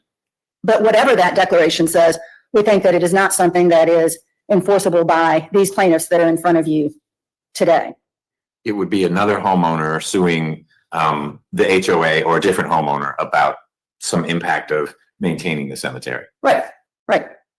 And you've done homeowners association cases. Homeowners have no problem suing their homeowners or each other. Nope. Keeps you in business. It does. All right. So if we're finished with those, if the court doesn't have any other questions about those issues, I would like to move to the other issues that they did not have in their motion for summary judgment.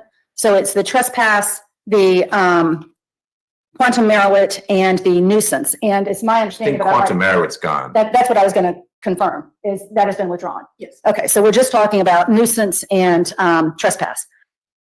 So for the reasons that we've already talked about, we don't think they had an easement to trespass against, but trespass is taking some action that hurts somebody else's interest.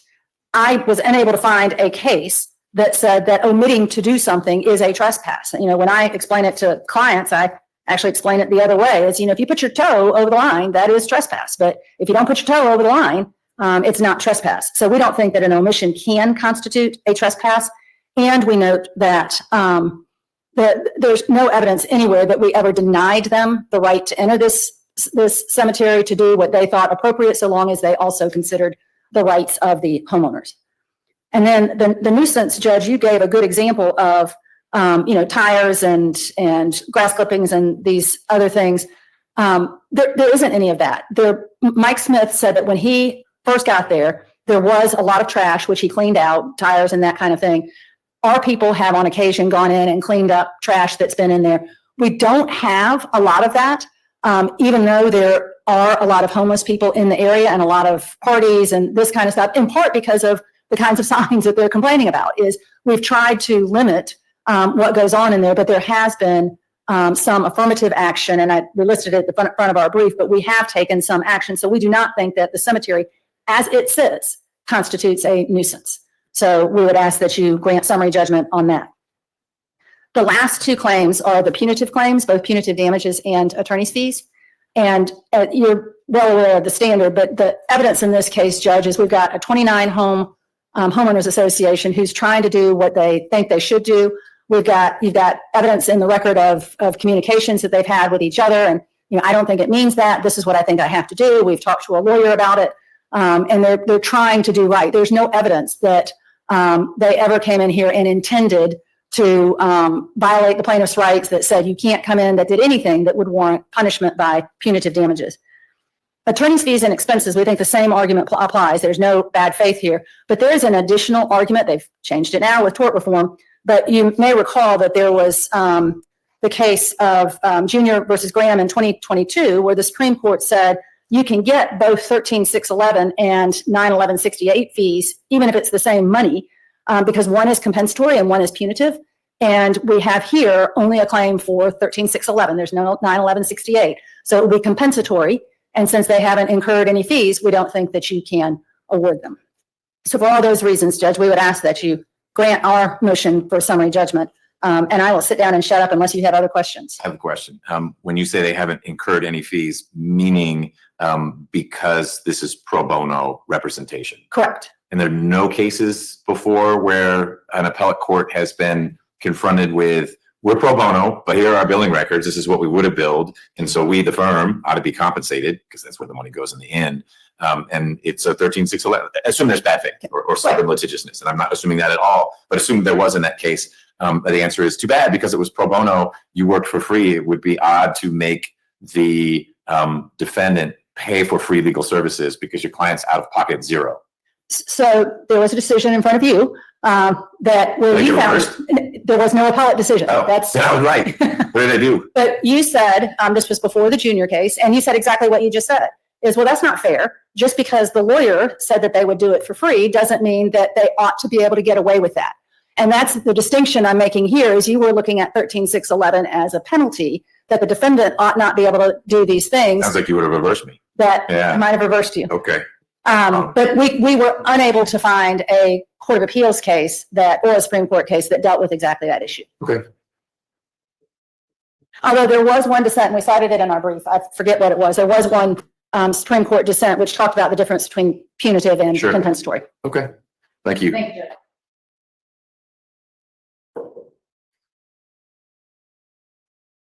All right, Ms. Metcalf, as I understand it, you are speaking in opposition to defendant's motion for summary judgment. That is correct. Anything else? I will also be responding to some of Mr. Witten's arguments as the rebuttal. Okay, they all kind of go They all together. go I think that's together. natural.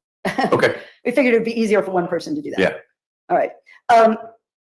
And to not repeat things that we've already discussed, the defendant has raised standing as to seemingly every count. It's not clear to me. With regard to count one, whether this is a public cemetery, I did not hear any argument as to why we don't have standing as to that, but to the extent that they are contesting standing, we have standing under the Declaratory Judgment Act, which gives the court the right to settle or afford relief from uncertainty and insecurity of rights, status, and other legal relations. That's what we're seeking here. I believe earlier you said you didn't need us to discuss why Friends as an artificial person has the right to pursue this litigation. So I won't belabor the court with that. Well, yes, as a concept, it is not foreign to me that a corporation can sue someone. And I think with count one, I think I get the Right. Declaratory Judgment Act standing as a basis for either Friends of Piney Grove or Ms. Jackson and or Ms. Collins. So that I get. There are a couple other counts where I may ask you to say, well, wait, what's Friends of Piney Grove's basis for pursuing this? And I know they aren't pursuing each of the counts. That's right. And so it may be that we've covered what we need to as to their standing, but it may come back up. But it won't be in my mind because they're a corporation. It will be, well, wait, that's not a descendant. But keep going. And in this case, it's not just that they're a member of the public. They were personally, the HOA personally directed a letter to them telling them that they were going to restrict their right of access. If you can. Them meaning Ms. Jackson and Ms. Collins. To Friends of Piney Or Grove. to Friends of Piney Grove. And if you just bear with me a minute, because I'm skipping around a little bit to try to make things go faster. If you could pull up tab or slide 16, please. The defendant said that the plaintiffs didn't ask and haven't tried and just went running to court. The opposite is true. Since 2020, the Friends and, well, the predecessors of the Friends, Ms. Jackson, Ms. Collins, have been trying to do something about restoring this cemetery. And after a Memorial Day weekend situation where some goats got loose, Friends of Piney Grove, not Ms. Jackson and Ms. Collins, but the Friends of Piney Grove received this letter. And in this letter, it starts with, please understand, the association does not intend to interfere with a friend's right to use the 20-foot wide access easement depicted on the plat. Notably, the access easement depicted on the plat ends prior to the boundaries of the cemetery. And then it goes on to talk about what the descendants can do. So right there, the right of access has been challenged, and we have standing to bring a claim on behalf of Friends to say, Friends have a right of access, not just to that 20-foot wide easement, but to enter the cemetery. And to enter the cemetery is not an easy task because of the way it's been left. There are large trees. The way they make it sound is there's some underbrush. There are large trees that have fallen. Why don't you have pictures of this? This is like, if I were a juror, I'd be like, what the heck? You keep talking about the situation, and then I see pictures of, there's one tree in the distance that fell over. All right, let's talk. Well, right now my slide, I don't have good pictures of the trees, but I do have good pictures of what it looks like. If you can turn to slide 29, please. And this is a picture of a cleanup day organized by the Friends of Piney Grove and Ms. Collins and Ms. Jackson in summer of last year. And so this is after they've been trying to work at cleaning up the cemetery. And this is what it looks like. And can you go to the next slide? And that is what it looks like. If you can see in the corner at the bottom, it looks like there appears to be a tombstone there. That's what you need to do to find tombstones in the cemetery. It is not a matter of just having some overgrowth. It is completely turned into what Ms. Mendoza referred to as an urban forest. It is, the defendant says it is a cemetery and it will remain a cemetery.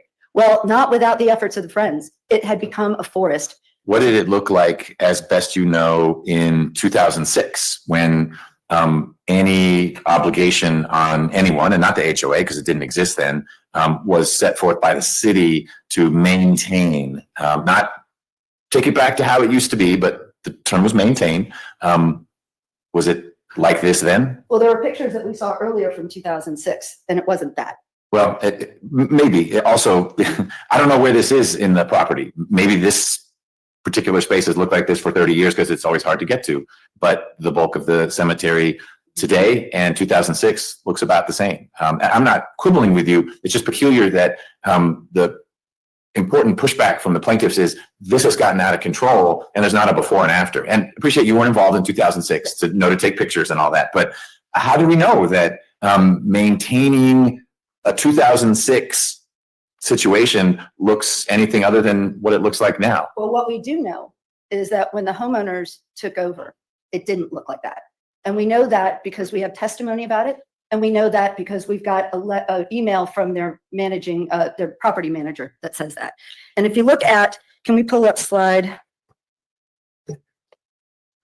Sorry, excuse me, Your Honor. Slide 8, please. So this is Mike Smith, you've heard about already. He was on the developer. He was with the developer and one of the original members of the HOA board. Mike Smith testified, answered, we did not turn it over in a state of disrepair. And is that because you had undertaken certain maintenance duties with the goats? Yes.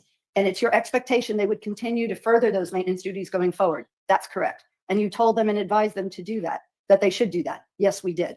So we know from his testimony, which is not controverted, that he turned it over in better shape. And then we also have. Well, when you say better shape, was Yeah. this question asked of him after you showed him the picture I just looked at? Well, And he said, whoa, Nellie, that is not what it looked like when we handed it over? Or is he he said it was saying, not in a state of disrepair, but Your Honor, there is another email from 2017, which, since I'm flipping around, let me find it. and just so you know, I press not because I think this changes my view as to entitlement of relief, but one of the things that I asked Ms. Whitlock about, and she said, no, I want to be real clear. The HOA is not standing in the way of efforts paid for by someone else to get the cemetery, I'm going to say back, as in moving it back to when it was more accessible. And a role I may need to play in this process is deciding how much of this lands in the HOA's checkbook, because they didn't do what they ought to do after Mr. Smith handed things over. And how much of it is, you can't let it get any worse. And worse is the wrong word to use because it is how it is right now. But if how it is right now is how it was when the HOA took over, then maintenance, I think it's a stretch of the word to say you need to make it look like it did in 1990, because that's not maintaining what you acquired. But I'm also hearing that the HOA wouldn't stand in the way of the kind of efforts we saw there if the right constraints are put around them, not 8 a.m. with chainsaws, not violating city ordinances by cutting down trees without a permit, et cetera. So that's why I'm exploring with you. That's not a real happy looking picture in terms of people being able to get to grave sites. So, well, just going back to what it was at the time, they want to say it's always been like this. We have contemporaneous evidence that it wasn't. And this email was an email that was provided to us on the last day of discovery. It was from from their their property manager, who wrote to the board. The email is to the board, and it is saying. So Ms. Kiefer is the property manager. Property manager, which they have identified as an agent and claimed privilege over communications with Ms. Kiefer. So these are admissions of the party. Stop. Yes? We did not claim privilege as to Ms. Kiefer. We claimed privilege as to lawyers, but. Okay, well, this is on the screen, so I'm hoping no one is saying it's privileged right now, Right, no, because someone's in trouble. But with regard to T management, which is the property manager. Okay. So it starts by, the subject matter is cemetery maintenance, and this is from 2017. So shortly after the HOA took over. Says, once I got the interpretation from the attorney, I forwarded this to the landscaper so he could best scope out what needs to get to the cemetery maintained. I apologize if I overstepped my boundaries on this, but I thought once I got the response from the attorneys, it would be prudent to forward this to Matt so he could get an accurate plan in place. And then it says, in the best fiscal sense for the community, I held off on removing the trees based on AKA, which is the tree removal company's recommendation, and without knowing we needed to maintain the cemetery. But now that we have this, now we know this area needs to be maintained, it is definitely something that needs to be included in the 2018 budget with a plan from the landscaper for monthly maintenance. And then the next paragraph, it says, before you get to it, just so the record's clear, there's a sentence in here that says based on what the attorney has sent. So I can understand why the defendant wasn't handing this over to you on day one. This is clearly connected with some legal advice. This itself may not be, but you're right on the edges of things that might well have been properly withheld. right, but we got it on the last day of discovery. But in any event, it says in the next paragraph, we just need to allow proper egress and ingress for the cemetery and remove the trees that fell over the last couple of months, as this is not how the community was left after TPG finished the development. So we have contemporaneous evidence that the urban forest that they've allowed the cemetery to become was not how it was turned over. We have Mr. Smith who testified to it. We have Ms. Kiefer's email and no one responded to this and said, no, it was always like this. And we also have other emails where there's talk about, should we take down trees that are about to fall? Oh, well, they took down the ones that were going to fall on the townhomes. They left the ones that were going to fall on the cemetery. They left them to fall. And they did. And not only had they fallen, but there are some that have taken out gravestones and interfered with the ability to get into the cemetery. So we take issue with the idea that they have provided ingress and egress into the cemetery, because it is very difficult to get into the cemetery and walk around the cemetery unless you're in hiking boots and you're young and fit.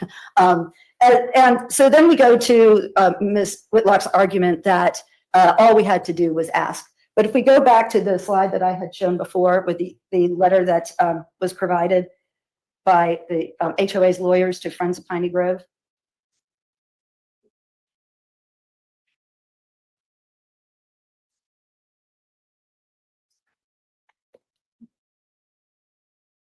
It's slide 16, please.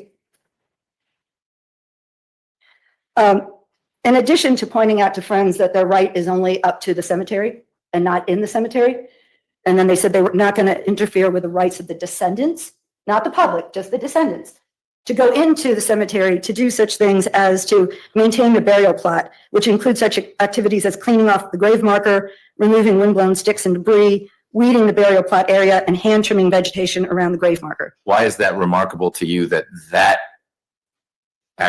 level of access is limited to descendants? Because As opposed to me coming in and saying, I'm going to be picking around this person's gravestone that I don't know, and I'll decide what that's going to look like, even though I'm not his descendant. well, my concern there is not so much that it's limited to just descendants, but that it limits the descendants' rights beyond what is allowed under the law. And let's pull up that one. Meaning, for example, it doesn't let them remove It a doesn't- tree that fell on top of it, Well, because that's yes. not a windblown stick. They can't, well, and even currently they can't, you know, you're not allowed to use power tools and things like that. They can't remove these trees. And when we're talking trees, we're not talking little trees, we're talking big trees.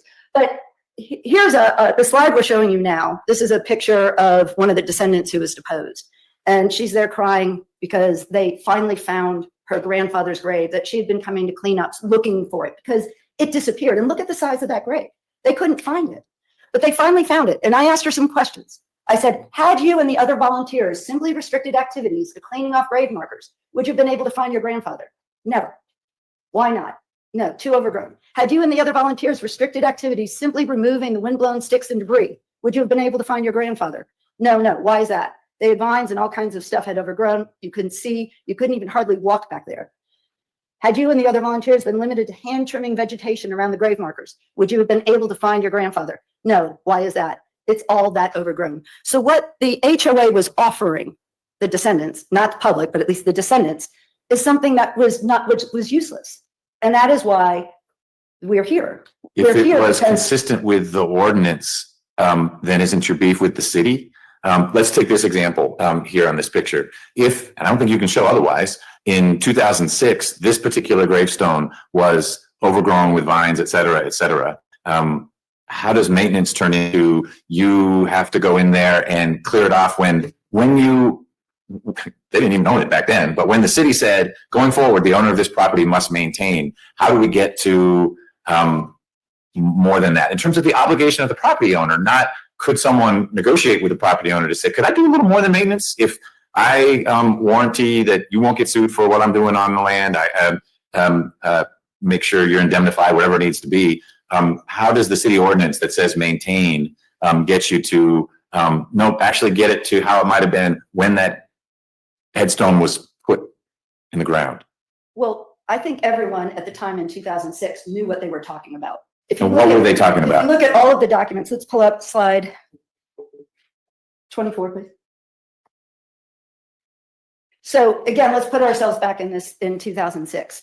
What Mr. Ahmed was looking to do was first, let's dig up the bodies and move them elsewhere. And you need to establish that this cemetery is abandoned in order to do that. And by the way, this is a good segue in.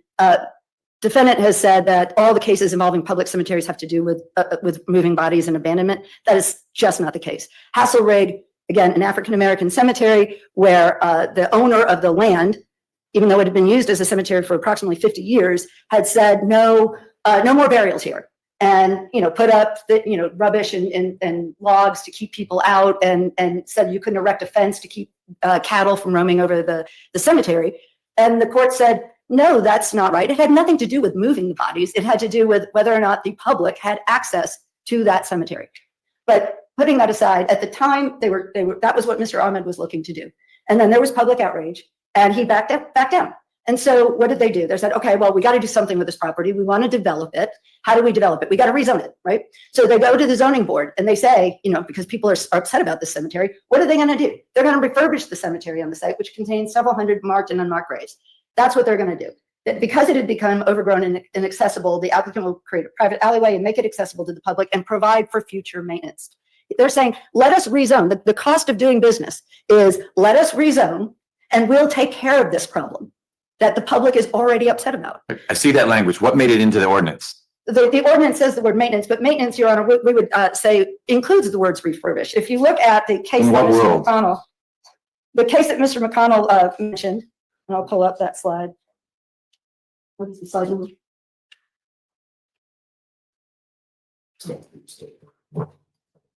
Okay, it's slide 22, please.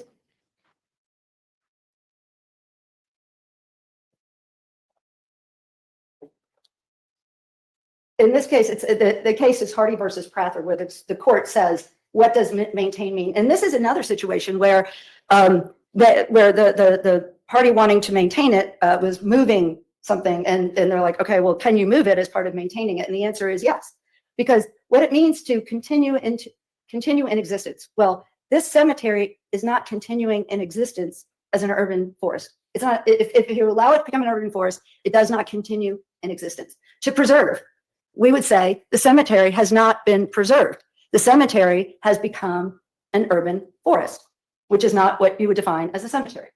Not to suffer, to cease, or fail.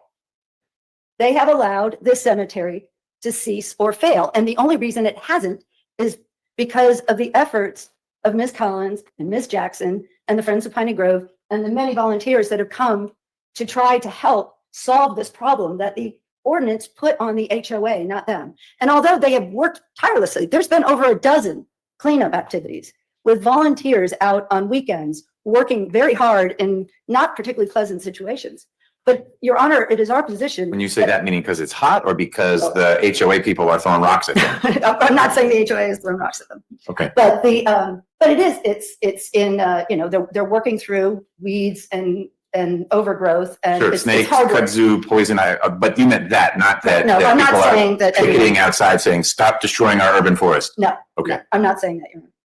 But anyway, Georgia law defines what to maintain means. But again, going back to there's no evidence that the city thought otherwise, or what was in the application. And then also and we put in the record, what the developers were thinking at the time and what they wanted to do. And they were talking about, we're going to clean and restore. In addition, Mr. Smith, the member of the board, told the board what he thought, and again, this is an admission because he was a member of the board, what he thought the obligations of the board were. And if you turn to slide 36, please. Again, this is only a few months before the email where Ms. Kiefer is like, oh, we have this legal opinion, we have to do this. And by the way, we haven't budgeted for it and it needs to be in our budget. On April 16, 2017, again, in the early days of the HOA board minutes, which we got on the last day of discovery, said Slade Cemetery, 300 people buried there. Mike Smith says the Bluffs of Lennox will clean and maintain the graveyard. Not keep it as an urban forest. We're going to clean it and we're going to maintain it. And they just chose to ignore it. Was there direction from the city on how to do that? Mr. Smith got direction from the city. And then again, it says direction from the city, how we should do it, June 2015 AJC article. And so Mr. Smith actually is in an article with the AJC, which is again in our submission, where he says he went to Sally Silver, who works for the city, and said, help us figure out what we need to do to get this cleaned up. And he did it. And that was to bring in the goats.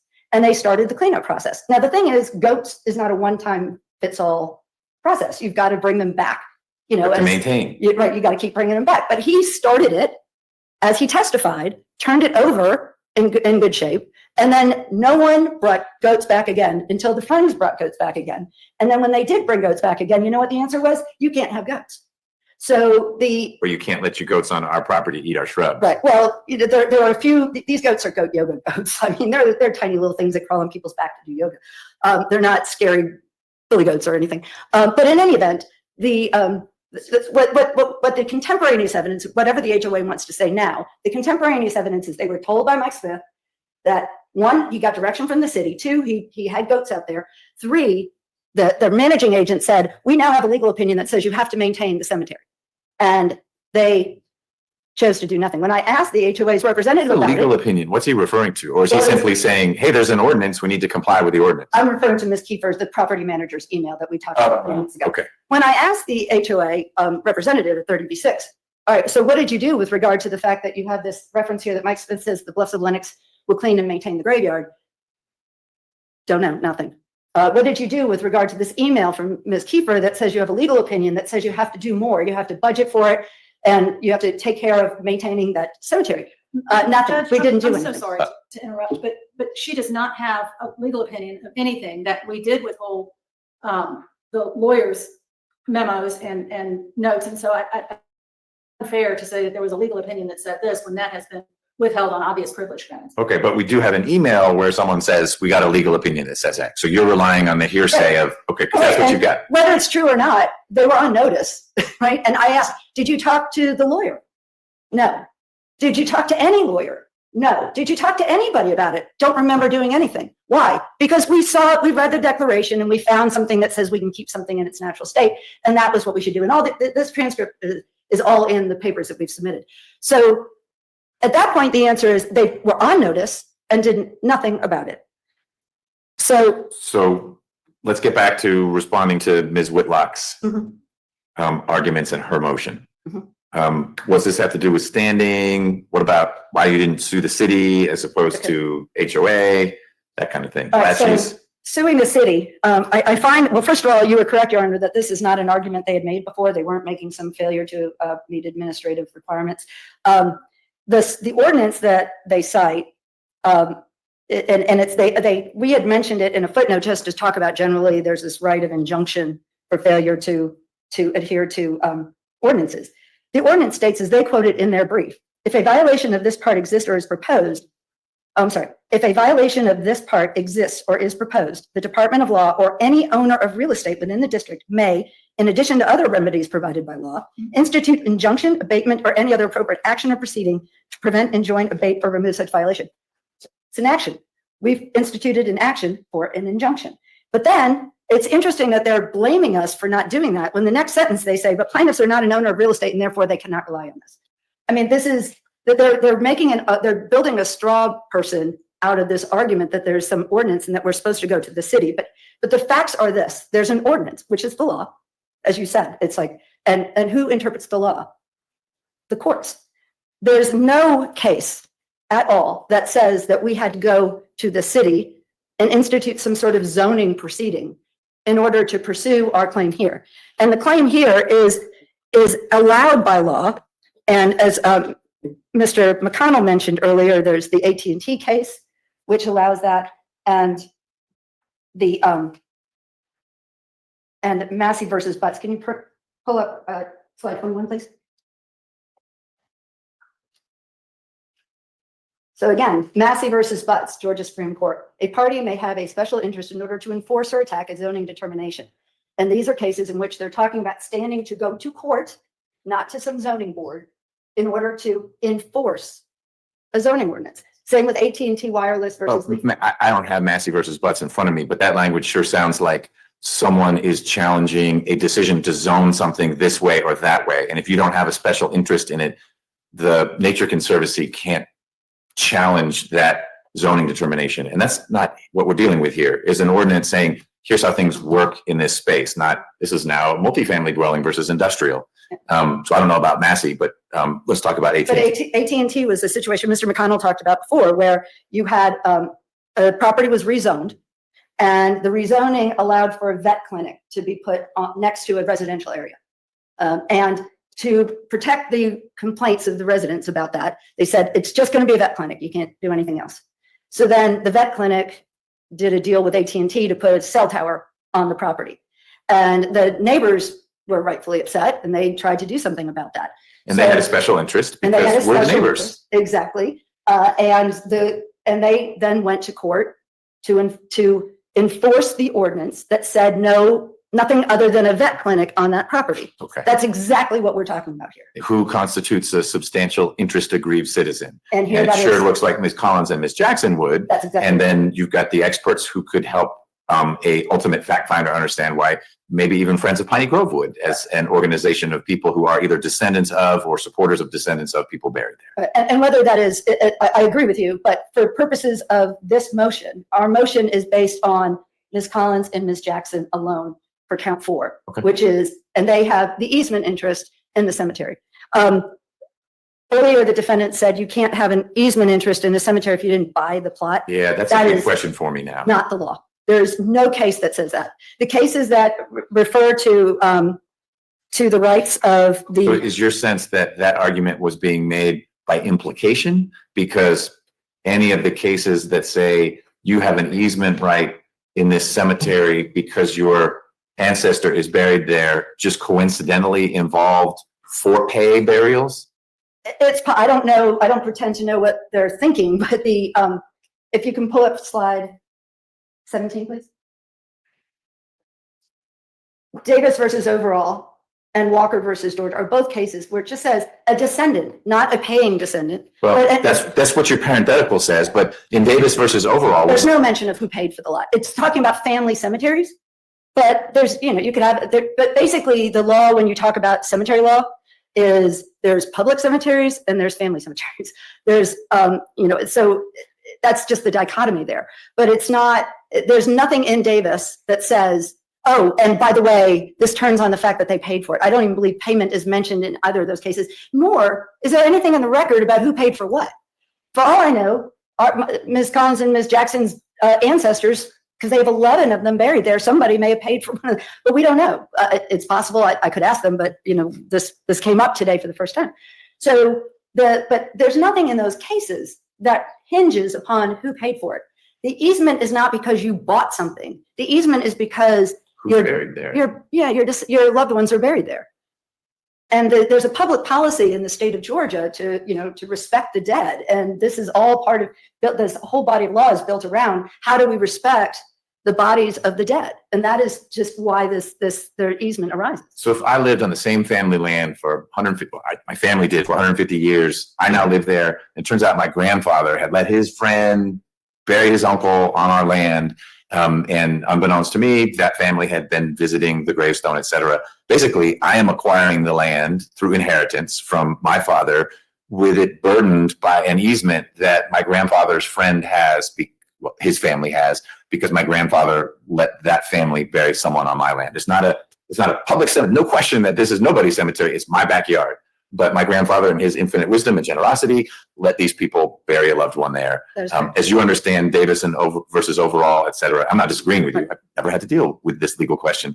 The descendants of the gentleman buried in my backyard, within reason, they're not going to come in the middle of the night. But if they said, hey, we'd like to come put flowers at that gravestone, I would say, I always wondered what that stone was. I didn't realize it was a gravestone. They could sue me if I said, no, you can't put flowers on that gravestone. That is correct. And I'd lose. That is correct. Okay. No, obviously there's time, place, and manner restrictions. Understood. I'm not pushing back. I'm learning through these They can't questions. put a whole florist shop. Right. Plant a new tree or something. Right. So, but yes, they have that right of superintendents. There was a reference earlier that the right only applies to the cite the Nicholas case. That case talks about the plot because that was the subject of the case. So in that case, the owner of the plot wanted to bring in their own personal florist and their own fertilizer and such into a cemetery. And the owner of the cemetery wanted them to use their own gardeners and fertilizer and such. And the case turned on whether they had that right. And the court said, well, they have the right to personal superintendence of that piece of the cemetery. But there was nothing in that decision that says you don't get that you're limited just to that one piece where the body's buried. And in fact, the Arlington Cemetery case says the opposite. And the Arlington Cemetery case, it says that, well,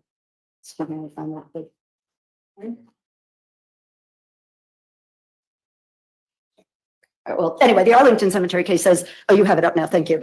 Lot owners have an interest in the preservation of the cemetery in its entirety.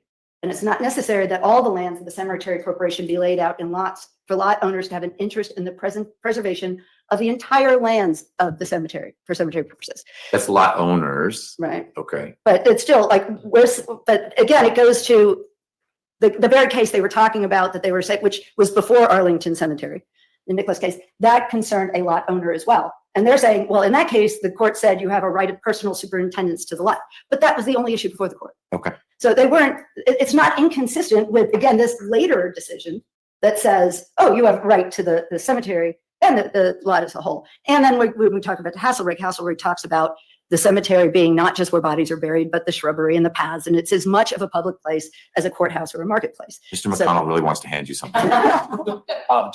It's okay. I just, for the terms of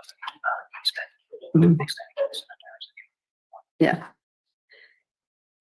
Yeah, and so and then also with regard to Davis versus overall, which is 301 Georgia Act 4, says Davis and farmers, as heirs of the person who's established the family cemetery, own an easement to enter, care for, and maintain the burial plots of freedom from damage or disturbance, and to use and enjoy the property. Again, not just the grave, the entire property. And again, I'll dive deeper into these cases, but the fact that the court said family cemetery isn't taking that case outside the ambit of what we're discussing, because this clearly was not a family cemetery. Right. It's just that, again, is that factual situation. If you want to look at, okay, so the family cemetery says you have the right to the whole thing. Hasselrig, which is a public cemetery case, says that it's not just the burial ground, it's the whole, the shrubbery, the paths, the whole thing. It's as much of a public space as a marketplace or a courthouse. And what if we're in the third space? Because if I find this was not a public cemetery, it also wasn't a family cemetery, it's the mystery third type of cemetery. Does that take it outside the reach of any of these cases? No, I don't believe so, Your Honor. Well, generally the cases are either family cemetery or public. There's not that sort of middle ground. Making you up. Yeah, but generally the courts, these are all concepts that derive again from what I was saying was the Georgia public policy, and it's to we honor the dead, and we do what we can to honor the statute we talked about before. I mean, that there's a lot of procedures that one must go through to determine that the cemetery is abandoned in order to move the bodies. There's a lot of due process that has to happen. So to sort of address a question we had about the Osby case, just because Brockington provided essentially what would be an expert report that says that the cemetery is abandoned, there was no proceeding that actually established that. In the Osby case, what was happening is the developer was attempting to remove the bodies, and the plaintiffs came through and went to court and said, this is not right. And the court found that despite the fact that the cemetery was in a state of disarray, that it was not abandoned, that there were people that still were interested in it. And it was a court determination that the Mount Olive Cemetery was not abandoned. There's never been a court determination of abandonment in this. So the word abandoned gets thrown around a lot, but the only one who's ever actually established or said anything towards establishing abandonment was the Brockington report, and that was never used because Mr. Ahmed decided not to pursue. Okay. So going back to, I believe I'm jumping around just to try to not go over old ground. So why don't you tell me what the trespass is? Okay. The trespass is in several ways. So the trespass here, and again, the Davis case is sort of our guide on a lot of these issues. If you turn to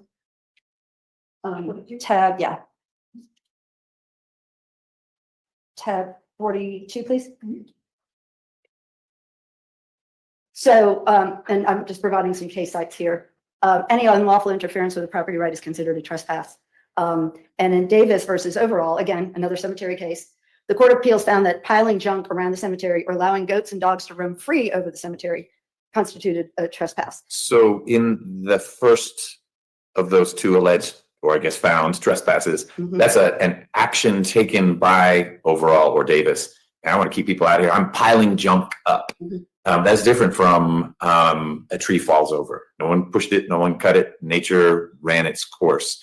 I don't know if that makes it more of a nuisance or trespass to me says action results in injury. And I'm trying to figure out how we fit what you're contending. Record seems to support that there was inaction, how that turns into a trespass. It doesn't mean it was okay. It doesn't mean there are not consequences, but there's a motion for summary judgment saying that there's no material issue of fact surrounding the claim that there can't have been a trespass because sort of an admission, but we didn't do anything. Well, that's part of the problem. You didn't do anything, so you weren't maintaining. But assume for a minute that they didn't do anything. Well, so, we did not move for a summary judgment on this count.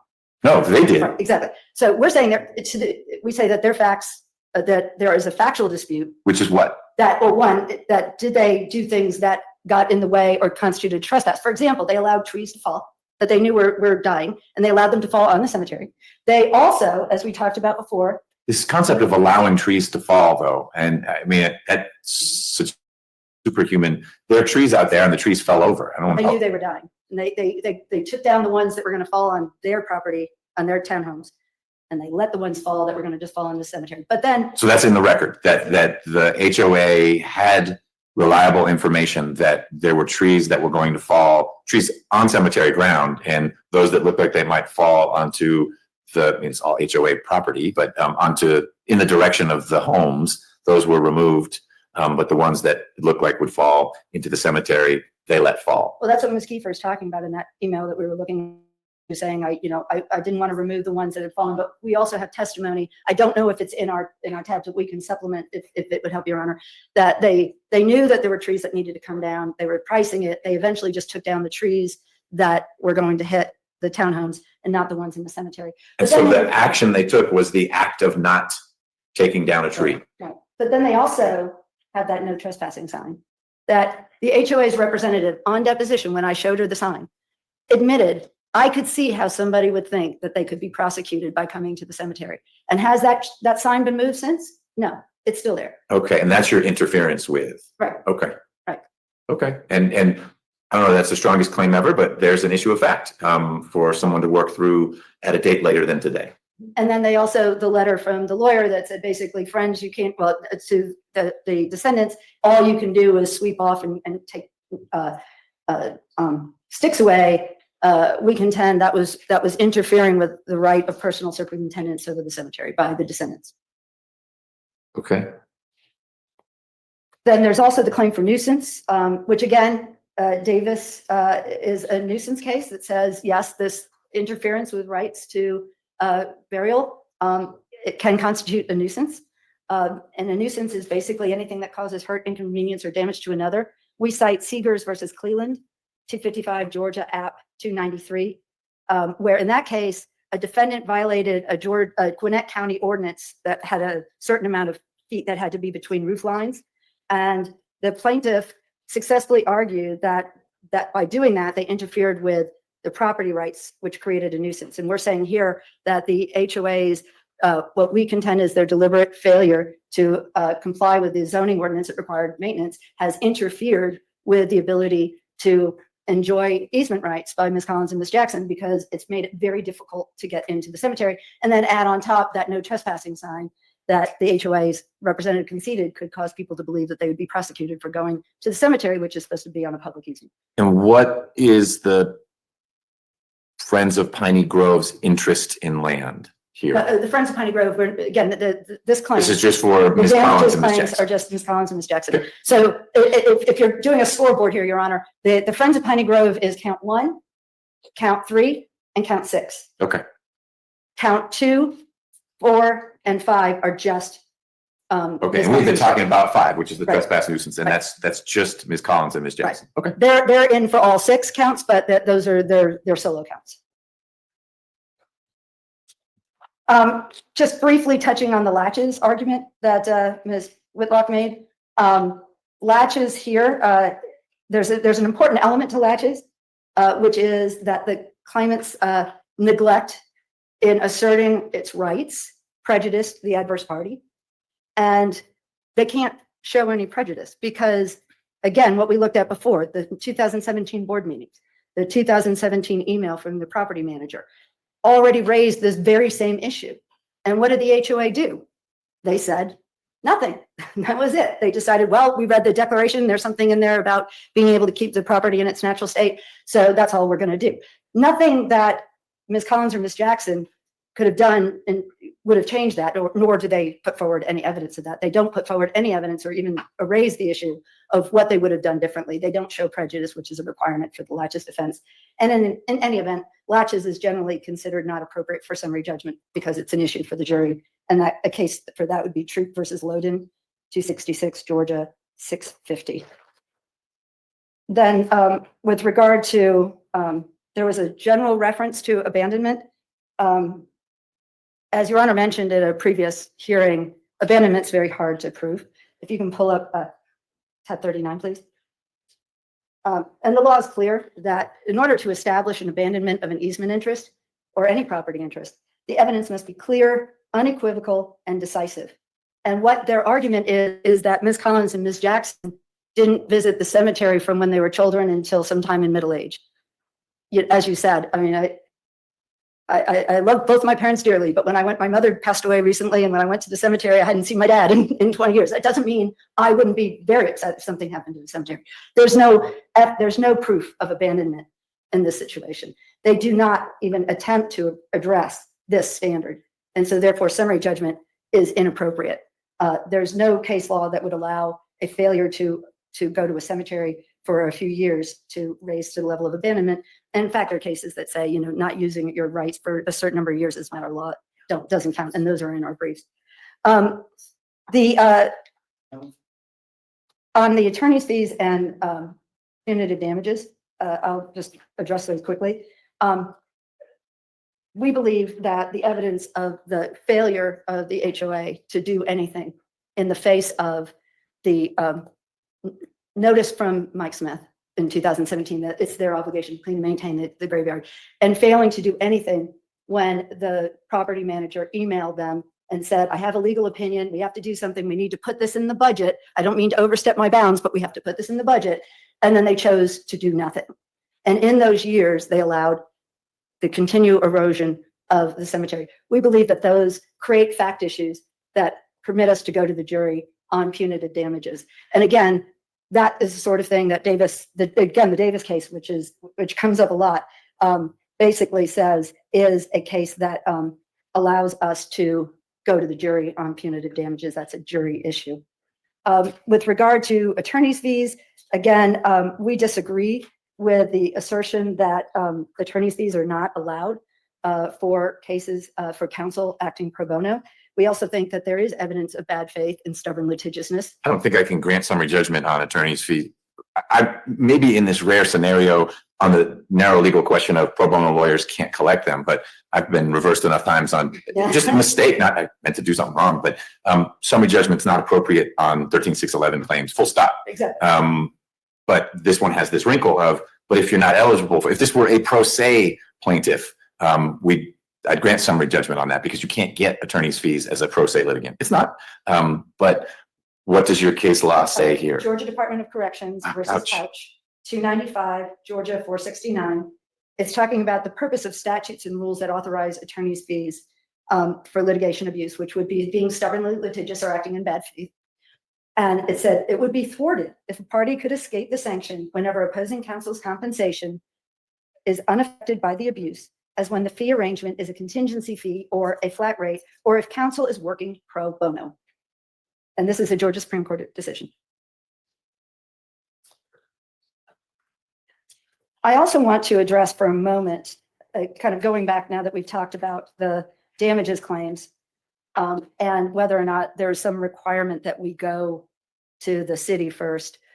In addition to the cases we talked about that give a private party a right to enforce a zoning ordinance that we talked about earlier, there's also OCGA 9-6-23, which provides a private person may by mandamus enforce the performance by a corporation of a public duty as to matters in which he has a special interest.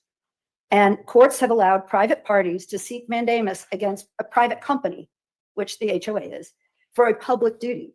And an example of a case for that is Atlantic Coastline Railroad Company versus Donaldsonville Grain and Elevator Company, 184 Georgia 291. And there they allowed a mandamus action by residents and users of a street that's a railroad crossing to compel the railroad company to reopen the crossing and maintain it in good working order at its expense, because it was required by statute to keep the crossings of streets over its railroads in good order at its own expense. And so we say that is analogous to here. We're seeking to as a remedy for the nuisance and the trespass, the torts that were committed here. As a remedy, we're seeking to enjoin them, to force them to do what the public duty that they had taken on with the amended ordinance requires them to do. So that's an independent ground. It's not required for count 4, but it's a remedy for count 5.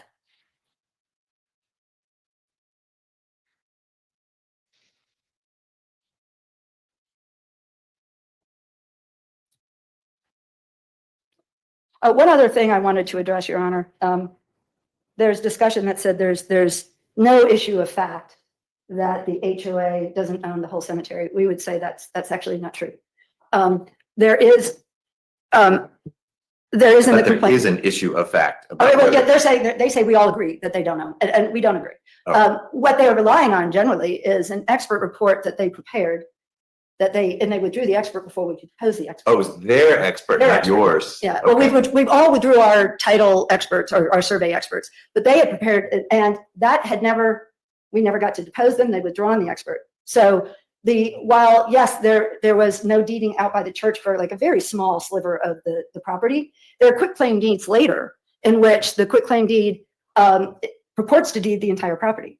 The amended ordinance talks about the entire property. When they went to get this rezoning, they were talking in terms of the entire property. It's our position that even if there's a small sliver that is not owned by the HOA, it doesn't matter. And Mr. McConnell cited to you earlier the Polo case versus he cited earlier, in that case, an HOA was being required to maintain a storm damage system that was not on the HOA's common property. It was on individual property. And they said, we can't do that. It's not on our property. And basically the court said, that's what the ordinance requires. That's what you're going to do. Okay. I'm assuming for a minute there is this strip that the church didn't sell. Was it a carve out, or did they sell to Mr. Ahmed 95 little parcels because just the way the church acquired its land was different little pieces? I believe the original part was, and I'm, I can have my colleague come up and address this because he knows everything there is about the title. But if it would please your That's fine. honor, I'd have him come up and. First, he has could teach a master's class on that stuff. I don't want that. And I don't want him testifying, Judge. He's not testifying. He's going to come stand here and talk to me. I had a question. I just want the question answered, which is how, from your review of the deeds or titles or whatever happened, how did a little strip get left out? It's just hard to describe land, and it's normally with the meets and bounds. You're transferring it. Let's pretend it was a big rectangle. Someone would have to go out of their way to carve. I mean, it's in a peculiar location. It's as if the church gave them a donut. If what the defendants are saying is true, and frankly, it's not going to change much of my analysis, but it piqued my curiosity. Sure, of course, Your Honor. And if you look at on the left-hand side of the overall site plan here, where you have the cemetery and you have the 3 townhomes that are built there on the left-hand side, Yes. that general rectangle area, there's a prior survey that had divided that into basically 4 quadrants. The top right quadrant was deeded to the HOA's predecessor entitled to Mr. Ahmed. The area that's outside of the cemetery where the 3 townhomes are built, that was also deeded to Mr. Ahmed, but the church retained an easement to that area. The bottom right quadrant, what I'll say, it's not to scale, obviously, it's much smaller than that. I think it's around a 1/4 acre total. There was not a recorded deed out of the church for that quadrant. However, later in 2013, there was a quitclaim deed from T.I. Canterbury, who's a predecessor in title, to JBGL, who was the HOA's predecessor in title. And then when JBGL granted a quitclaim deed to the HOA, and the HOA got title, they got title from JBGL, whose title at least had color of title as of 2013 to that portion of the cemetery. Since 2006, the owner of the cemetery had included that property as within, when they applied for the zoning ordinance, they represented that they used that acreage actually. So there's a gap. It looks like there's a gap in that the original assignment or transfer or sale of title from church to Ahmed was missing one of the 4 quadrants. But subsequently, everyone was acting as if, no, all 4. And so when it went from Ahmed to whomever and ultimately to the 4 initial and then to the HOA, that quadrant was brought along with it because it's part of the package, but there is some defect in the title there. Yes, and to be clear to the court, the easement back in 2002, when Mr. Ahmed was obtaining title from the church, it is clear that the easement referred to that sliver as being retained by the church. I will concede that, and that is correct. However, as of 2013, and throughout that entire time period, Mr. Ahmed was at least representing that he owned property, and when 2013, when T.I. Canterbury conveyed to JBGL and the Providence Group, and they began working to develop the entire property, going to the city of Atlanta to get building permits and developing site plans and things like that, it shows that They believed that they owned the entire property, including the entire cemetery. When the HOA took title from JBGL, it purported to convey all common areas, which included the entire cemetery. Okay. And I think furthermore, which I think is also relevant to this argument now that they don't own the cemetery, which is another thing that we did not have the opportunity to depose their experts about, but they commissioned a survey of the property last year in connection with this. Who's they? I'm sorry, HOA. Okay. The HOA commissioned a survey of the property in connection with this litigation. And that survey was done by Prime Engineering, who in fact prepared this plat that you're looking at. And this plat, for reference, is the plat that ultimately made it into the site plan that was adopted in the zoning ordinance that issued in this case. So Prime Engineering has an understanding of this property's boundaries going all the way back to 2006.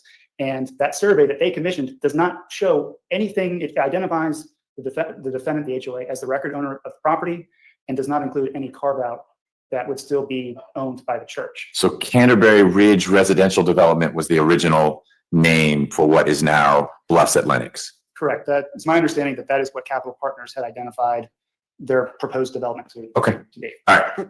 Thank you. Thank you. Just a couple of other cleanup items. There were some discussions about that the church controlled who was buried there, and you asked some questions. I just want to point your honor to the affidavit of Samuel Sawyer that we filed here. And is Dr. Sawyer? Oh, he had to leave. Dr. Sawyer was a gentleman. Was that the gentleman who had the walker? Yes. He has good stamina. He stayed for a long time. Right. So- Appreciate his endurance. Exactly. So he provided us with an affidavit that I can hand up to the court. Is this something that, It's already in the record. okay. Thank you. Thank you.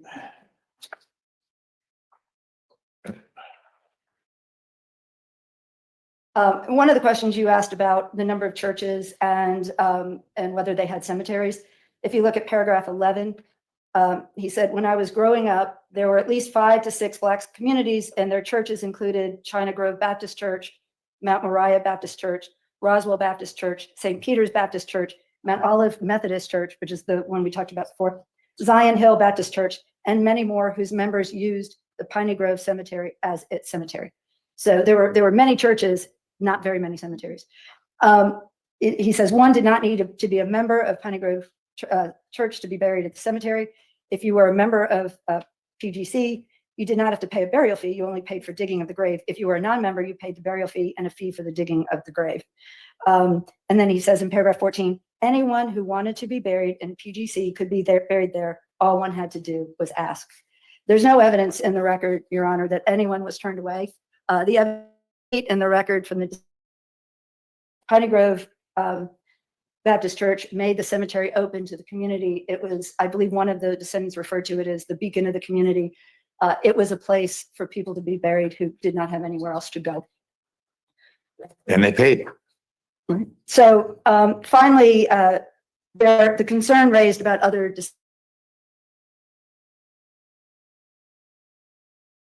and this case has been public and going for a while. There's not been a single intervener who's come to court. There's been lots of cleanup activities, put out on Facebook and by the Friends of Piney Grove and Ms. Collins and Ms. Jackson. Lots of volunteers show up, and not a single person has said, we're not happy with how the Friends and Ms. Jackson and Ms. Collins are pursuing this case or what they're looking for. I hear you, It's hypothetical. but it is hypothetical, but it's not a false concern. Let's say the way this plays out is that in the end, there's some payment of a fair amount of money to Friends of Piney Grove. That can create a perverse incentive of someone who really didn't care much to suddenly care a whole lot and say, well, I want to get a piece of that as well. So I don't minimize that concern at all, but I do think there are ways to structure relief that is clear and would withstand challenge and would incorporate realistic requests for access from descendants who haven't become interested and involved yet. So I don't minimize the concern, but I think it is a manageable concern. Yes, Your Honor. Okay, Thank you, Your Honor. Nothing further. thank you.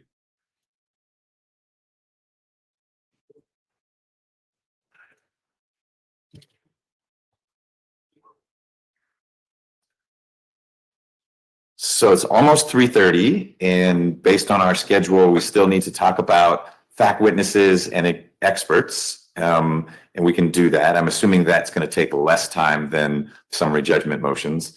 I do have a few questions that I want to ask either Mr. McConnell or Ms. Metcalf to respond to based on things that I heard from Mr. Whidden and Ms. Whitlock. And so maybe I'll do that first, and then we'll take a break, and then we can hear from Mr. Storr and Mr. Knoxheim about fact witnesses, and then have the experts at the end of the day when we have all our energy. So let me ask the questions, and any one of you can answer them from plaintiff's side. Why did you not seek a declaratory judgment action as to what maintain means, as opposed to declare that this is a public cemetery, declare we've got easement rights? I want you to declare that maintain means don't let it turn into an urban forest, because that's a lot of what we're arguing about, but we're one step removed from it. I'm curious. It's not a legal question, it's more a strategy question, but I feel a little constrained, or constrained's the wrong word, that in the end, I might come up with an answer to the issues raised here, and yet we're still one step removed from closure.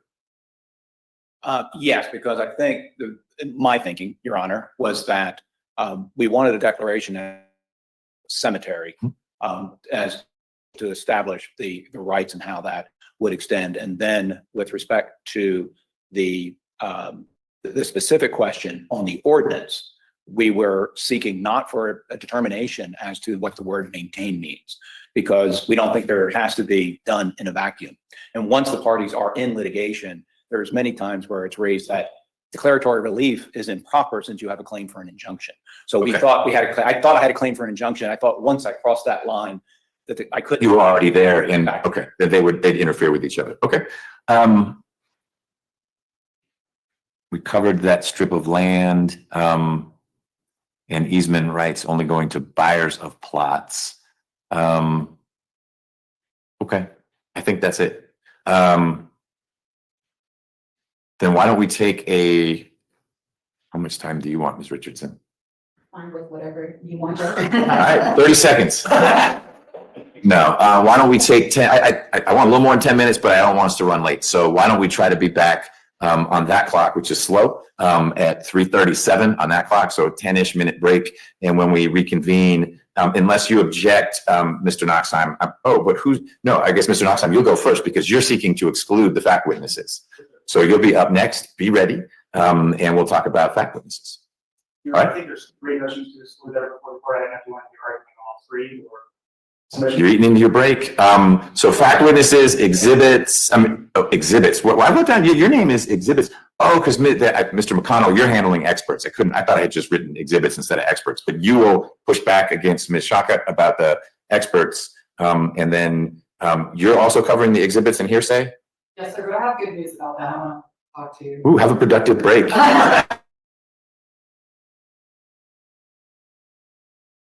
Mr. Todd, you may have already said the one. All right, let's be back at 3:38 on that clock.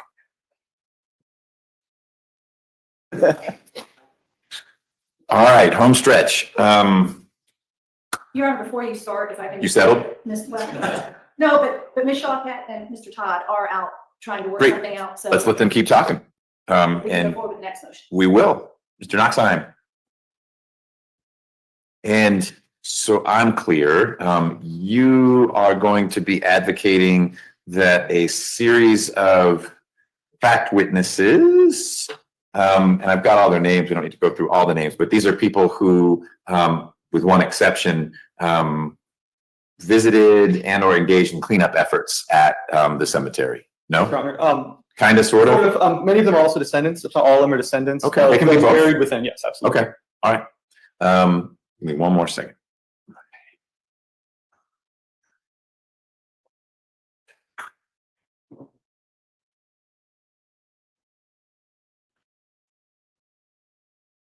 Okay, I'm ready.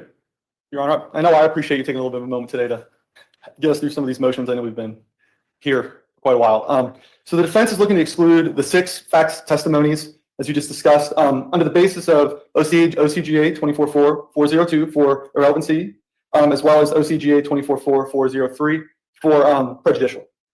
In particular, we've heard a lot of testimony today. We've heard a lot of arguments today with relation to what does maintenance mean? What are the obligations of the HOA? What are the easements rights of the plaintiffs standing? But this testimony doesn't get us anywhere close to the answers for that. Namely, most of this testimony is based on historical context. We'll go through each one individually, but more or less, it's the testimony of each of these fact witnesses is just not relevant to the present dispute, and for the following reasons why. The defense has never denied that the age, history, existence of the cemetery. We've never denied that almost 300 people have been buried there. That the cemetery and the church have been around. So let me pause you. Not denying something doesn't mean it's irrelevant, and one side doesn't get to stipulate away another side's burden of proof.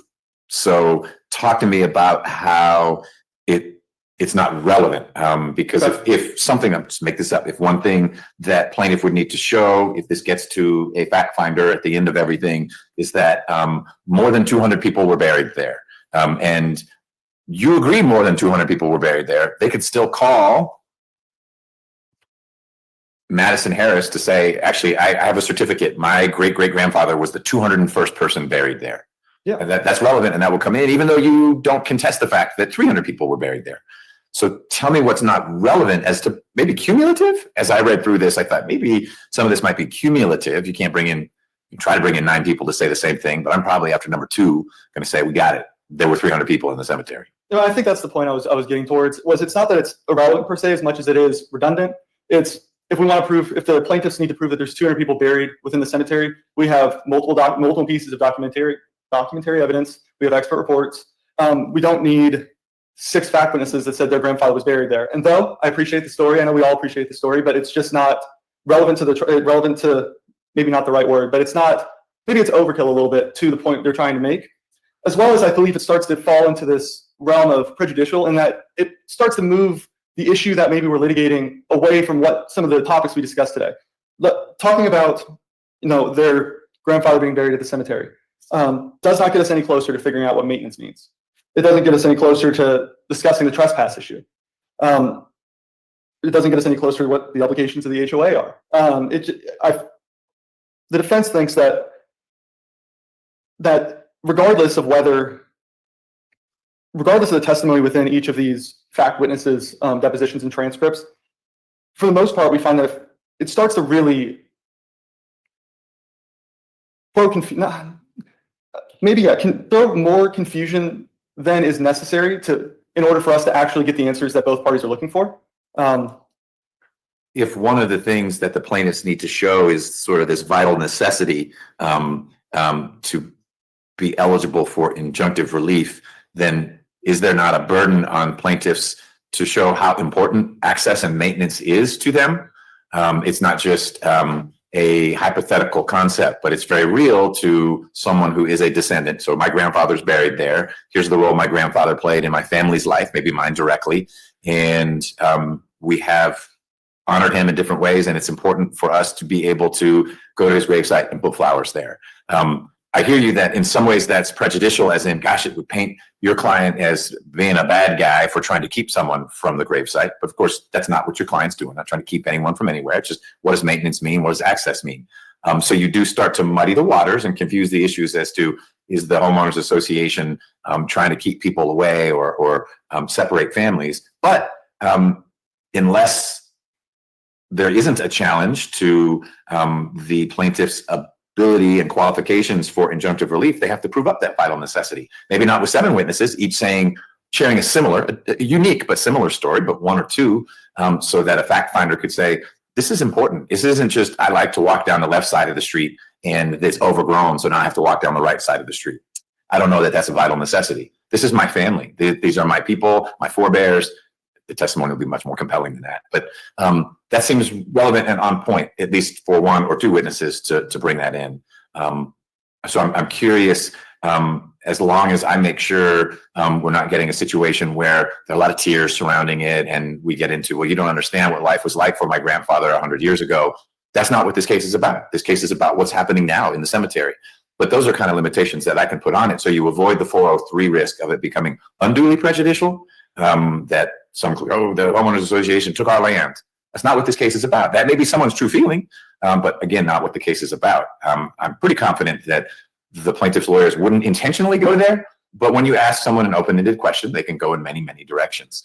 And it seems like guardrails could be put in place short of wholesale exclusion.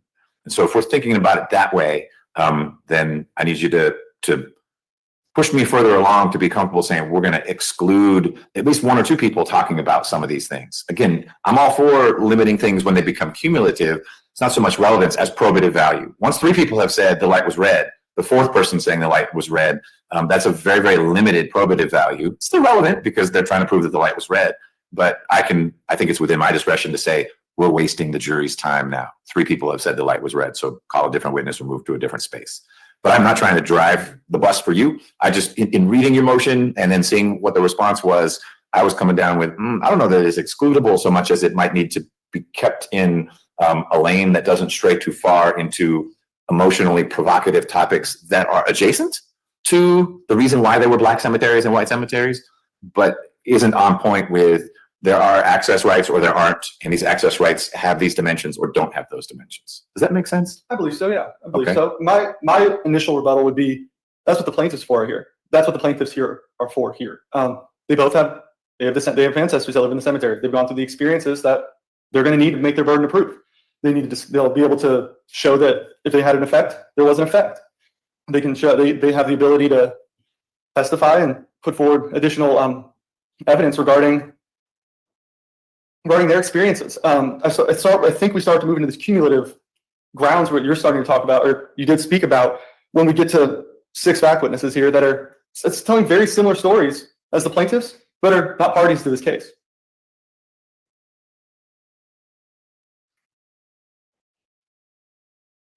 And then, Your Honor, when you pair that with this, as I started with, this confusion that we can fall into in terms of the details and the topics on which we're really trying to figure out, I think the combination of cumulative nature, as well as the plaintiffs being able to provide the information that the plaintiff's counsel is going to need to make their case, I think it starts to move into this area where it starts to look a little bit more prejudicial. It starts to look a bit more irrelevant in that their testimony is not going to make a fact of consequence any more probable or not.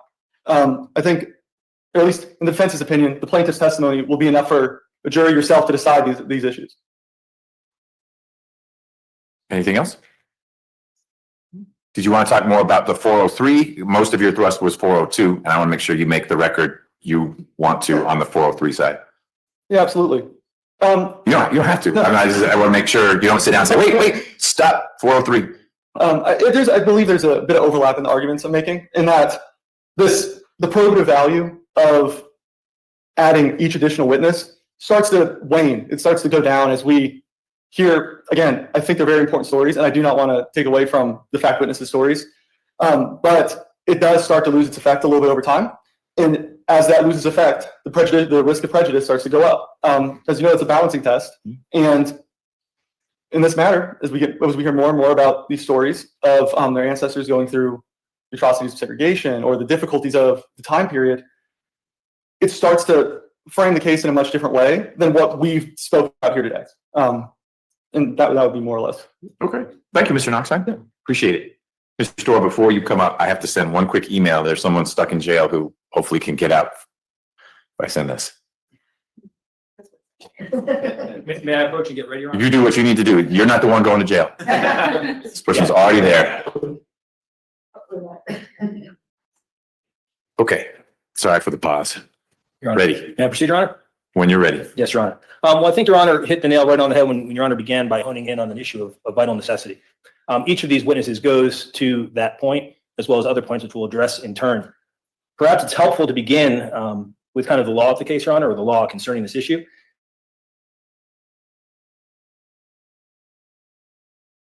Circumstance under which the evidence is likely to be admissible at trial.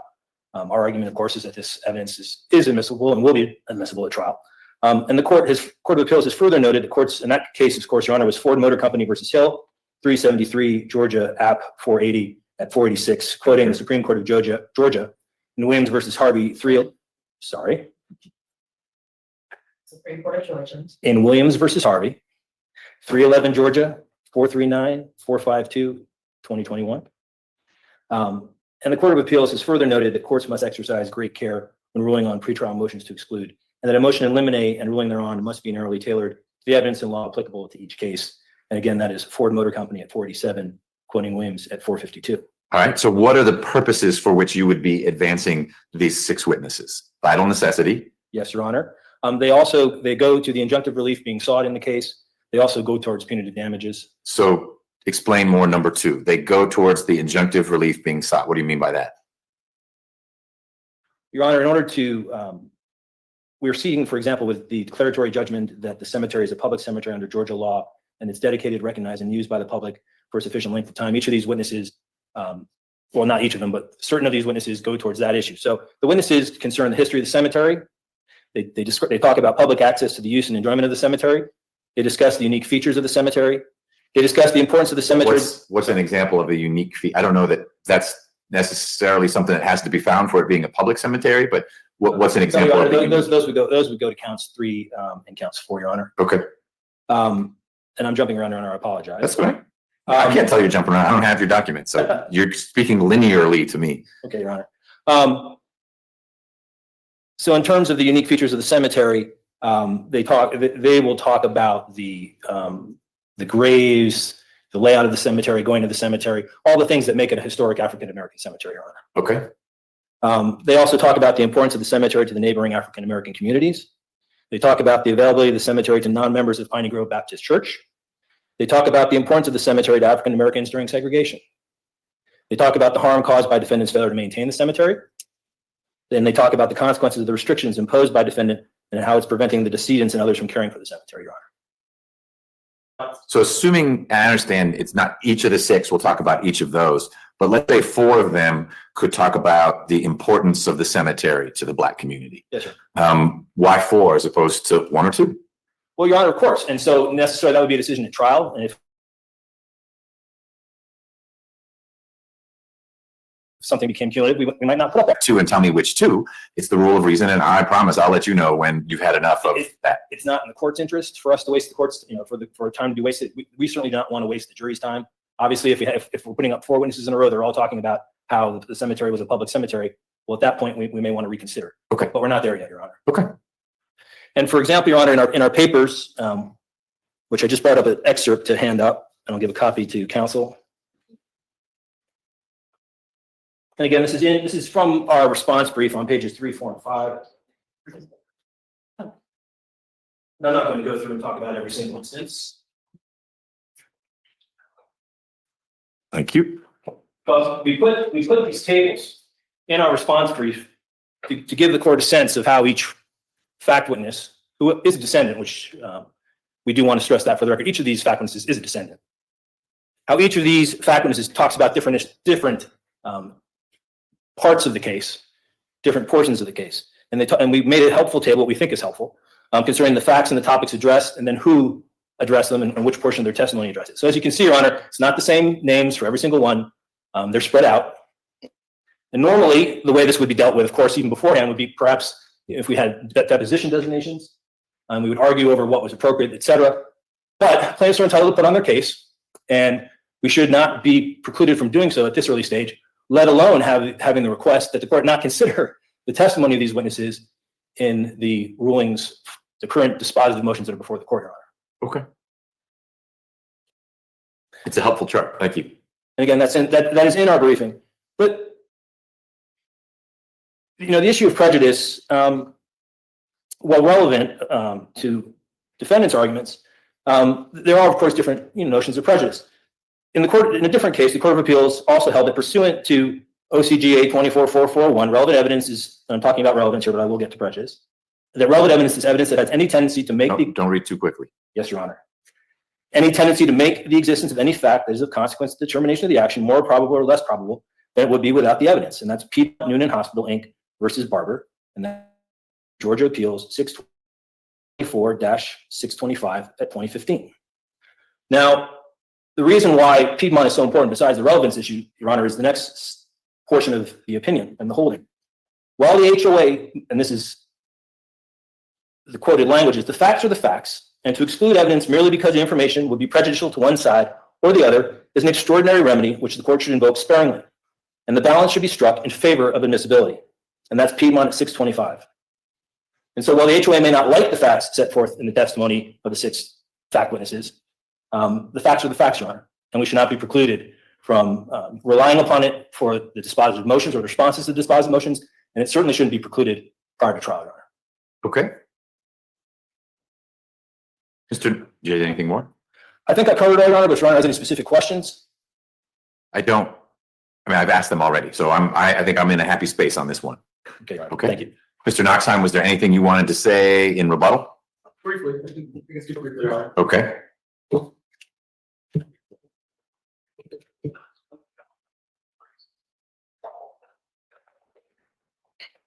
Thank you, Your Honor.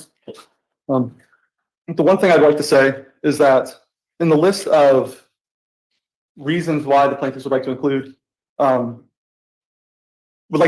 these fact witnesses within, or would like to include these fact witnesses as we move forward, is they named the history of the cemetery, the importance of the cemetery to the neighboring African-American communities, the unique features, the importance of the cemeteries during segregation. And these are the exact sort of issues that I think the defense is worried about would need guardrails or would be a good reason for prejudicial.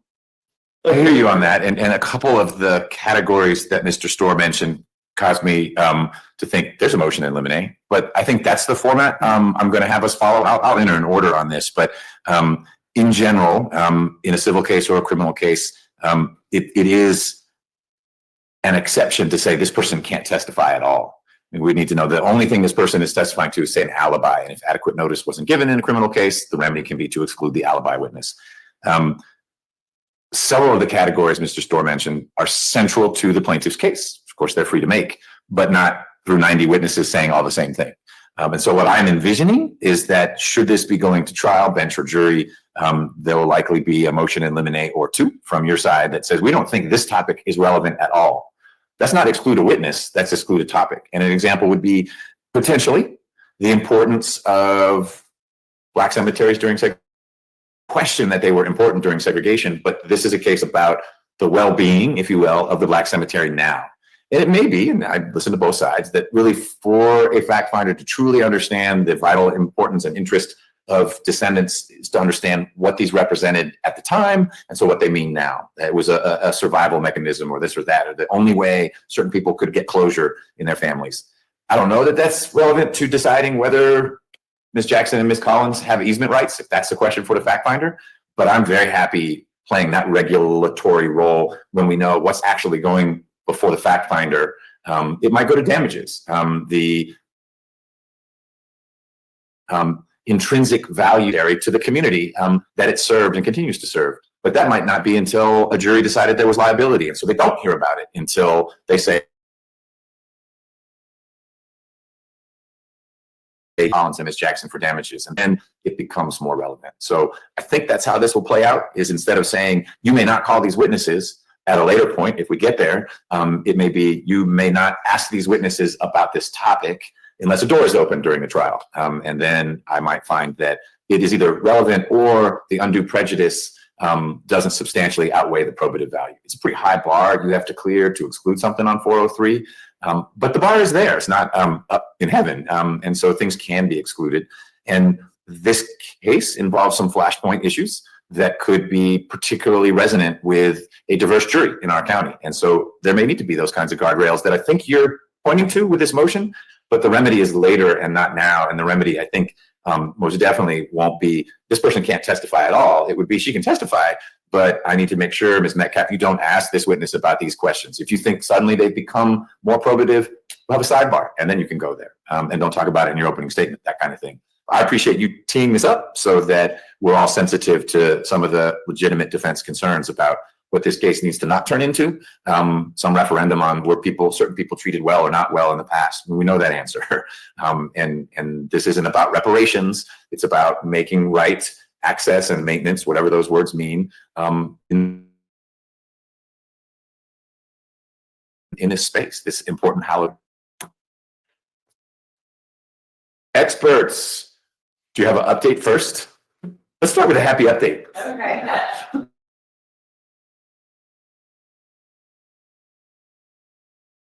Listening, she has to. You would know how great Hillary is. That's right. In case anyone's wondering, that's Ms. Shotcast. Anyway, SHAW, I'm just kidding. So we filed a motion to exclude the attachments to the complaint.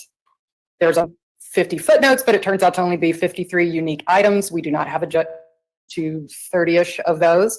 In response to that, because we had to file that motion before we ever saw their motions. And so that was sort of it reminds me of Patrick's motion, the preemptive, like just in case they were going to use these things that we know they're already relying on. Right, like a newspaper article. Correct. And in response, they said, I see this, but here's the 78-ish things that we did rely on. So when you sort of shuffle those two lists together, we have 5 things left. And we think we can hit those pretty quickly. Like I think there's 2 newspaper articles, 2 newsletters. No, it's only 4 things, right? 2 newspaper articles and 2 newsletters.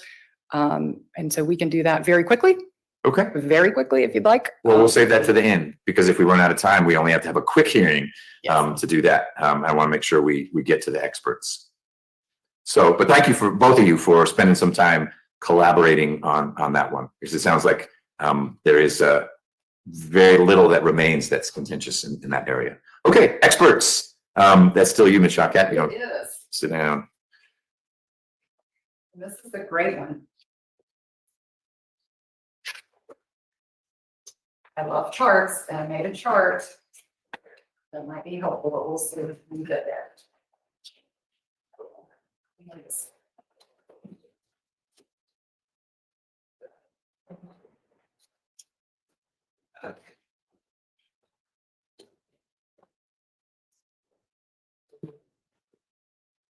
Judge, the plaintiffs have presented us with 4 really remarkable individuals who are fascinating, who I could have listened to them talk all day. 2 of them are experts that would relate to the cost and requirements of maintaining / refurbishing. We're going to not agree on the verb right now, but they are focused on arbonomics kind of thing. And Correct. 2 are anthropologists, historians, focused much more on what the cemetery was about and the importance of the cemetery to the community, et cetera. Is that a fair way? You got It is. 2 I see people who grow things and cut them down, and 2 who have been very involved in researching and understanding the significance of Black cemeteries, the reason for them, et cetera. Correct. Okay. I think I like to look at it the same way linearly. Dr. Hobson is backwards looking in time.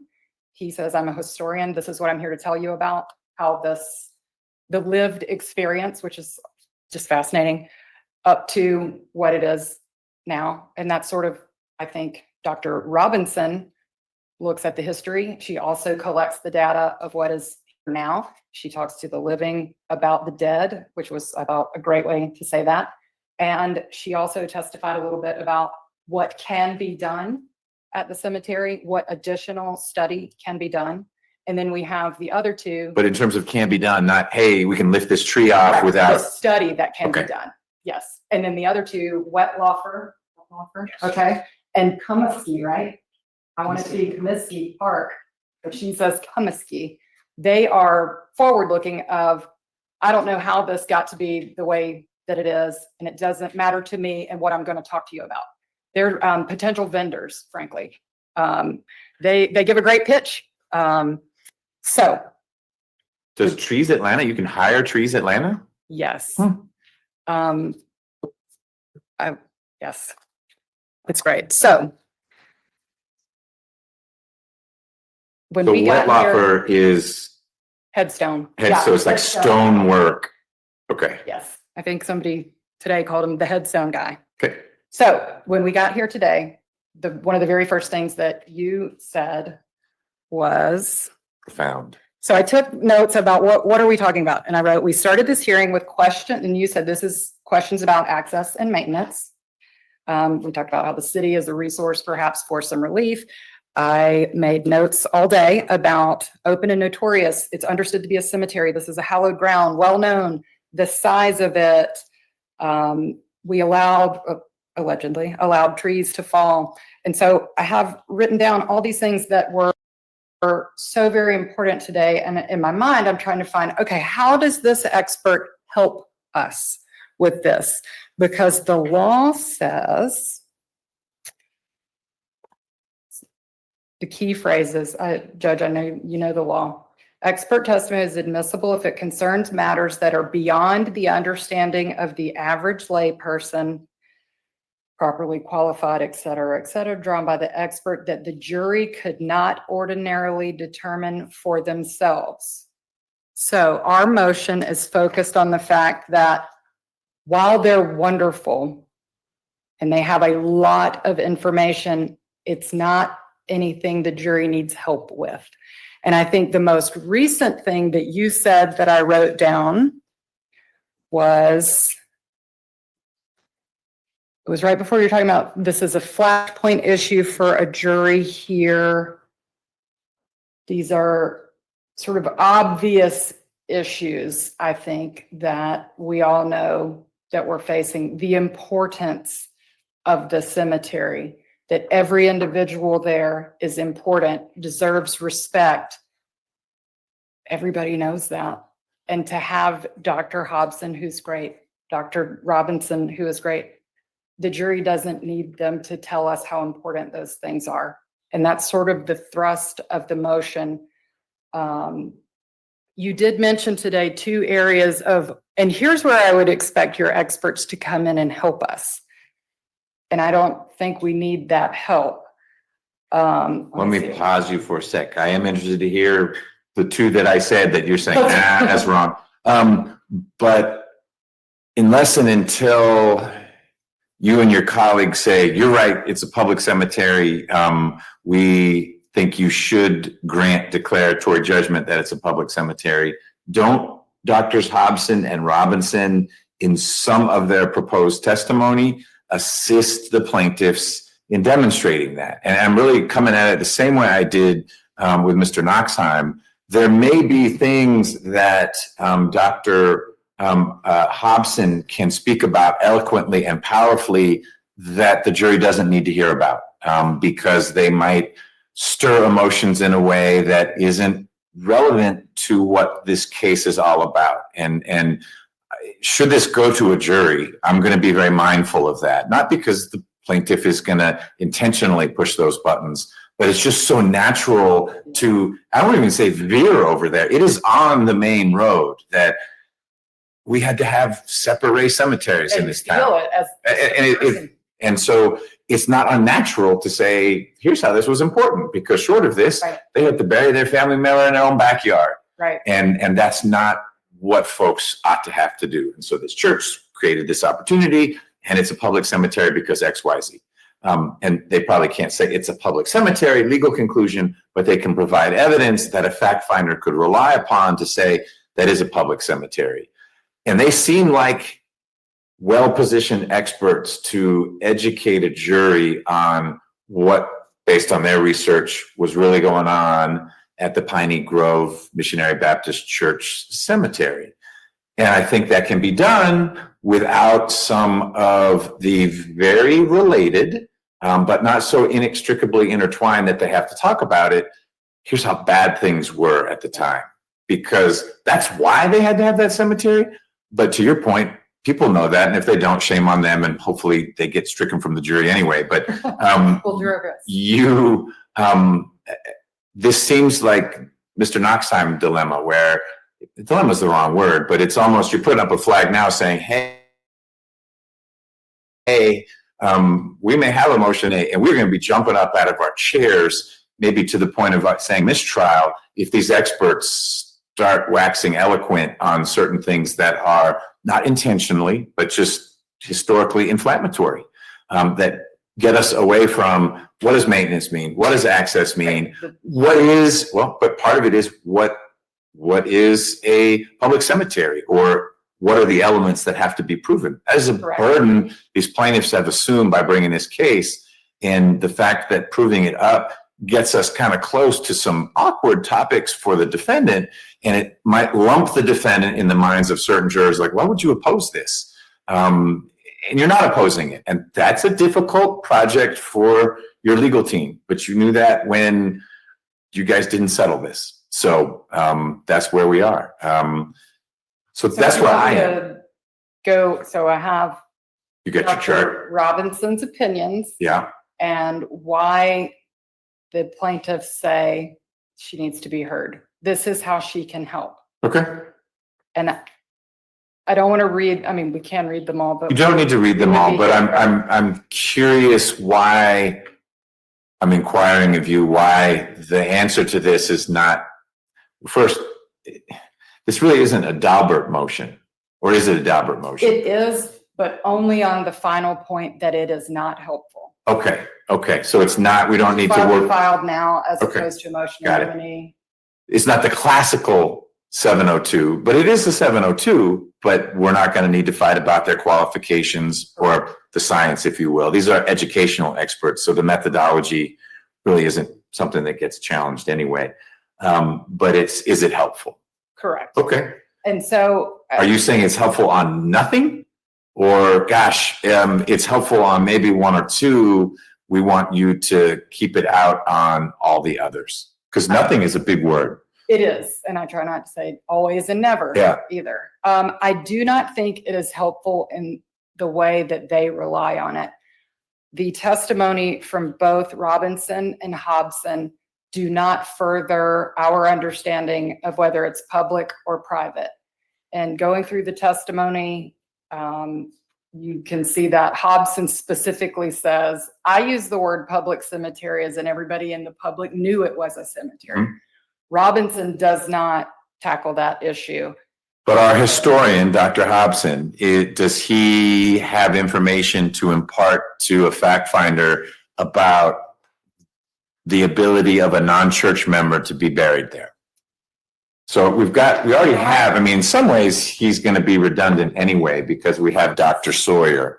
And Dr. Sawyer says, I'm telling you, you guys can impeach him if you want. Kind of rough. But he's going to say, you didn't have to be a member of the church to be buried there. Correct. And Miss Collins will say that. And there's another fact witness, I'm sorry, I don't have their name, that says that I don't need Dr. Hobson to tell us that. Okay. So then it's more cumulative. The probative value is so limited by then because we already have distinguished individuals and be distinguished people.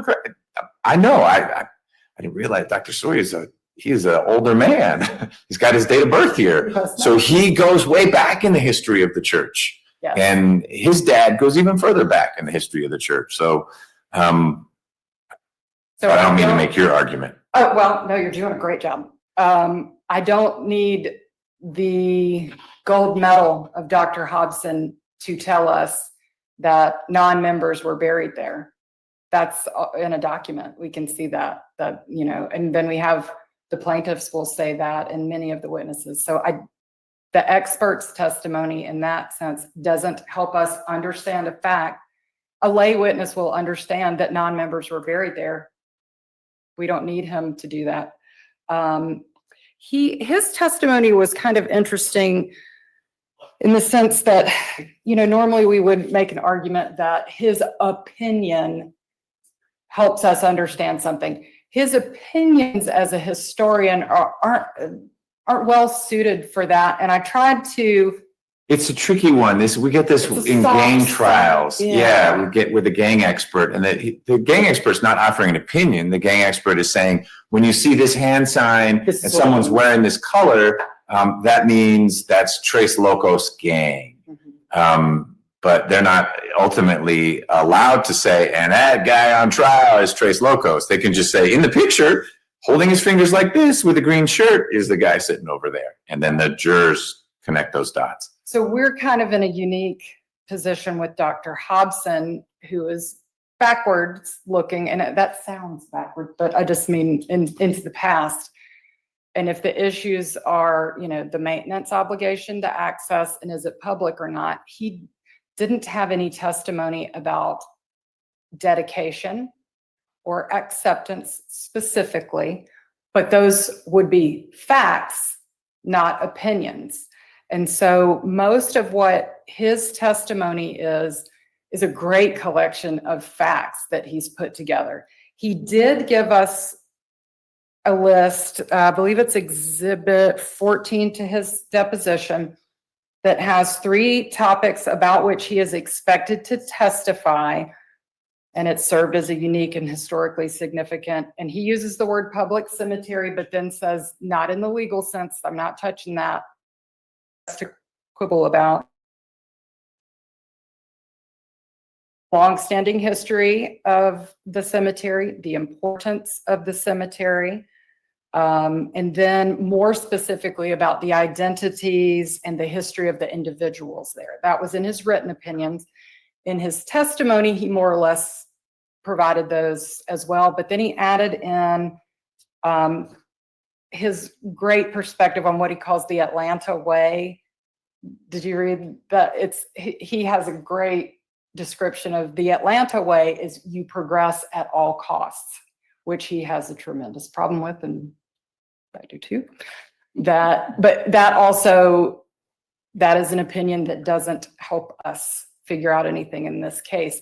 It is adjacent to what we're talking about because progress did move these communities out, but it does not help us understand the HOA's obligations here, or if this is public or private. And so that opinion was a significant, he has lots of other opinions. He also submitted an affidavit after all of the filings that I don't think is particularly important or helpful to what we have to decide. But so his testimony in our motion, we say a lot of this is just, he's reporting facts to us, and it's he does it in a great way. It just doesn't help us understand what a lay person, he's a great storyteller. We get the story. Do I think everybody ought to hear it in their lives? Yeah, especially if we live here. So that's sort of briefly about Dr. Hobson, and sprinkled throughout his testimony, he says things like, you know, we've said, are you going to come and testify that the HOA has done anything wrong or has done anything that caused the cemetery to not be preserved? No. And he says, I'm just here to talk about the history. And that is more of And talking about the history, is it your understanding that the opinion he would give in the end is that, in his opinion, the cemetery is of powerful cultural significance, value to the community that it served and continues to serve? Yes. Which that's goes my back to your opinion. original point of who doesn't think that? Right, Okay. right. Or why do we need an expert to provide that opinion? Yes. Okay.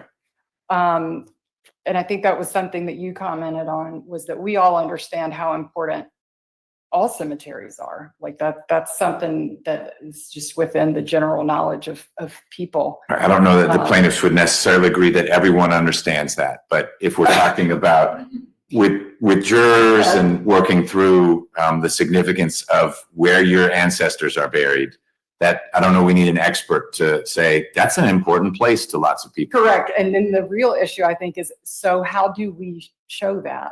And he doesn't provide that. He did have some reliance materials that I thought were really good about how different historically black cemeteries are laid out. And Dr. Robinson has the same, what types of plants are there, what types of stones are used, biodegradable materials were used. But he didn't offer an opinion about those things.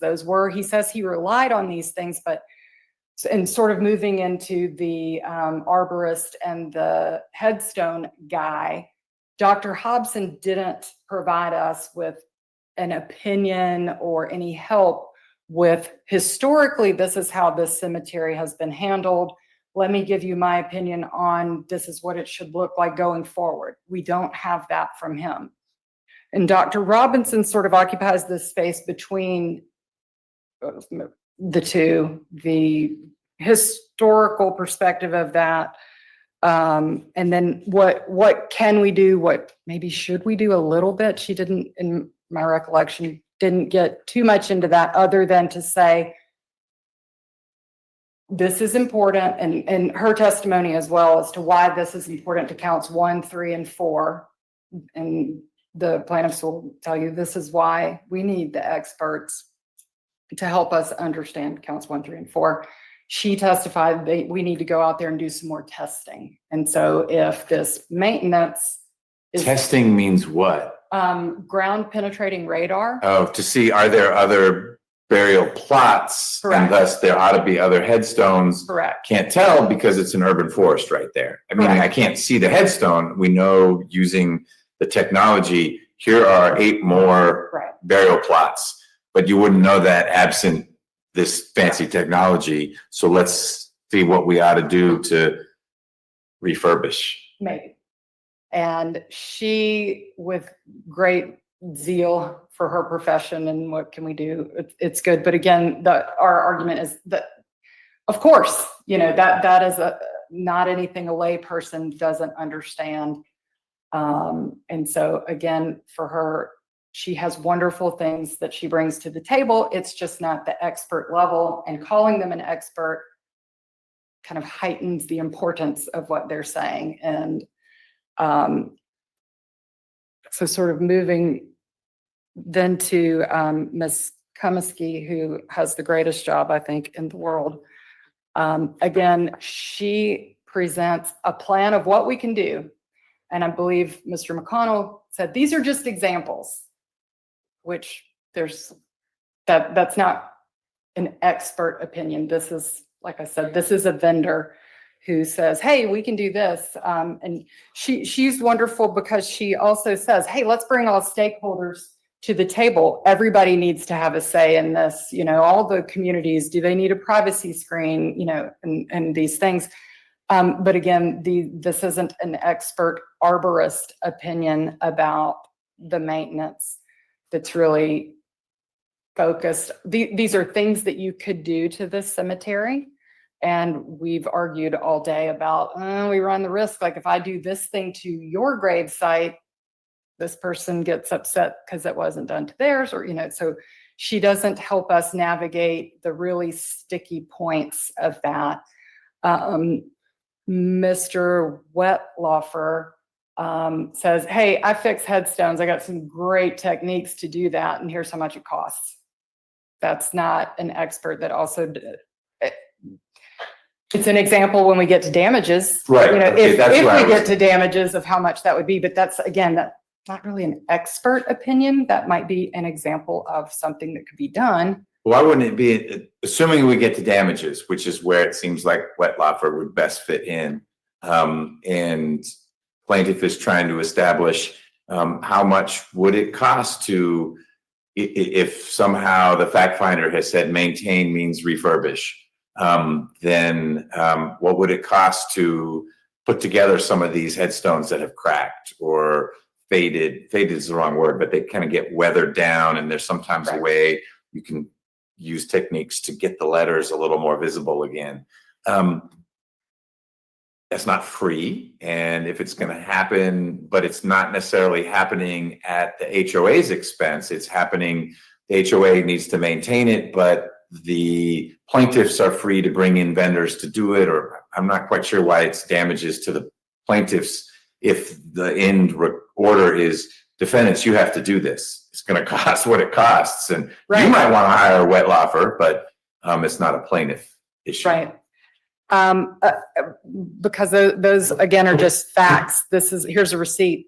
This is how much this would cost for this guy to do it.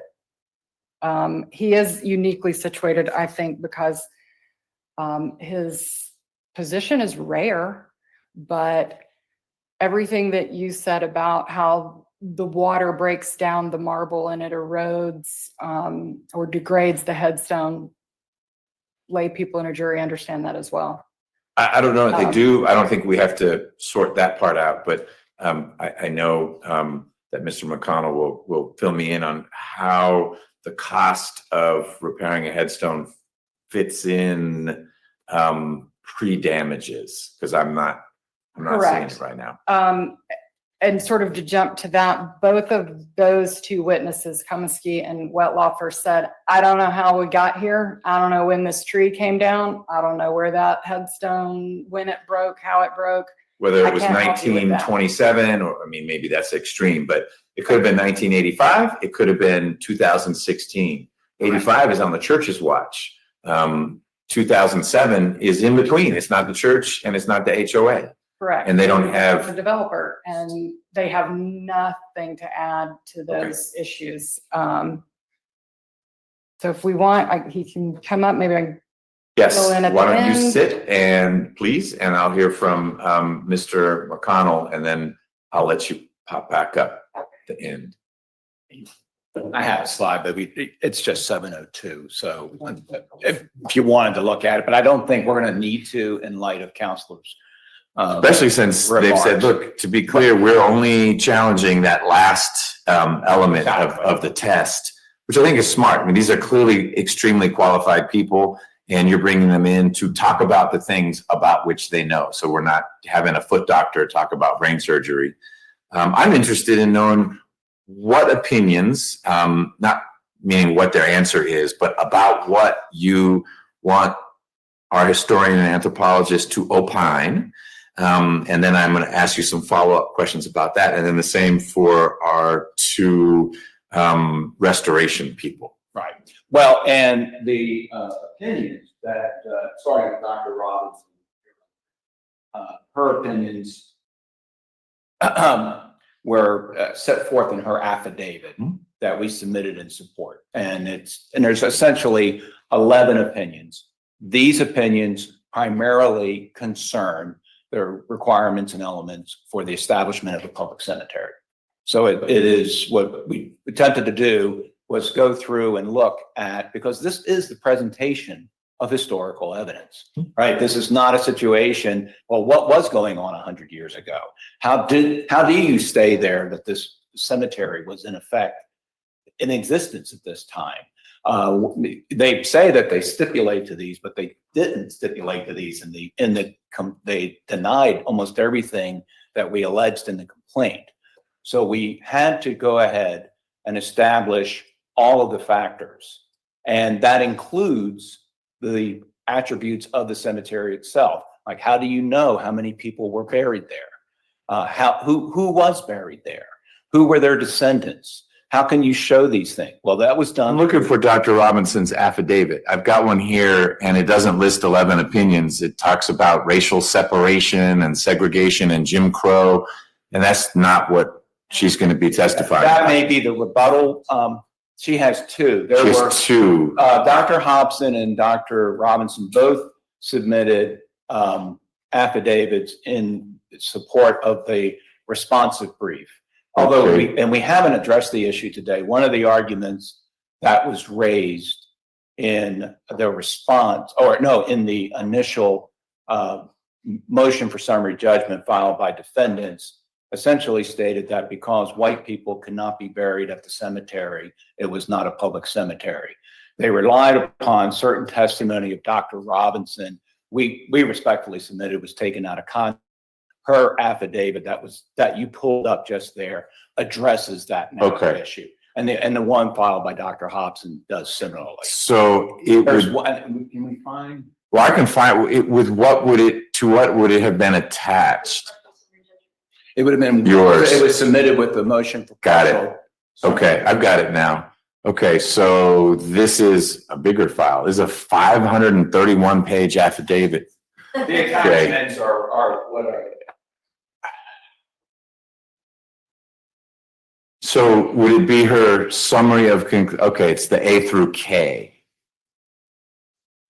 Yes, Your Honor.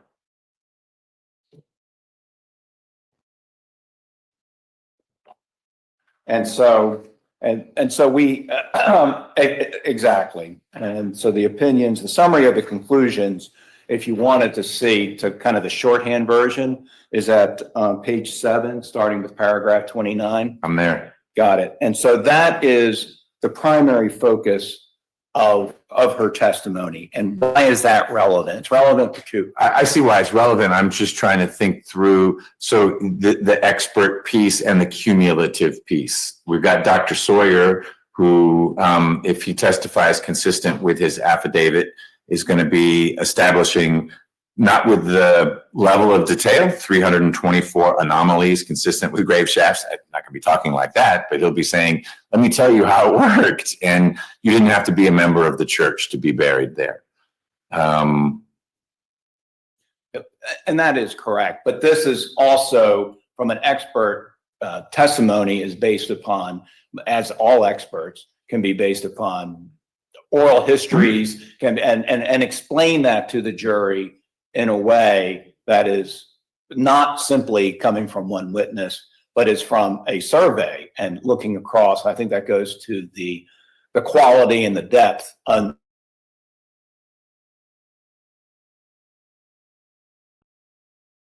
multiple. Sure. If the question of whether this is a public cemetery is not before the final fact finder, what do you call Dr. Robinson for at trial? Well, Dr. Robinson, I still think, as to certain of the claims, I do think that the significance and importance of the cemetery is important for this court today for this motion for two reasons: the public cemetery component, and then I'll get to the jury, and I'm not trying to dodge the question, but I wanted to highlight it's very important to what's before the court right now on the injunctive relief, on the vital to them. I agree. And so, and then if that is still in the case, obviously that would remain as well on the injunctive relief, if that is not addressed through our current motion for partial summary judgment. Okay. As to the remaining claims, I do think it could arguably go to the nuisance claim, in the sense that the injury and the assessing the conduct in the context of the significance of the cemetery could be a factor that could be taken under consideration by the jury in assessing that this isn't just some trivial interference with just the cemetery. This is a very significant, important landmark in the city of Atlanta that needed to be preserved, and they were charged with the preservation and the charge of the maintenance of that cemetery and failed to do so. And I think that goes to assessing, is this really a nuisance? Well, it is, because this cemetery is important. The city of Atlanta said it's important, and it's important for these reasons historically. I do think it could go to the nuisance claim, Your Honor. Okay. But that's, again, we're going to be much closer to trial at that point. We'll have a pretrial order. The issues will be more narrowly defined. I think now trying to assess this in a vacuum can be difficult. How about Dr. Hobson? I think it's very, I think it would be very similar, and obviously. So why both? If and that's a fair point, Your Honor. And again, I think at this point, Your Honor can take both of them into consideration, put whatever weight that the court would like to in connection with the public cemetery issues, which I think both of them are important for that. And I think they're both important for counts 3 and 4. And if we do get to trial, and we don't want to have duplicative testimony, and we would avoid that. Okay. But you agree there's overlap. They come at it from a different perspective. They're not the same, and they have different things to say.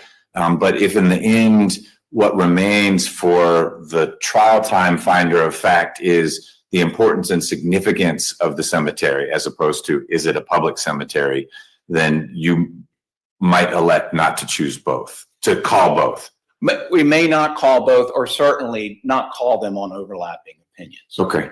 And avoid that. Okay, great.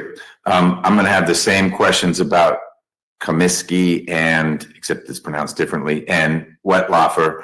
I need to deal with this guy who's stuck in jail for a little bit longer. Oh, I'm sorry. No, you don't have to apologize. You had no way of knowing, but so you're welcome to, you can stay right. It'll take just a second, but I need to see what's going on here.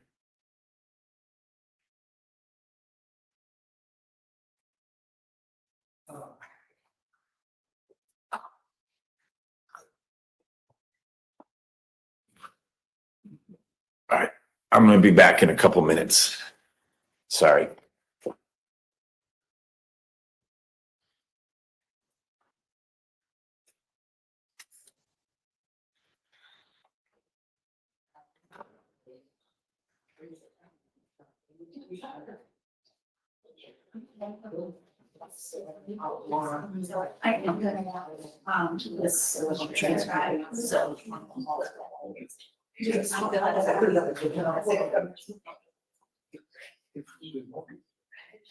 Okay. Okay.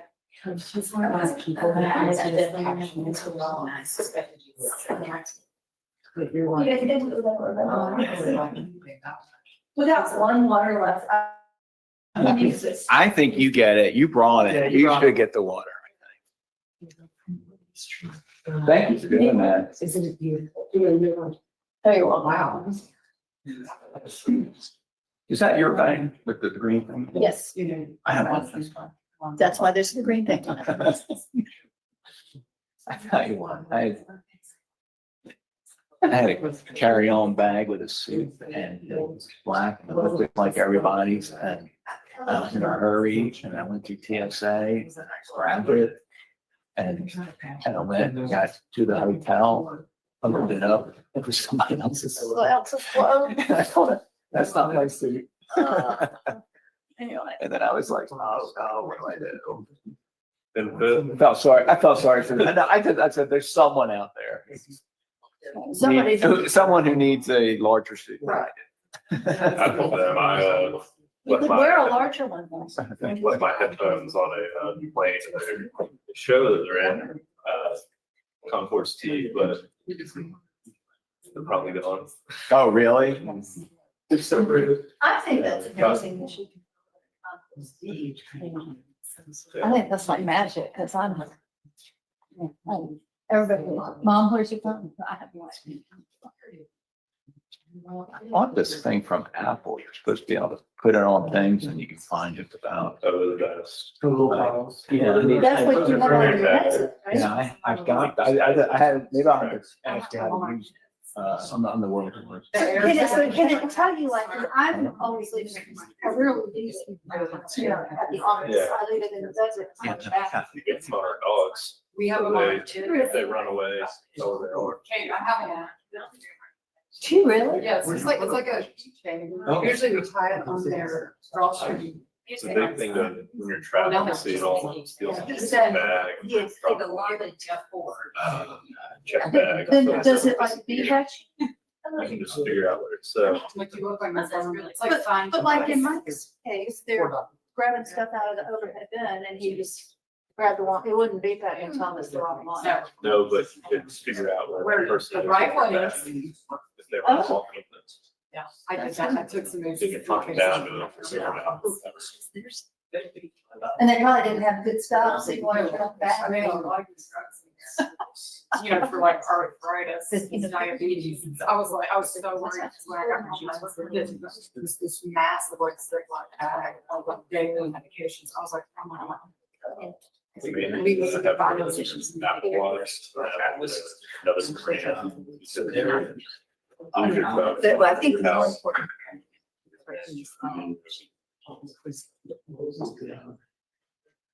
Oh, I would like that. I would like that. I would like that. Mine says, make it make a noise. I can't find my phone. Make it make a noise because you're not getting moved up. That's what my My hair's AirPods gonna are. be- Oh, really? Out there. Keep everything. So he's like, his phone's Turn them gonna on, through put his the sound watch. You know, so if we lose the air tag. Or maybe it'll just make noise. Oh. You know, like something turn it I gotta learn how to do that. Yeah. I've gotten up. bad. I love it. I just- I'll put something down in the house and I'm just like, I just had it. Where? The guy can't get your phone. So that's like, hey, for my mom, I had these Much on better. an ear tag. Toss, days. I don't know how I. But you're. I have that in my car. Yes. The best thing. Or you did what? Put an air tag in my wallet. I have one in my house. Oh, no, it's the case, because I look at How are you doing? Yeah. It's a long day.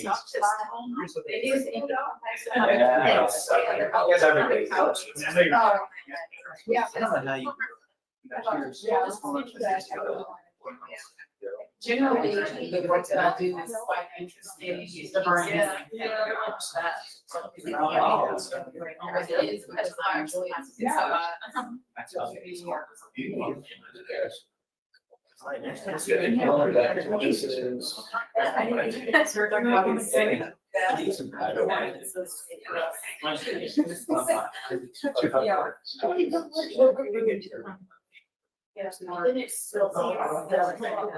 What is this? These are certified copies of ordinances. I just want to make sure that they're on the record. I know you're not showing it. I'm an oral. I just want to make sure that. Okay, why do I have? There's two ordinances, the 0952 and the Okay. 2508. I'm 2502. Okay, I got That's one set, you got this. Okay. Oh, there's not stapled. These, oh, all right, I got it. I got it. And actually one is. I just passed the whole file. Yes, so let's go. Excellent. It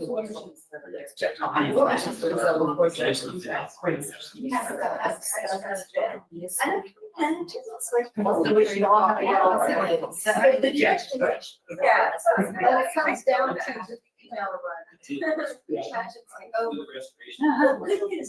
Oh, this is, sorry. What did he say? I don't remember. Get my train of thought back on. What was the last, before the interruption? About what we were gonna talk about? Yeah, I was trying to. He was getting ready to move to the arborist and I think. Right, you had just said her name. What? Because Robbins, it was talking about Robbins. Oh, wow. Oh, you know, if only someone was written it down.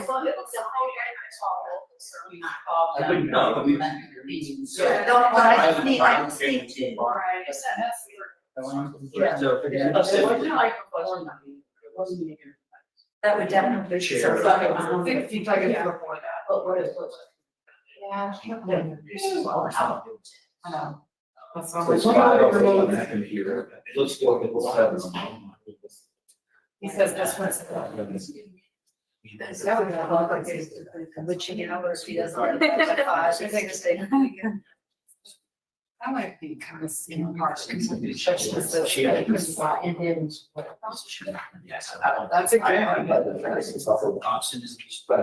It's like WTT.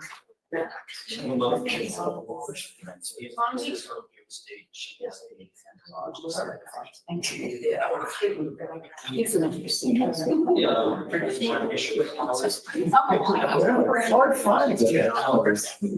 I'm not just asking.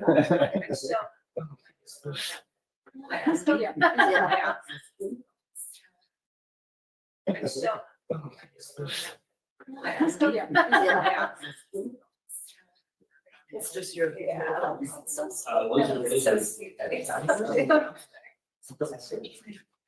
They only need two, that's what we figured out. Six factors. That's right. I just need two to have a full set. I don't need. Yeah, I just gave you guys extras. It's the two ordinances. I gave you. Yeah, it's the same thing, these are just certified copies. Yeah. And there's just two, okay, I got it, thank you. Yes.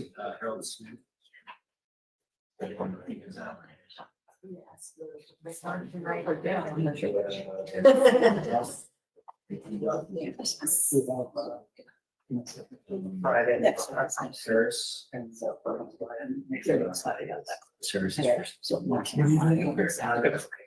But if you're at home, so. No, that's. You gotta make it there, yeah. So I'm going to. That was a great. School from 8 to 5. And that's Monday, Tuesday, Wednesday. So what are you gonna do here? I know. I think I sort What's you gonna do? I think I sort of lost my mind. Or you'll only. I would just do. We manage our. I went on. Always.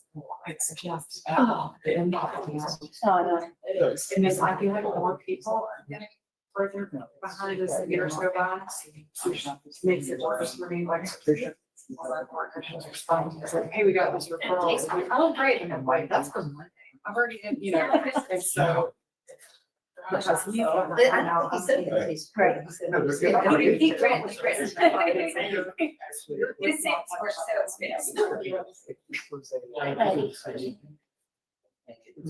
Oh, I got the others. For somebody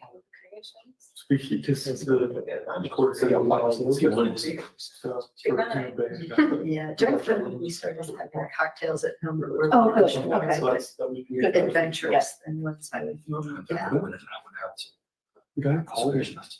State laws and that. 2 years after a year. Or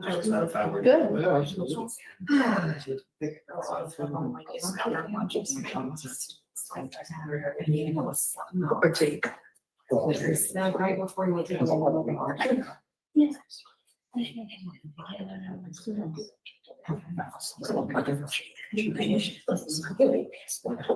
Is there a particular place where?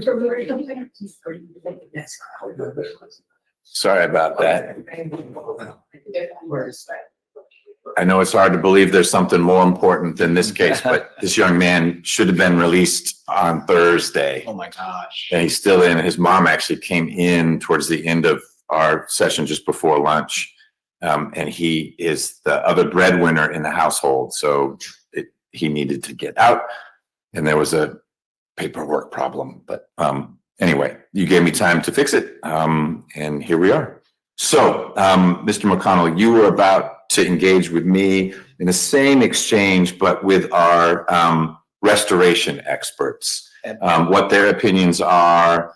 And here I'm not concerned about cumulative because they're the only people who, from everything I've heard, could be talking about here's what it will cost to, or here's a plan for doing maintenance and restoration, et cetera. So I'm just trying to figure out how it's relevant if we're not in a damages space.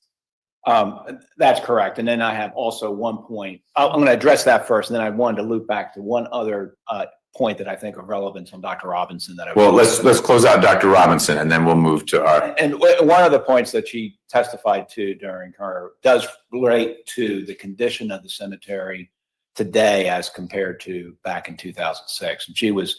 And this concerns that she's familiar with the archaeological process of probing and trying, and remember the delineation map that we had showed, and you have to have access in order to get in there, take the probe and to search. Well, for each of those graves depicted on the delineation map, someone was able to do that. And she visited the cemetery in January 2025 and was posed on this point, said you couldn't do that today. And when was the delineation map done? 2005. Oh, okay. So the 20 years passing, 2006, now the obligation is on the owner of the land to maintain, and it's not going to become so impassable in 1 year.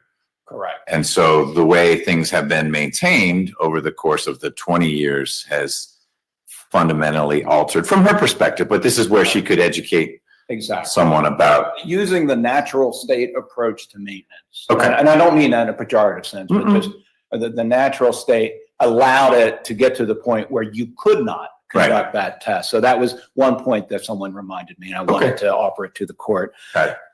Now, with respect to both of our restoration experts, I believe that you referenced, the first and foremost that they go to is in the weighing of the harms on the injunction. That it was, we wanted to give the court, and I think I mentioned this, I did say it was examples, but they're examples from experts, and in the sense that this is a yardstick, Your Honor, because in assessing, but you have the vital necessity, which is a Hobson-Robinson thing, but then on the weighing of the harms, that's both Robinson and Hobson on the significance on one side of the scale. Right. And then on the other, how much does that scale weigh?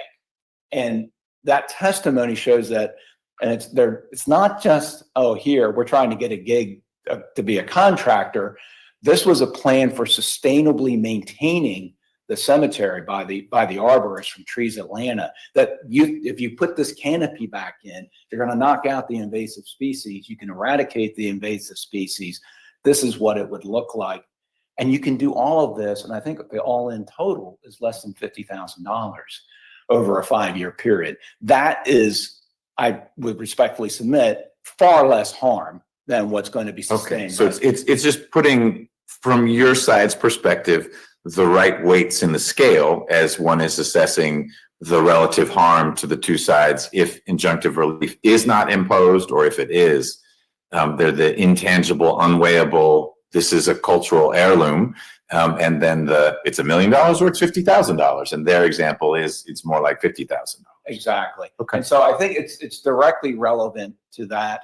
I'm not so sure on the damages. We haven't incurred those damages, but I think a jury could try to figure out, well, if it, and I would respectfully submit that it could be argued as trespass when the owner allows, just like it allows goats to run free, or not goats, that's a bad choice, dogs to run free, or Cows. cattle, or things like that to run through the cemetery.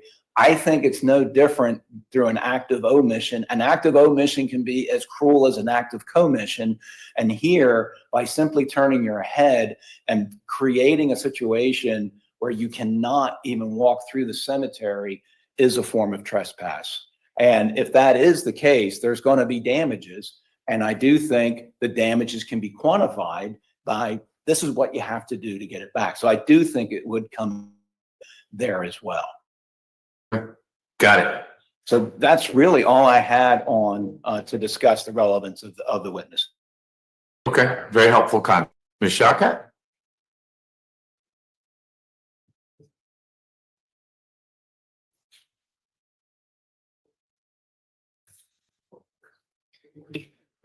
Judge, to touch on the recency and primacy, the recency of what was just said about Dr. Robinson with the testing, the probing with the stick. Right, that your colleague jumped out of her seat on that one. Yes, you did, because the testing done in 2005, her visit was in 2025. There's this tremendous gap of when it was not within the HOA's control. And the testimony of all the experts is, I don't know when those trees came down. Oh, I understand. I am not attributing to the HOA 2006 to 2014, 2015, whenever it came into existence, but that's a shorter window than from existence to now, about the same. But it's just a helpful data point because all I have is this 1990 photo where it's grass and you can see headstones, and then that guy with his underwear sticking out with this kudzu everywhere, and he looks like he had to work about 4 hours to uncover this sad abandoned's the wrong word, but neglected headstone. And clearly that's two different, I mean, we're like in the Amazon and we were in like, it's a nice little cemetery. It's hilly, but it's a cemetery. It is. So something changed in that window. Brockington's pictures are 2006. Okay. So we do have that glimpse there as well. Little snapshot. Correct. And as you said earlier, no one knew to be taking pictures during And time. no one is saying know- that they're all pictures of the same thing. I'm not gonna, I mean, Right. the shot that had the church up on the hill was a beautiful vista, but that's not the same vista as the gentleman who had recently cleared the headstone and looked like he was being sucked into this kudzu mound. And that will look different in 6 months because it's growing season. Hmm. And in the And there's winter, probably a new tree that fell. as we have seen the cleanups in the winter, it looks much better. Everything is dormant. And so I Right, but don't think. cemeteries need to be year round and not just you can visit your loved ones in January. Correct. Well, and I don't think that the experts help us understand maybe how people visit their loved ones. And When you that say was- the experts, meaning our restorative experts or our well, certainly not Or- them, and that wouldn't be within I the agree. scope anyway. But with Hobson and Robinson, looking at, It would seem like their source material would allow them to offer an opinion on how descendants visit their ancestors because they know what they know having talked to descendants. correct, and those descendants could also come and tell us Oh, these yeah. things too. Yeah. And I don't recall, and I'm sure Mr. McConnell will correct me, I don't recall any expert opinion on how those worship services and how the burials took place. And that actually brings me around very well to the opinions. But how's that relevant anyway? I mean, if That's Mr. exactly right. McConnell was going to spend 40 minutes with a witness on how did the burial work, I would hope that after minute 1, you'd object and say, that's not relevant to. So some of the opinions that were given are about burial practices. For example, one I found fascinating was they used to be at night. And I thought that was really fascinating, but that wouldn't be relevant or helpful to, you know, how the burial practice took place is not relevant to how people mourn today.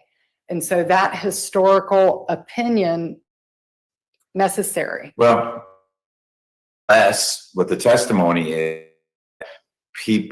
Some people choose to mourn consistent with the burial, which is why we need after dark access to the cemetery. My great-great-grandfather was buried at midnight because that's how we did it. And the most meaningful time for me to connect with him is on the anniversary of his burial, which would be August 14th at midnight. And so I actually do need to be there at midnight, which is why I need light poles in the cemetery. I'm totally extrapolating here. But all of a sudden that is relevant for Dr. Hobson to say, tell you actually, people were buried at night. It was safer. They weren't going to get run off the land or who knows. Yeah, that would be, but they don't offer that. Okay. That's not something that they brought up in his deposition. Ms. Whitlock said, after the body's in the ground, sort of, do you have any opinions after that? And he said, no, I'm historic. We're looking back. Another thing that the plaintiffs have said, these Robinson's opinions are helpful for the public versus private. And I was just truly highlights the words, the phrases, the dedication, landowner's permission, the exclusive use, all of those things that help us with that analysis or that govern that analysis. Robinson's opinions don't touch on that, that there are 324 graves there. That doesn't help us determine if this is public or private, because a public cemetery could have 4 graves in it, you know, so it's her opinion that there's 324 graves there. Well, that's a fact. And it also, her saying it doesn't guide or assist with the analysis of that. And so sort of in this room today, that expert opinion of how many, you know, breaking down her opinions, that doesn't help us determine public versus private. Well, there's one. Letter I may be in that space, and we don't need to get too much into the depth of it, but opinion I is that members of the African American communities in Atlanta, so not just the church members, that cemetery was available for their loved ones. And then she cites why, and it's some of them are the fact witnesses that your colleague discussed. And so maybe we're getting to be a little cumulative here if her expert opinion is based on the testimony that we'll be having from witnesses who testify. I think the jurors could perform that synthesis, but there's a little more. I mean, it looks like there's some literature she relies on as well, although it looks like it's mostly the depositions of the fact witnesses who are also identified. So we'll see. But as I forecast or previewed with Mr. McConnell, if the question of is this a public cemetery, not something that the ultimate fact finder is wrestling with, I was heartened to hear Mr. McConnell say there's a whole lot we don't need to go into with either Hobson or Robinson. They have things to say about the vital interest and whatnot on the injunctive relief side, but much of what they might be educating a jury about using their expertise that would go to public cemetery, the jury wouldn't need to hear about. I agree. Okay, look at that. Anything else? Probably shouldn't bring up the 2 times that I disagreed with you earlier today. No, I'm ready for it. Well, one is the vital necessity, where where you said this could be a place where the experts could come in.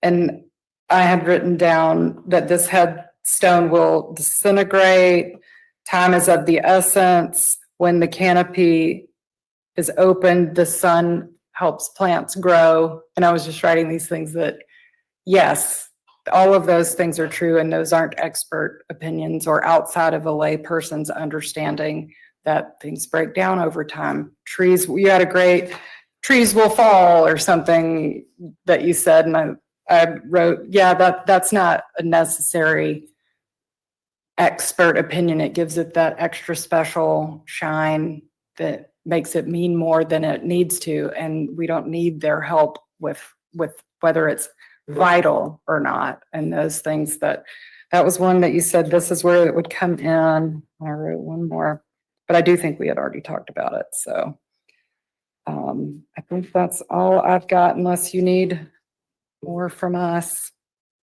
Feel like I've had enough. Oh, you're welcome. You were satiated. You asked. Thank you. You may not want to run away though, because I think we've got the 4 exhibits that remain where there, unless during the break except you didn't have a break. So it's still the 4? Yeah. Okay. So what are the 4? Well, you have a mess at your feet. I know. It's a lot. 2 newspaper articles and 2 Buckhead Heritage newsletters. And our objections in our motion are that the contents of those are hearsay and do not fall within an exception to that.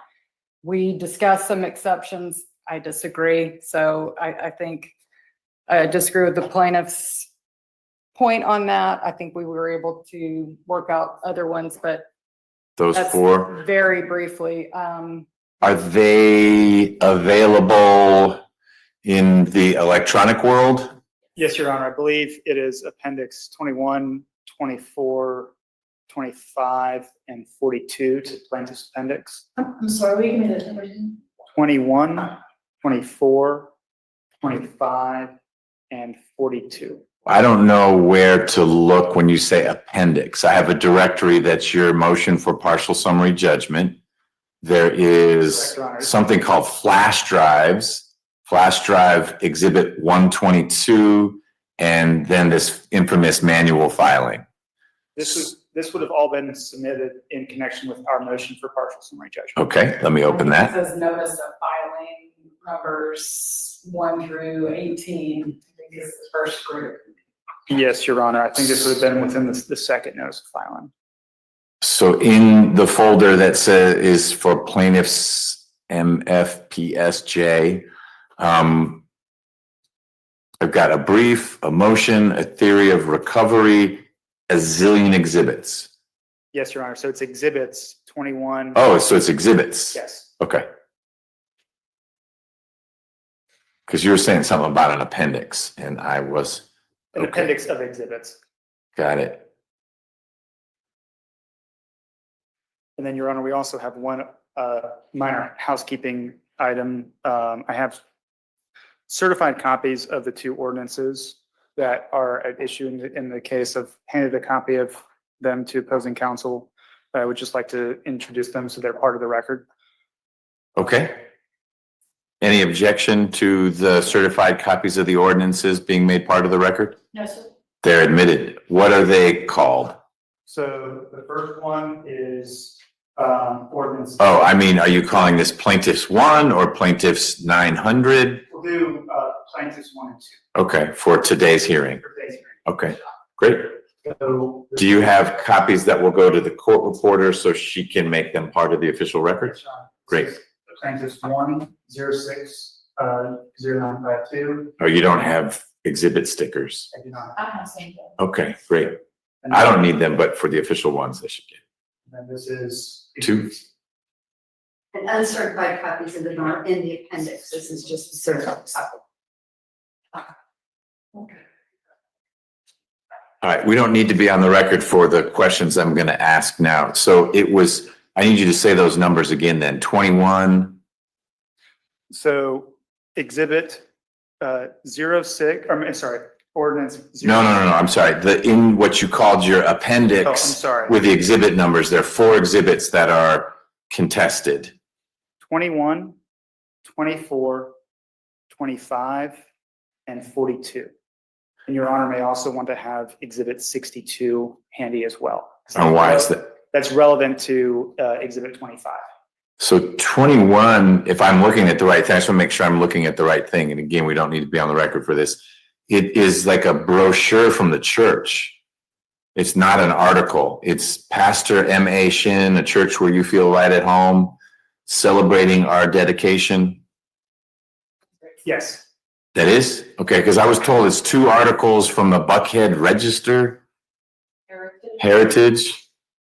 Was 2 AJC articles or was it just 1 AJC article? So I understand that it's 21 and 24 is the other newsletter from Buckhead Heritage. And then if I understand your objection, it was 25, which is a AJC article, and 42, which is an AJC article.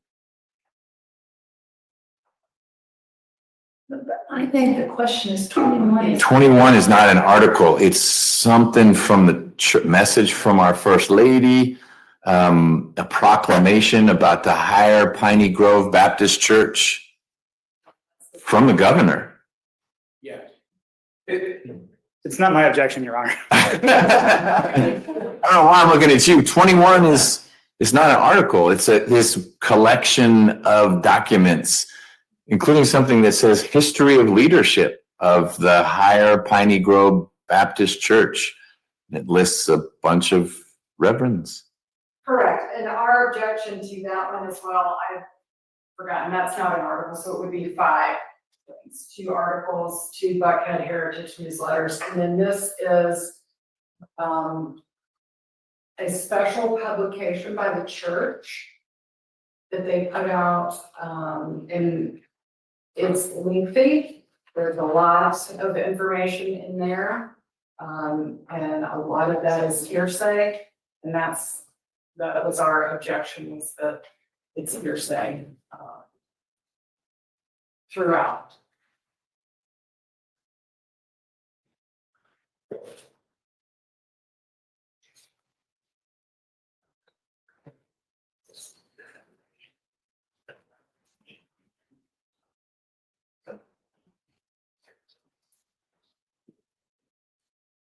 Yeah, so talk to me about Exhibit 20. Hopefully the others are simpler. You guys said this was going to be quick, but we can go on the record again. Exhibit 21, I lost track of how many pages it is, and it's just this random collection of things.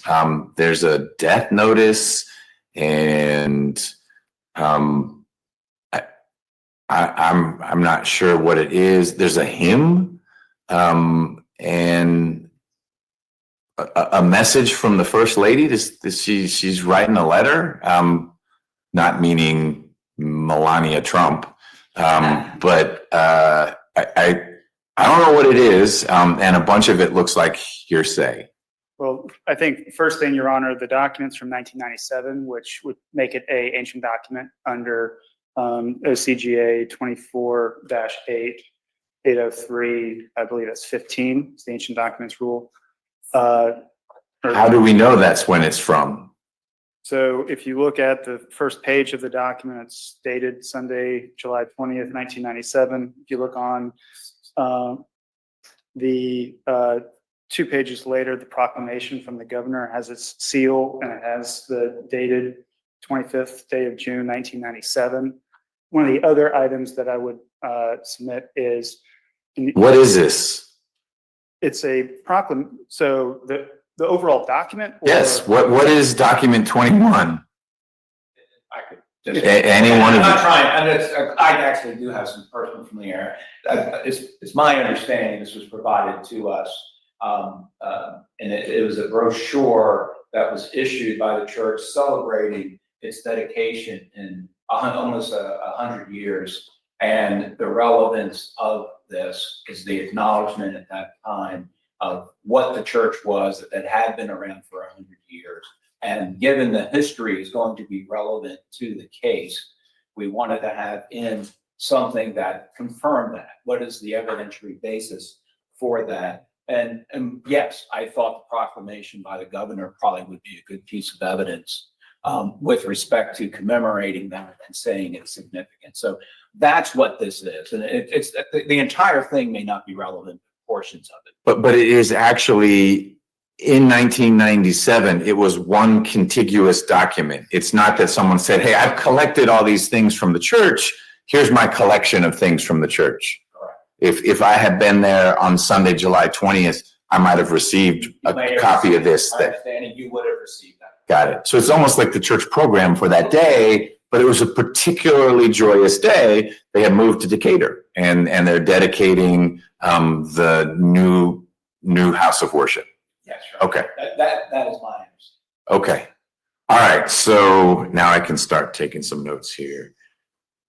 You're saying ancient documents. Yes, Your Honor. Which was 803? It's 803-16. All right. I gotta say, this is I've heard of that as an exception, never had to deploy it before. This case is great. Okay. There's one other point that I would make. I think it's particularly relevant to this, but what's also raised in our brief. Our brief points out that a motion to exclude has to be specific. You have to be, particularly with hearsay, you're trying to exclude in reference to a statement. Right. And so we made, in our response brief, we noted that their motions to exclude were generic. It's a blunderbuss. And the Supreme Court has said these motions to exclude, particularly at the pretrial stage, a motion of immunity has to be narrowly tailored to the facts and evidence at issue. We don't believe that's the case. And so we're happy to go through these specific items. I'm happy that we were able to narrow the scope, but we just want to have that on the record as our objections to the motion in its entirety. Okay, I appreciate you flagging that. Are the remainder of the documents not a church program? They're actually articles? I guess I should be asking the defense. They're the ones challenging them. Yes. Okay, so it was a big old church program. It even has ads in it. It's great. 24. I'm impressed someone still has it. Okay, so then we get to the Buckhead Heritage Society. Just generically, Mr. Todd, why would a newsletter not be hearsay? Or is this also ancient? It's not as ancient? What's the age limit for ancientness? 20 years, Your Honor. All right, this is not 20 years It's old. not ancient. It's old, it's not ancient. November, it's 2012. Yep. And this document, Your Honor, first, we're unsure what the specific statements that are being challenged as being. Well, why would any statement in it not be hearsay?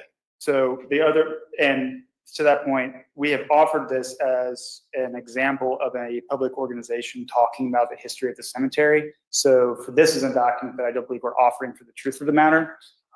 But it also goes to, if it is considered for the truth of the matter, has statements about the general history of the cemetery and the general history of the property and the reputation of the property. And that is another exception to the hearsay rule, 803-20.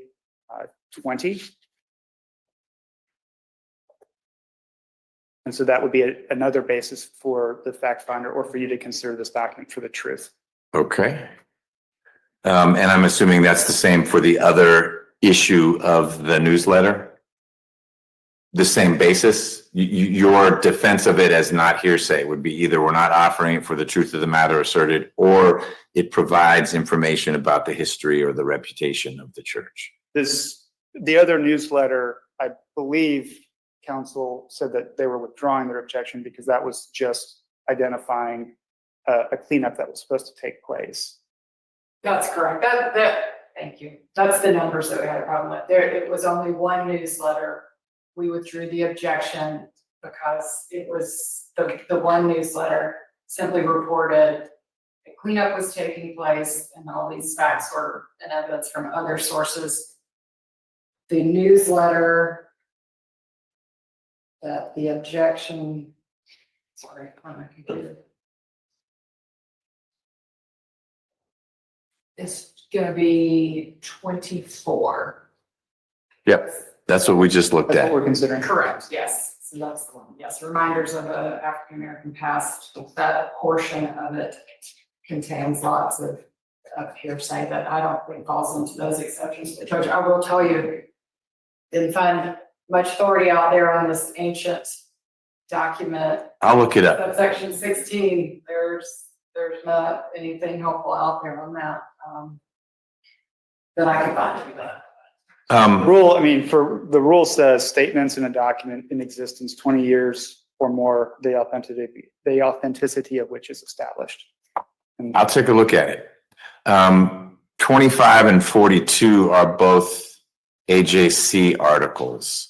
And neither is ancient. So what is the non-hearsay aspect? I appreciate that the defendant hasn't said, we don't like what Ernie Suggs says in paragraph 5, but this is Ernie Suggs telling it like it is at the cemetery. How is that not hearsay? Or when he's quoting someone, he's quoting, I'm assuming, I went way in here.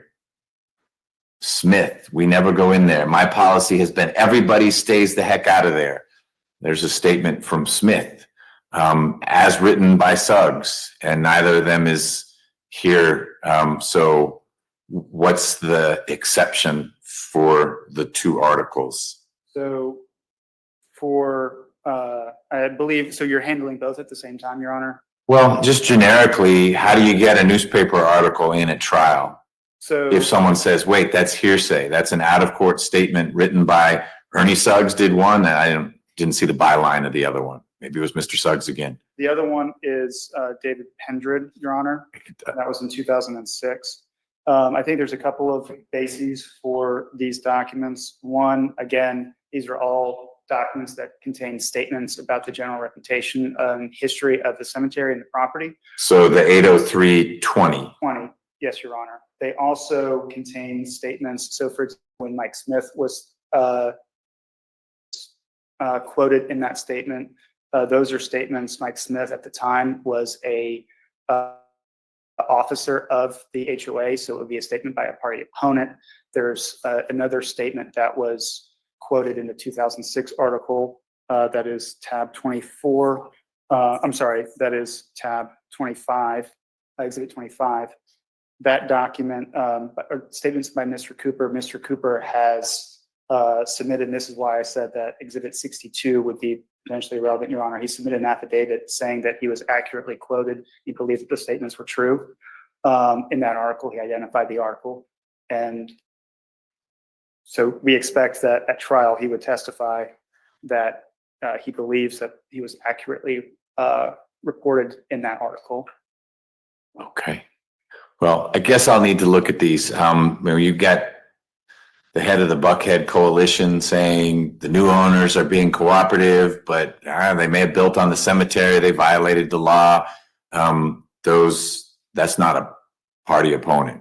The last one that I would say, and for some of those statements regarding the as it exists, I think these are statements of a then existing mental condition that are describing the cemetery as it exists at the time. So they're describing, or then existing condition. Some of them are describing their plan, their motive, their intent.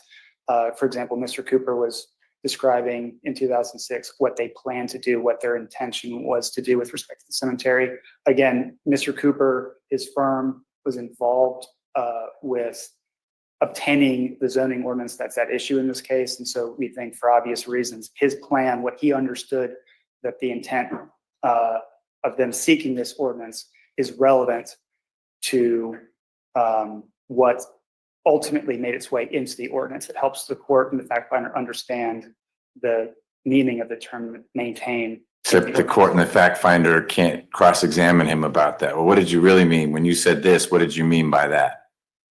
We can bring him to trial, Your Honor. And there you go. You don't need the article. And that's one of the other items for one of the reasons why a pretrial motion in limine at this stage is improper, because in order to be excluded at this point, there has to be no way for this evidence to be admitted at trial. And so that's another independent reason. And the site for that, Your Honor, is Williams v. Harvey, 311 Georgia 439. It's a 2021 case in the Georgia Supreme Court. All right. Ms. Shawkat, anything else about the 4 exhibits? These were focused on the use of those in the motion setting. Okay, not at trial. Correct, that would be, we're trying to comply with scheduling orders and understanding that for use at trial, those would be motions. Okay. Well, that's a helpful adjustment for me. So your point is, Judge, you ought not to base a ruling on the partial motion for summary judgment on what Ernie Suggs wrote in a newspaper, because that's hearsay, and his quoting of other people would be double hearsay. Got it. Okay, unless it's an ancient document, or I don't know about the some of the other exceptions that were cited, but I'll look at them. But thank you for focusing that. It's not, also might not be usable at trial, but you're not seeking a ruling to exclude it from trial. You're saying it ought not to be something you weigh in assessing, for example, is it a public cemetery, or is injunctive relief appropriate at this time? Correct, we would raise that as a motion. Okay. Your Honor, if there's one point that I can add to that. There's one you can add. So these 2 articles, for example, Article 42, the Suggs article, that is the article that was referenced in the board minutes that were shown to you earlier today. And if you look at it, that's in our appendix. So that article is relevant, and it is, that's. I don't doubt it's relevant. That there's no challenge to relevance here, as I understand it. The challenge is hearsay. So relevance, you got to be relevant before I even worry about hearsay. It is relevant. Yeah, so they possess, it shows, it's also relevant for a non-hearsay. They had notice of it and whether or not they acted on it, but they had knowledge of it. So these are documents that are admissible for both the truth, but also can be considered for non-hearsay purposes as well. You can just say it out loud. I apologize. That's all right. I'm sorry. I apologize, and I apologize to Mr. Todd. No, it's also, though, the Mike Smith statement is an admission. So that. Well, Mr. Todd made that point. I think anything that's coming from I want to be clear, Ms. Shawkat, I'm not attributing what Mr. Smith says to the Homeowners Association. There is a distinction, but given his role in the process and who he was and the Homeowners Association, I think that has some traction, but that might be 3 lines in a 400-line article. And so it may be there are pieces of it that I ought to consider, but some of the other parts I think might be excludable at this juncture, which is really all we're talking about. This is sort of a motion in limine for the motion for summary judgment. Yes, I think Mr. Smith testified, though, that at the time he made those statements, he was an officer of the HOA. And I think the statements, likewise, the statements by Mr. Cooper, the HOA has adopted those, at least to some extent, as true. And so under 801C, they would be potentially attributable to the HOA. Who is Mr. Cooper? Somebody completely unrelated to the HOA, who was one of the developers that has nothing to do with this HOA, didn't start this HOA, was never an agent for this HOA, and should not be considered by I'm just. He's in the earlier article. He's in the behind tab 25, Your Honor. And if you, I'm going to direct your attention to the second column. All right, hold on. Let me get to 25. Okay. Mr. Cooper was Capital Partners, one of the early people. Brad Cooper, CFO of Capital Partners. Yeah. Okay. He's saying some things about the cemetery. Okay. And there is, Mr. Todd claimed that the HOA adopted his statements. I don't mean to put words in your mouth, but it was something to that effect. But that's different from Mr. Smith, who was the HOA effectively.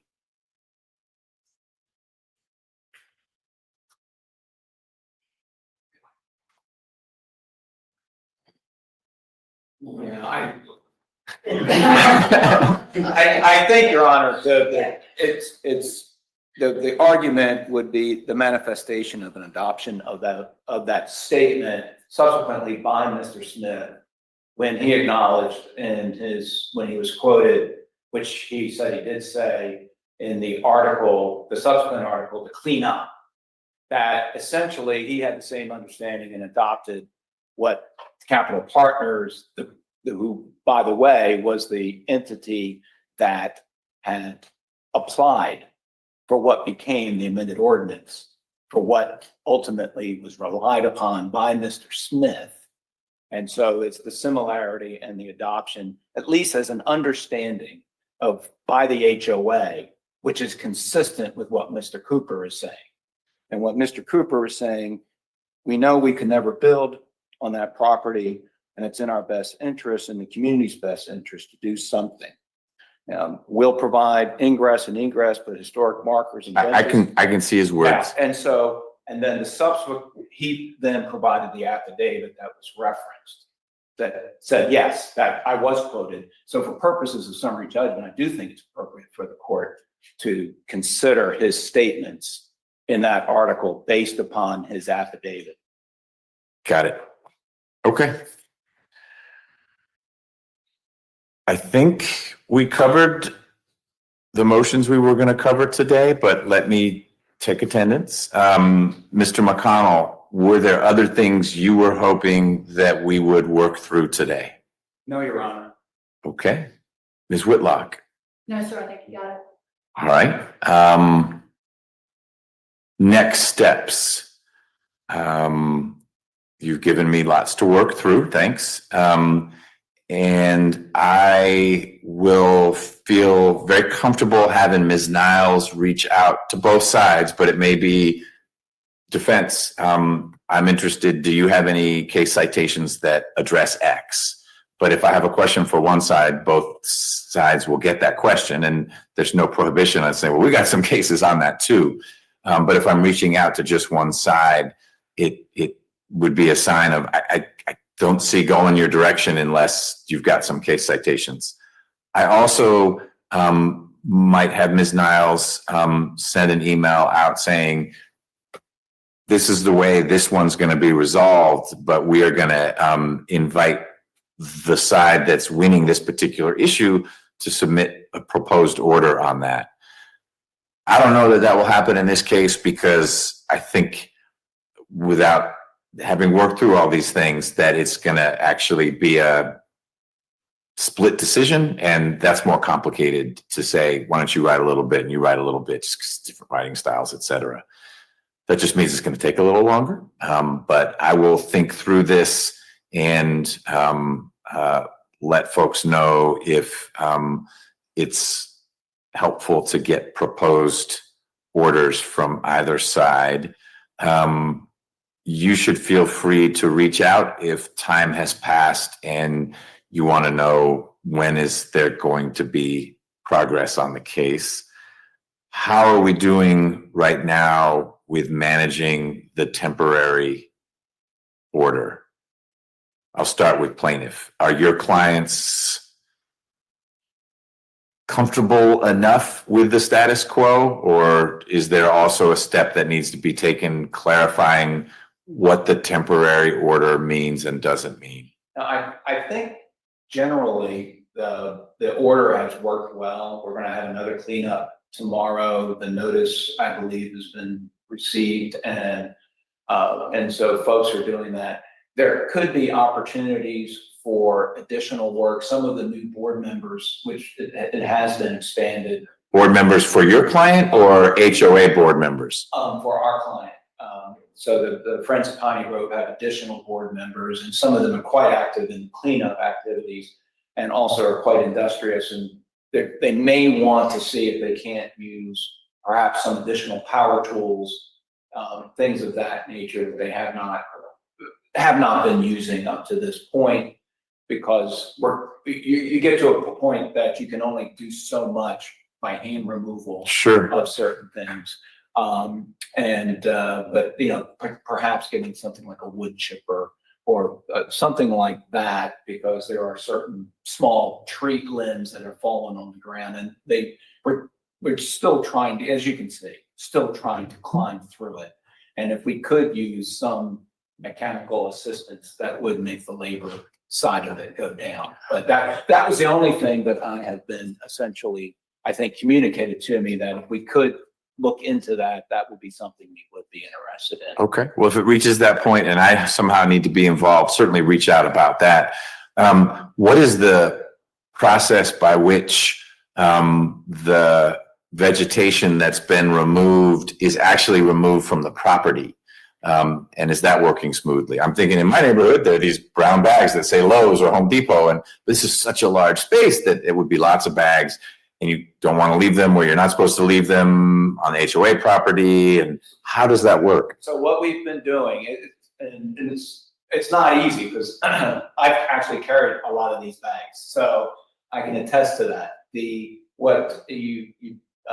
They're getting green bags, and then we bring them up to the front of the easement area, that alley, and try to put them as neatly as we can. And then usually the Monday or Tuesday afterwards, we have a service for a fee that comes out and picks them up. So you're not waiting for that totally unpredictable and infrequent city of Atlanta, here's when we pick up yard waste.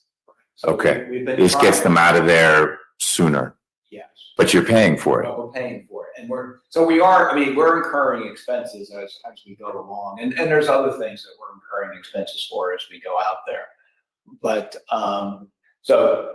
but in terms of the order itself, I think in general, in terms of what we can do, it's working. Ms. Whitlock? So I have mostly agreement with that. But I think the order already provides that if they want to do something more than what they have been doing, that we are to meet and confer about that. So I don't think that that requires anything from the court at this point in time. Okay. We can work through that.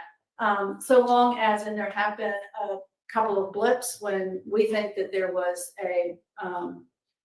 that the order was not complied with. And so I think so long as everybody understands that both sides are expecting full compliance, that we can move forward as we have been moving forward. And I would, on your last question about the removal and notice, I will say that they have been very, what's the word I want? Good. Good. Yes, they've been very good about providing us clear notice about when they're coming and what they will do with the trash. And they have done that. Okay. That's good to hear. And in the same way that I am not encouraging, but inviting Mr. McConnell to bring to my attention if there's a need. Same on your side. If there is what your client perceives to be non-compliance, just once, but on a couple of occasions, and that means we need to convene, we should do that. But the fact that I haven't heard from you all on this part of the issue said to me that probably it's working well, but we're all together, so I figured I should ask. Well, thank you all. Thank you in particular, Ms. Richardson. You're going to need to rest your head for the rest of the day. We got some work to do, and we'll move forward. Thank you. Thank you. Good we go. To the extent it helps the court, we are going to order a copy of the transcript and we'll file it from today if that's helpful to you. All right, so we'll go off the record, so you don't have to put that thing back on. But yeah, you should settle. You're splitting, I know, but just make sure Ms. Richardson has a way to send a big bill to both of you.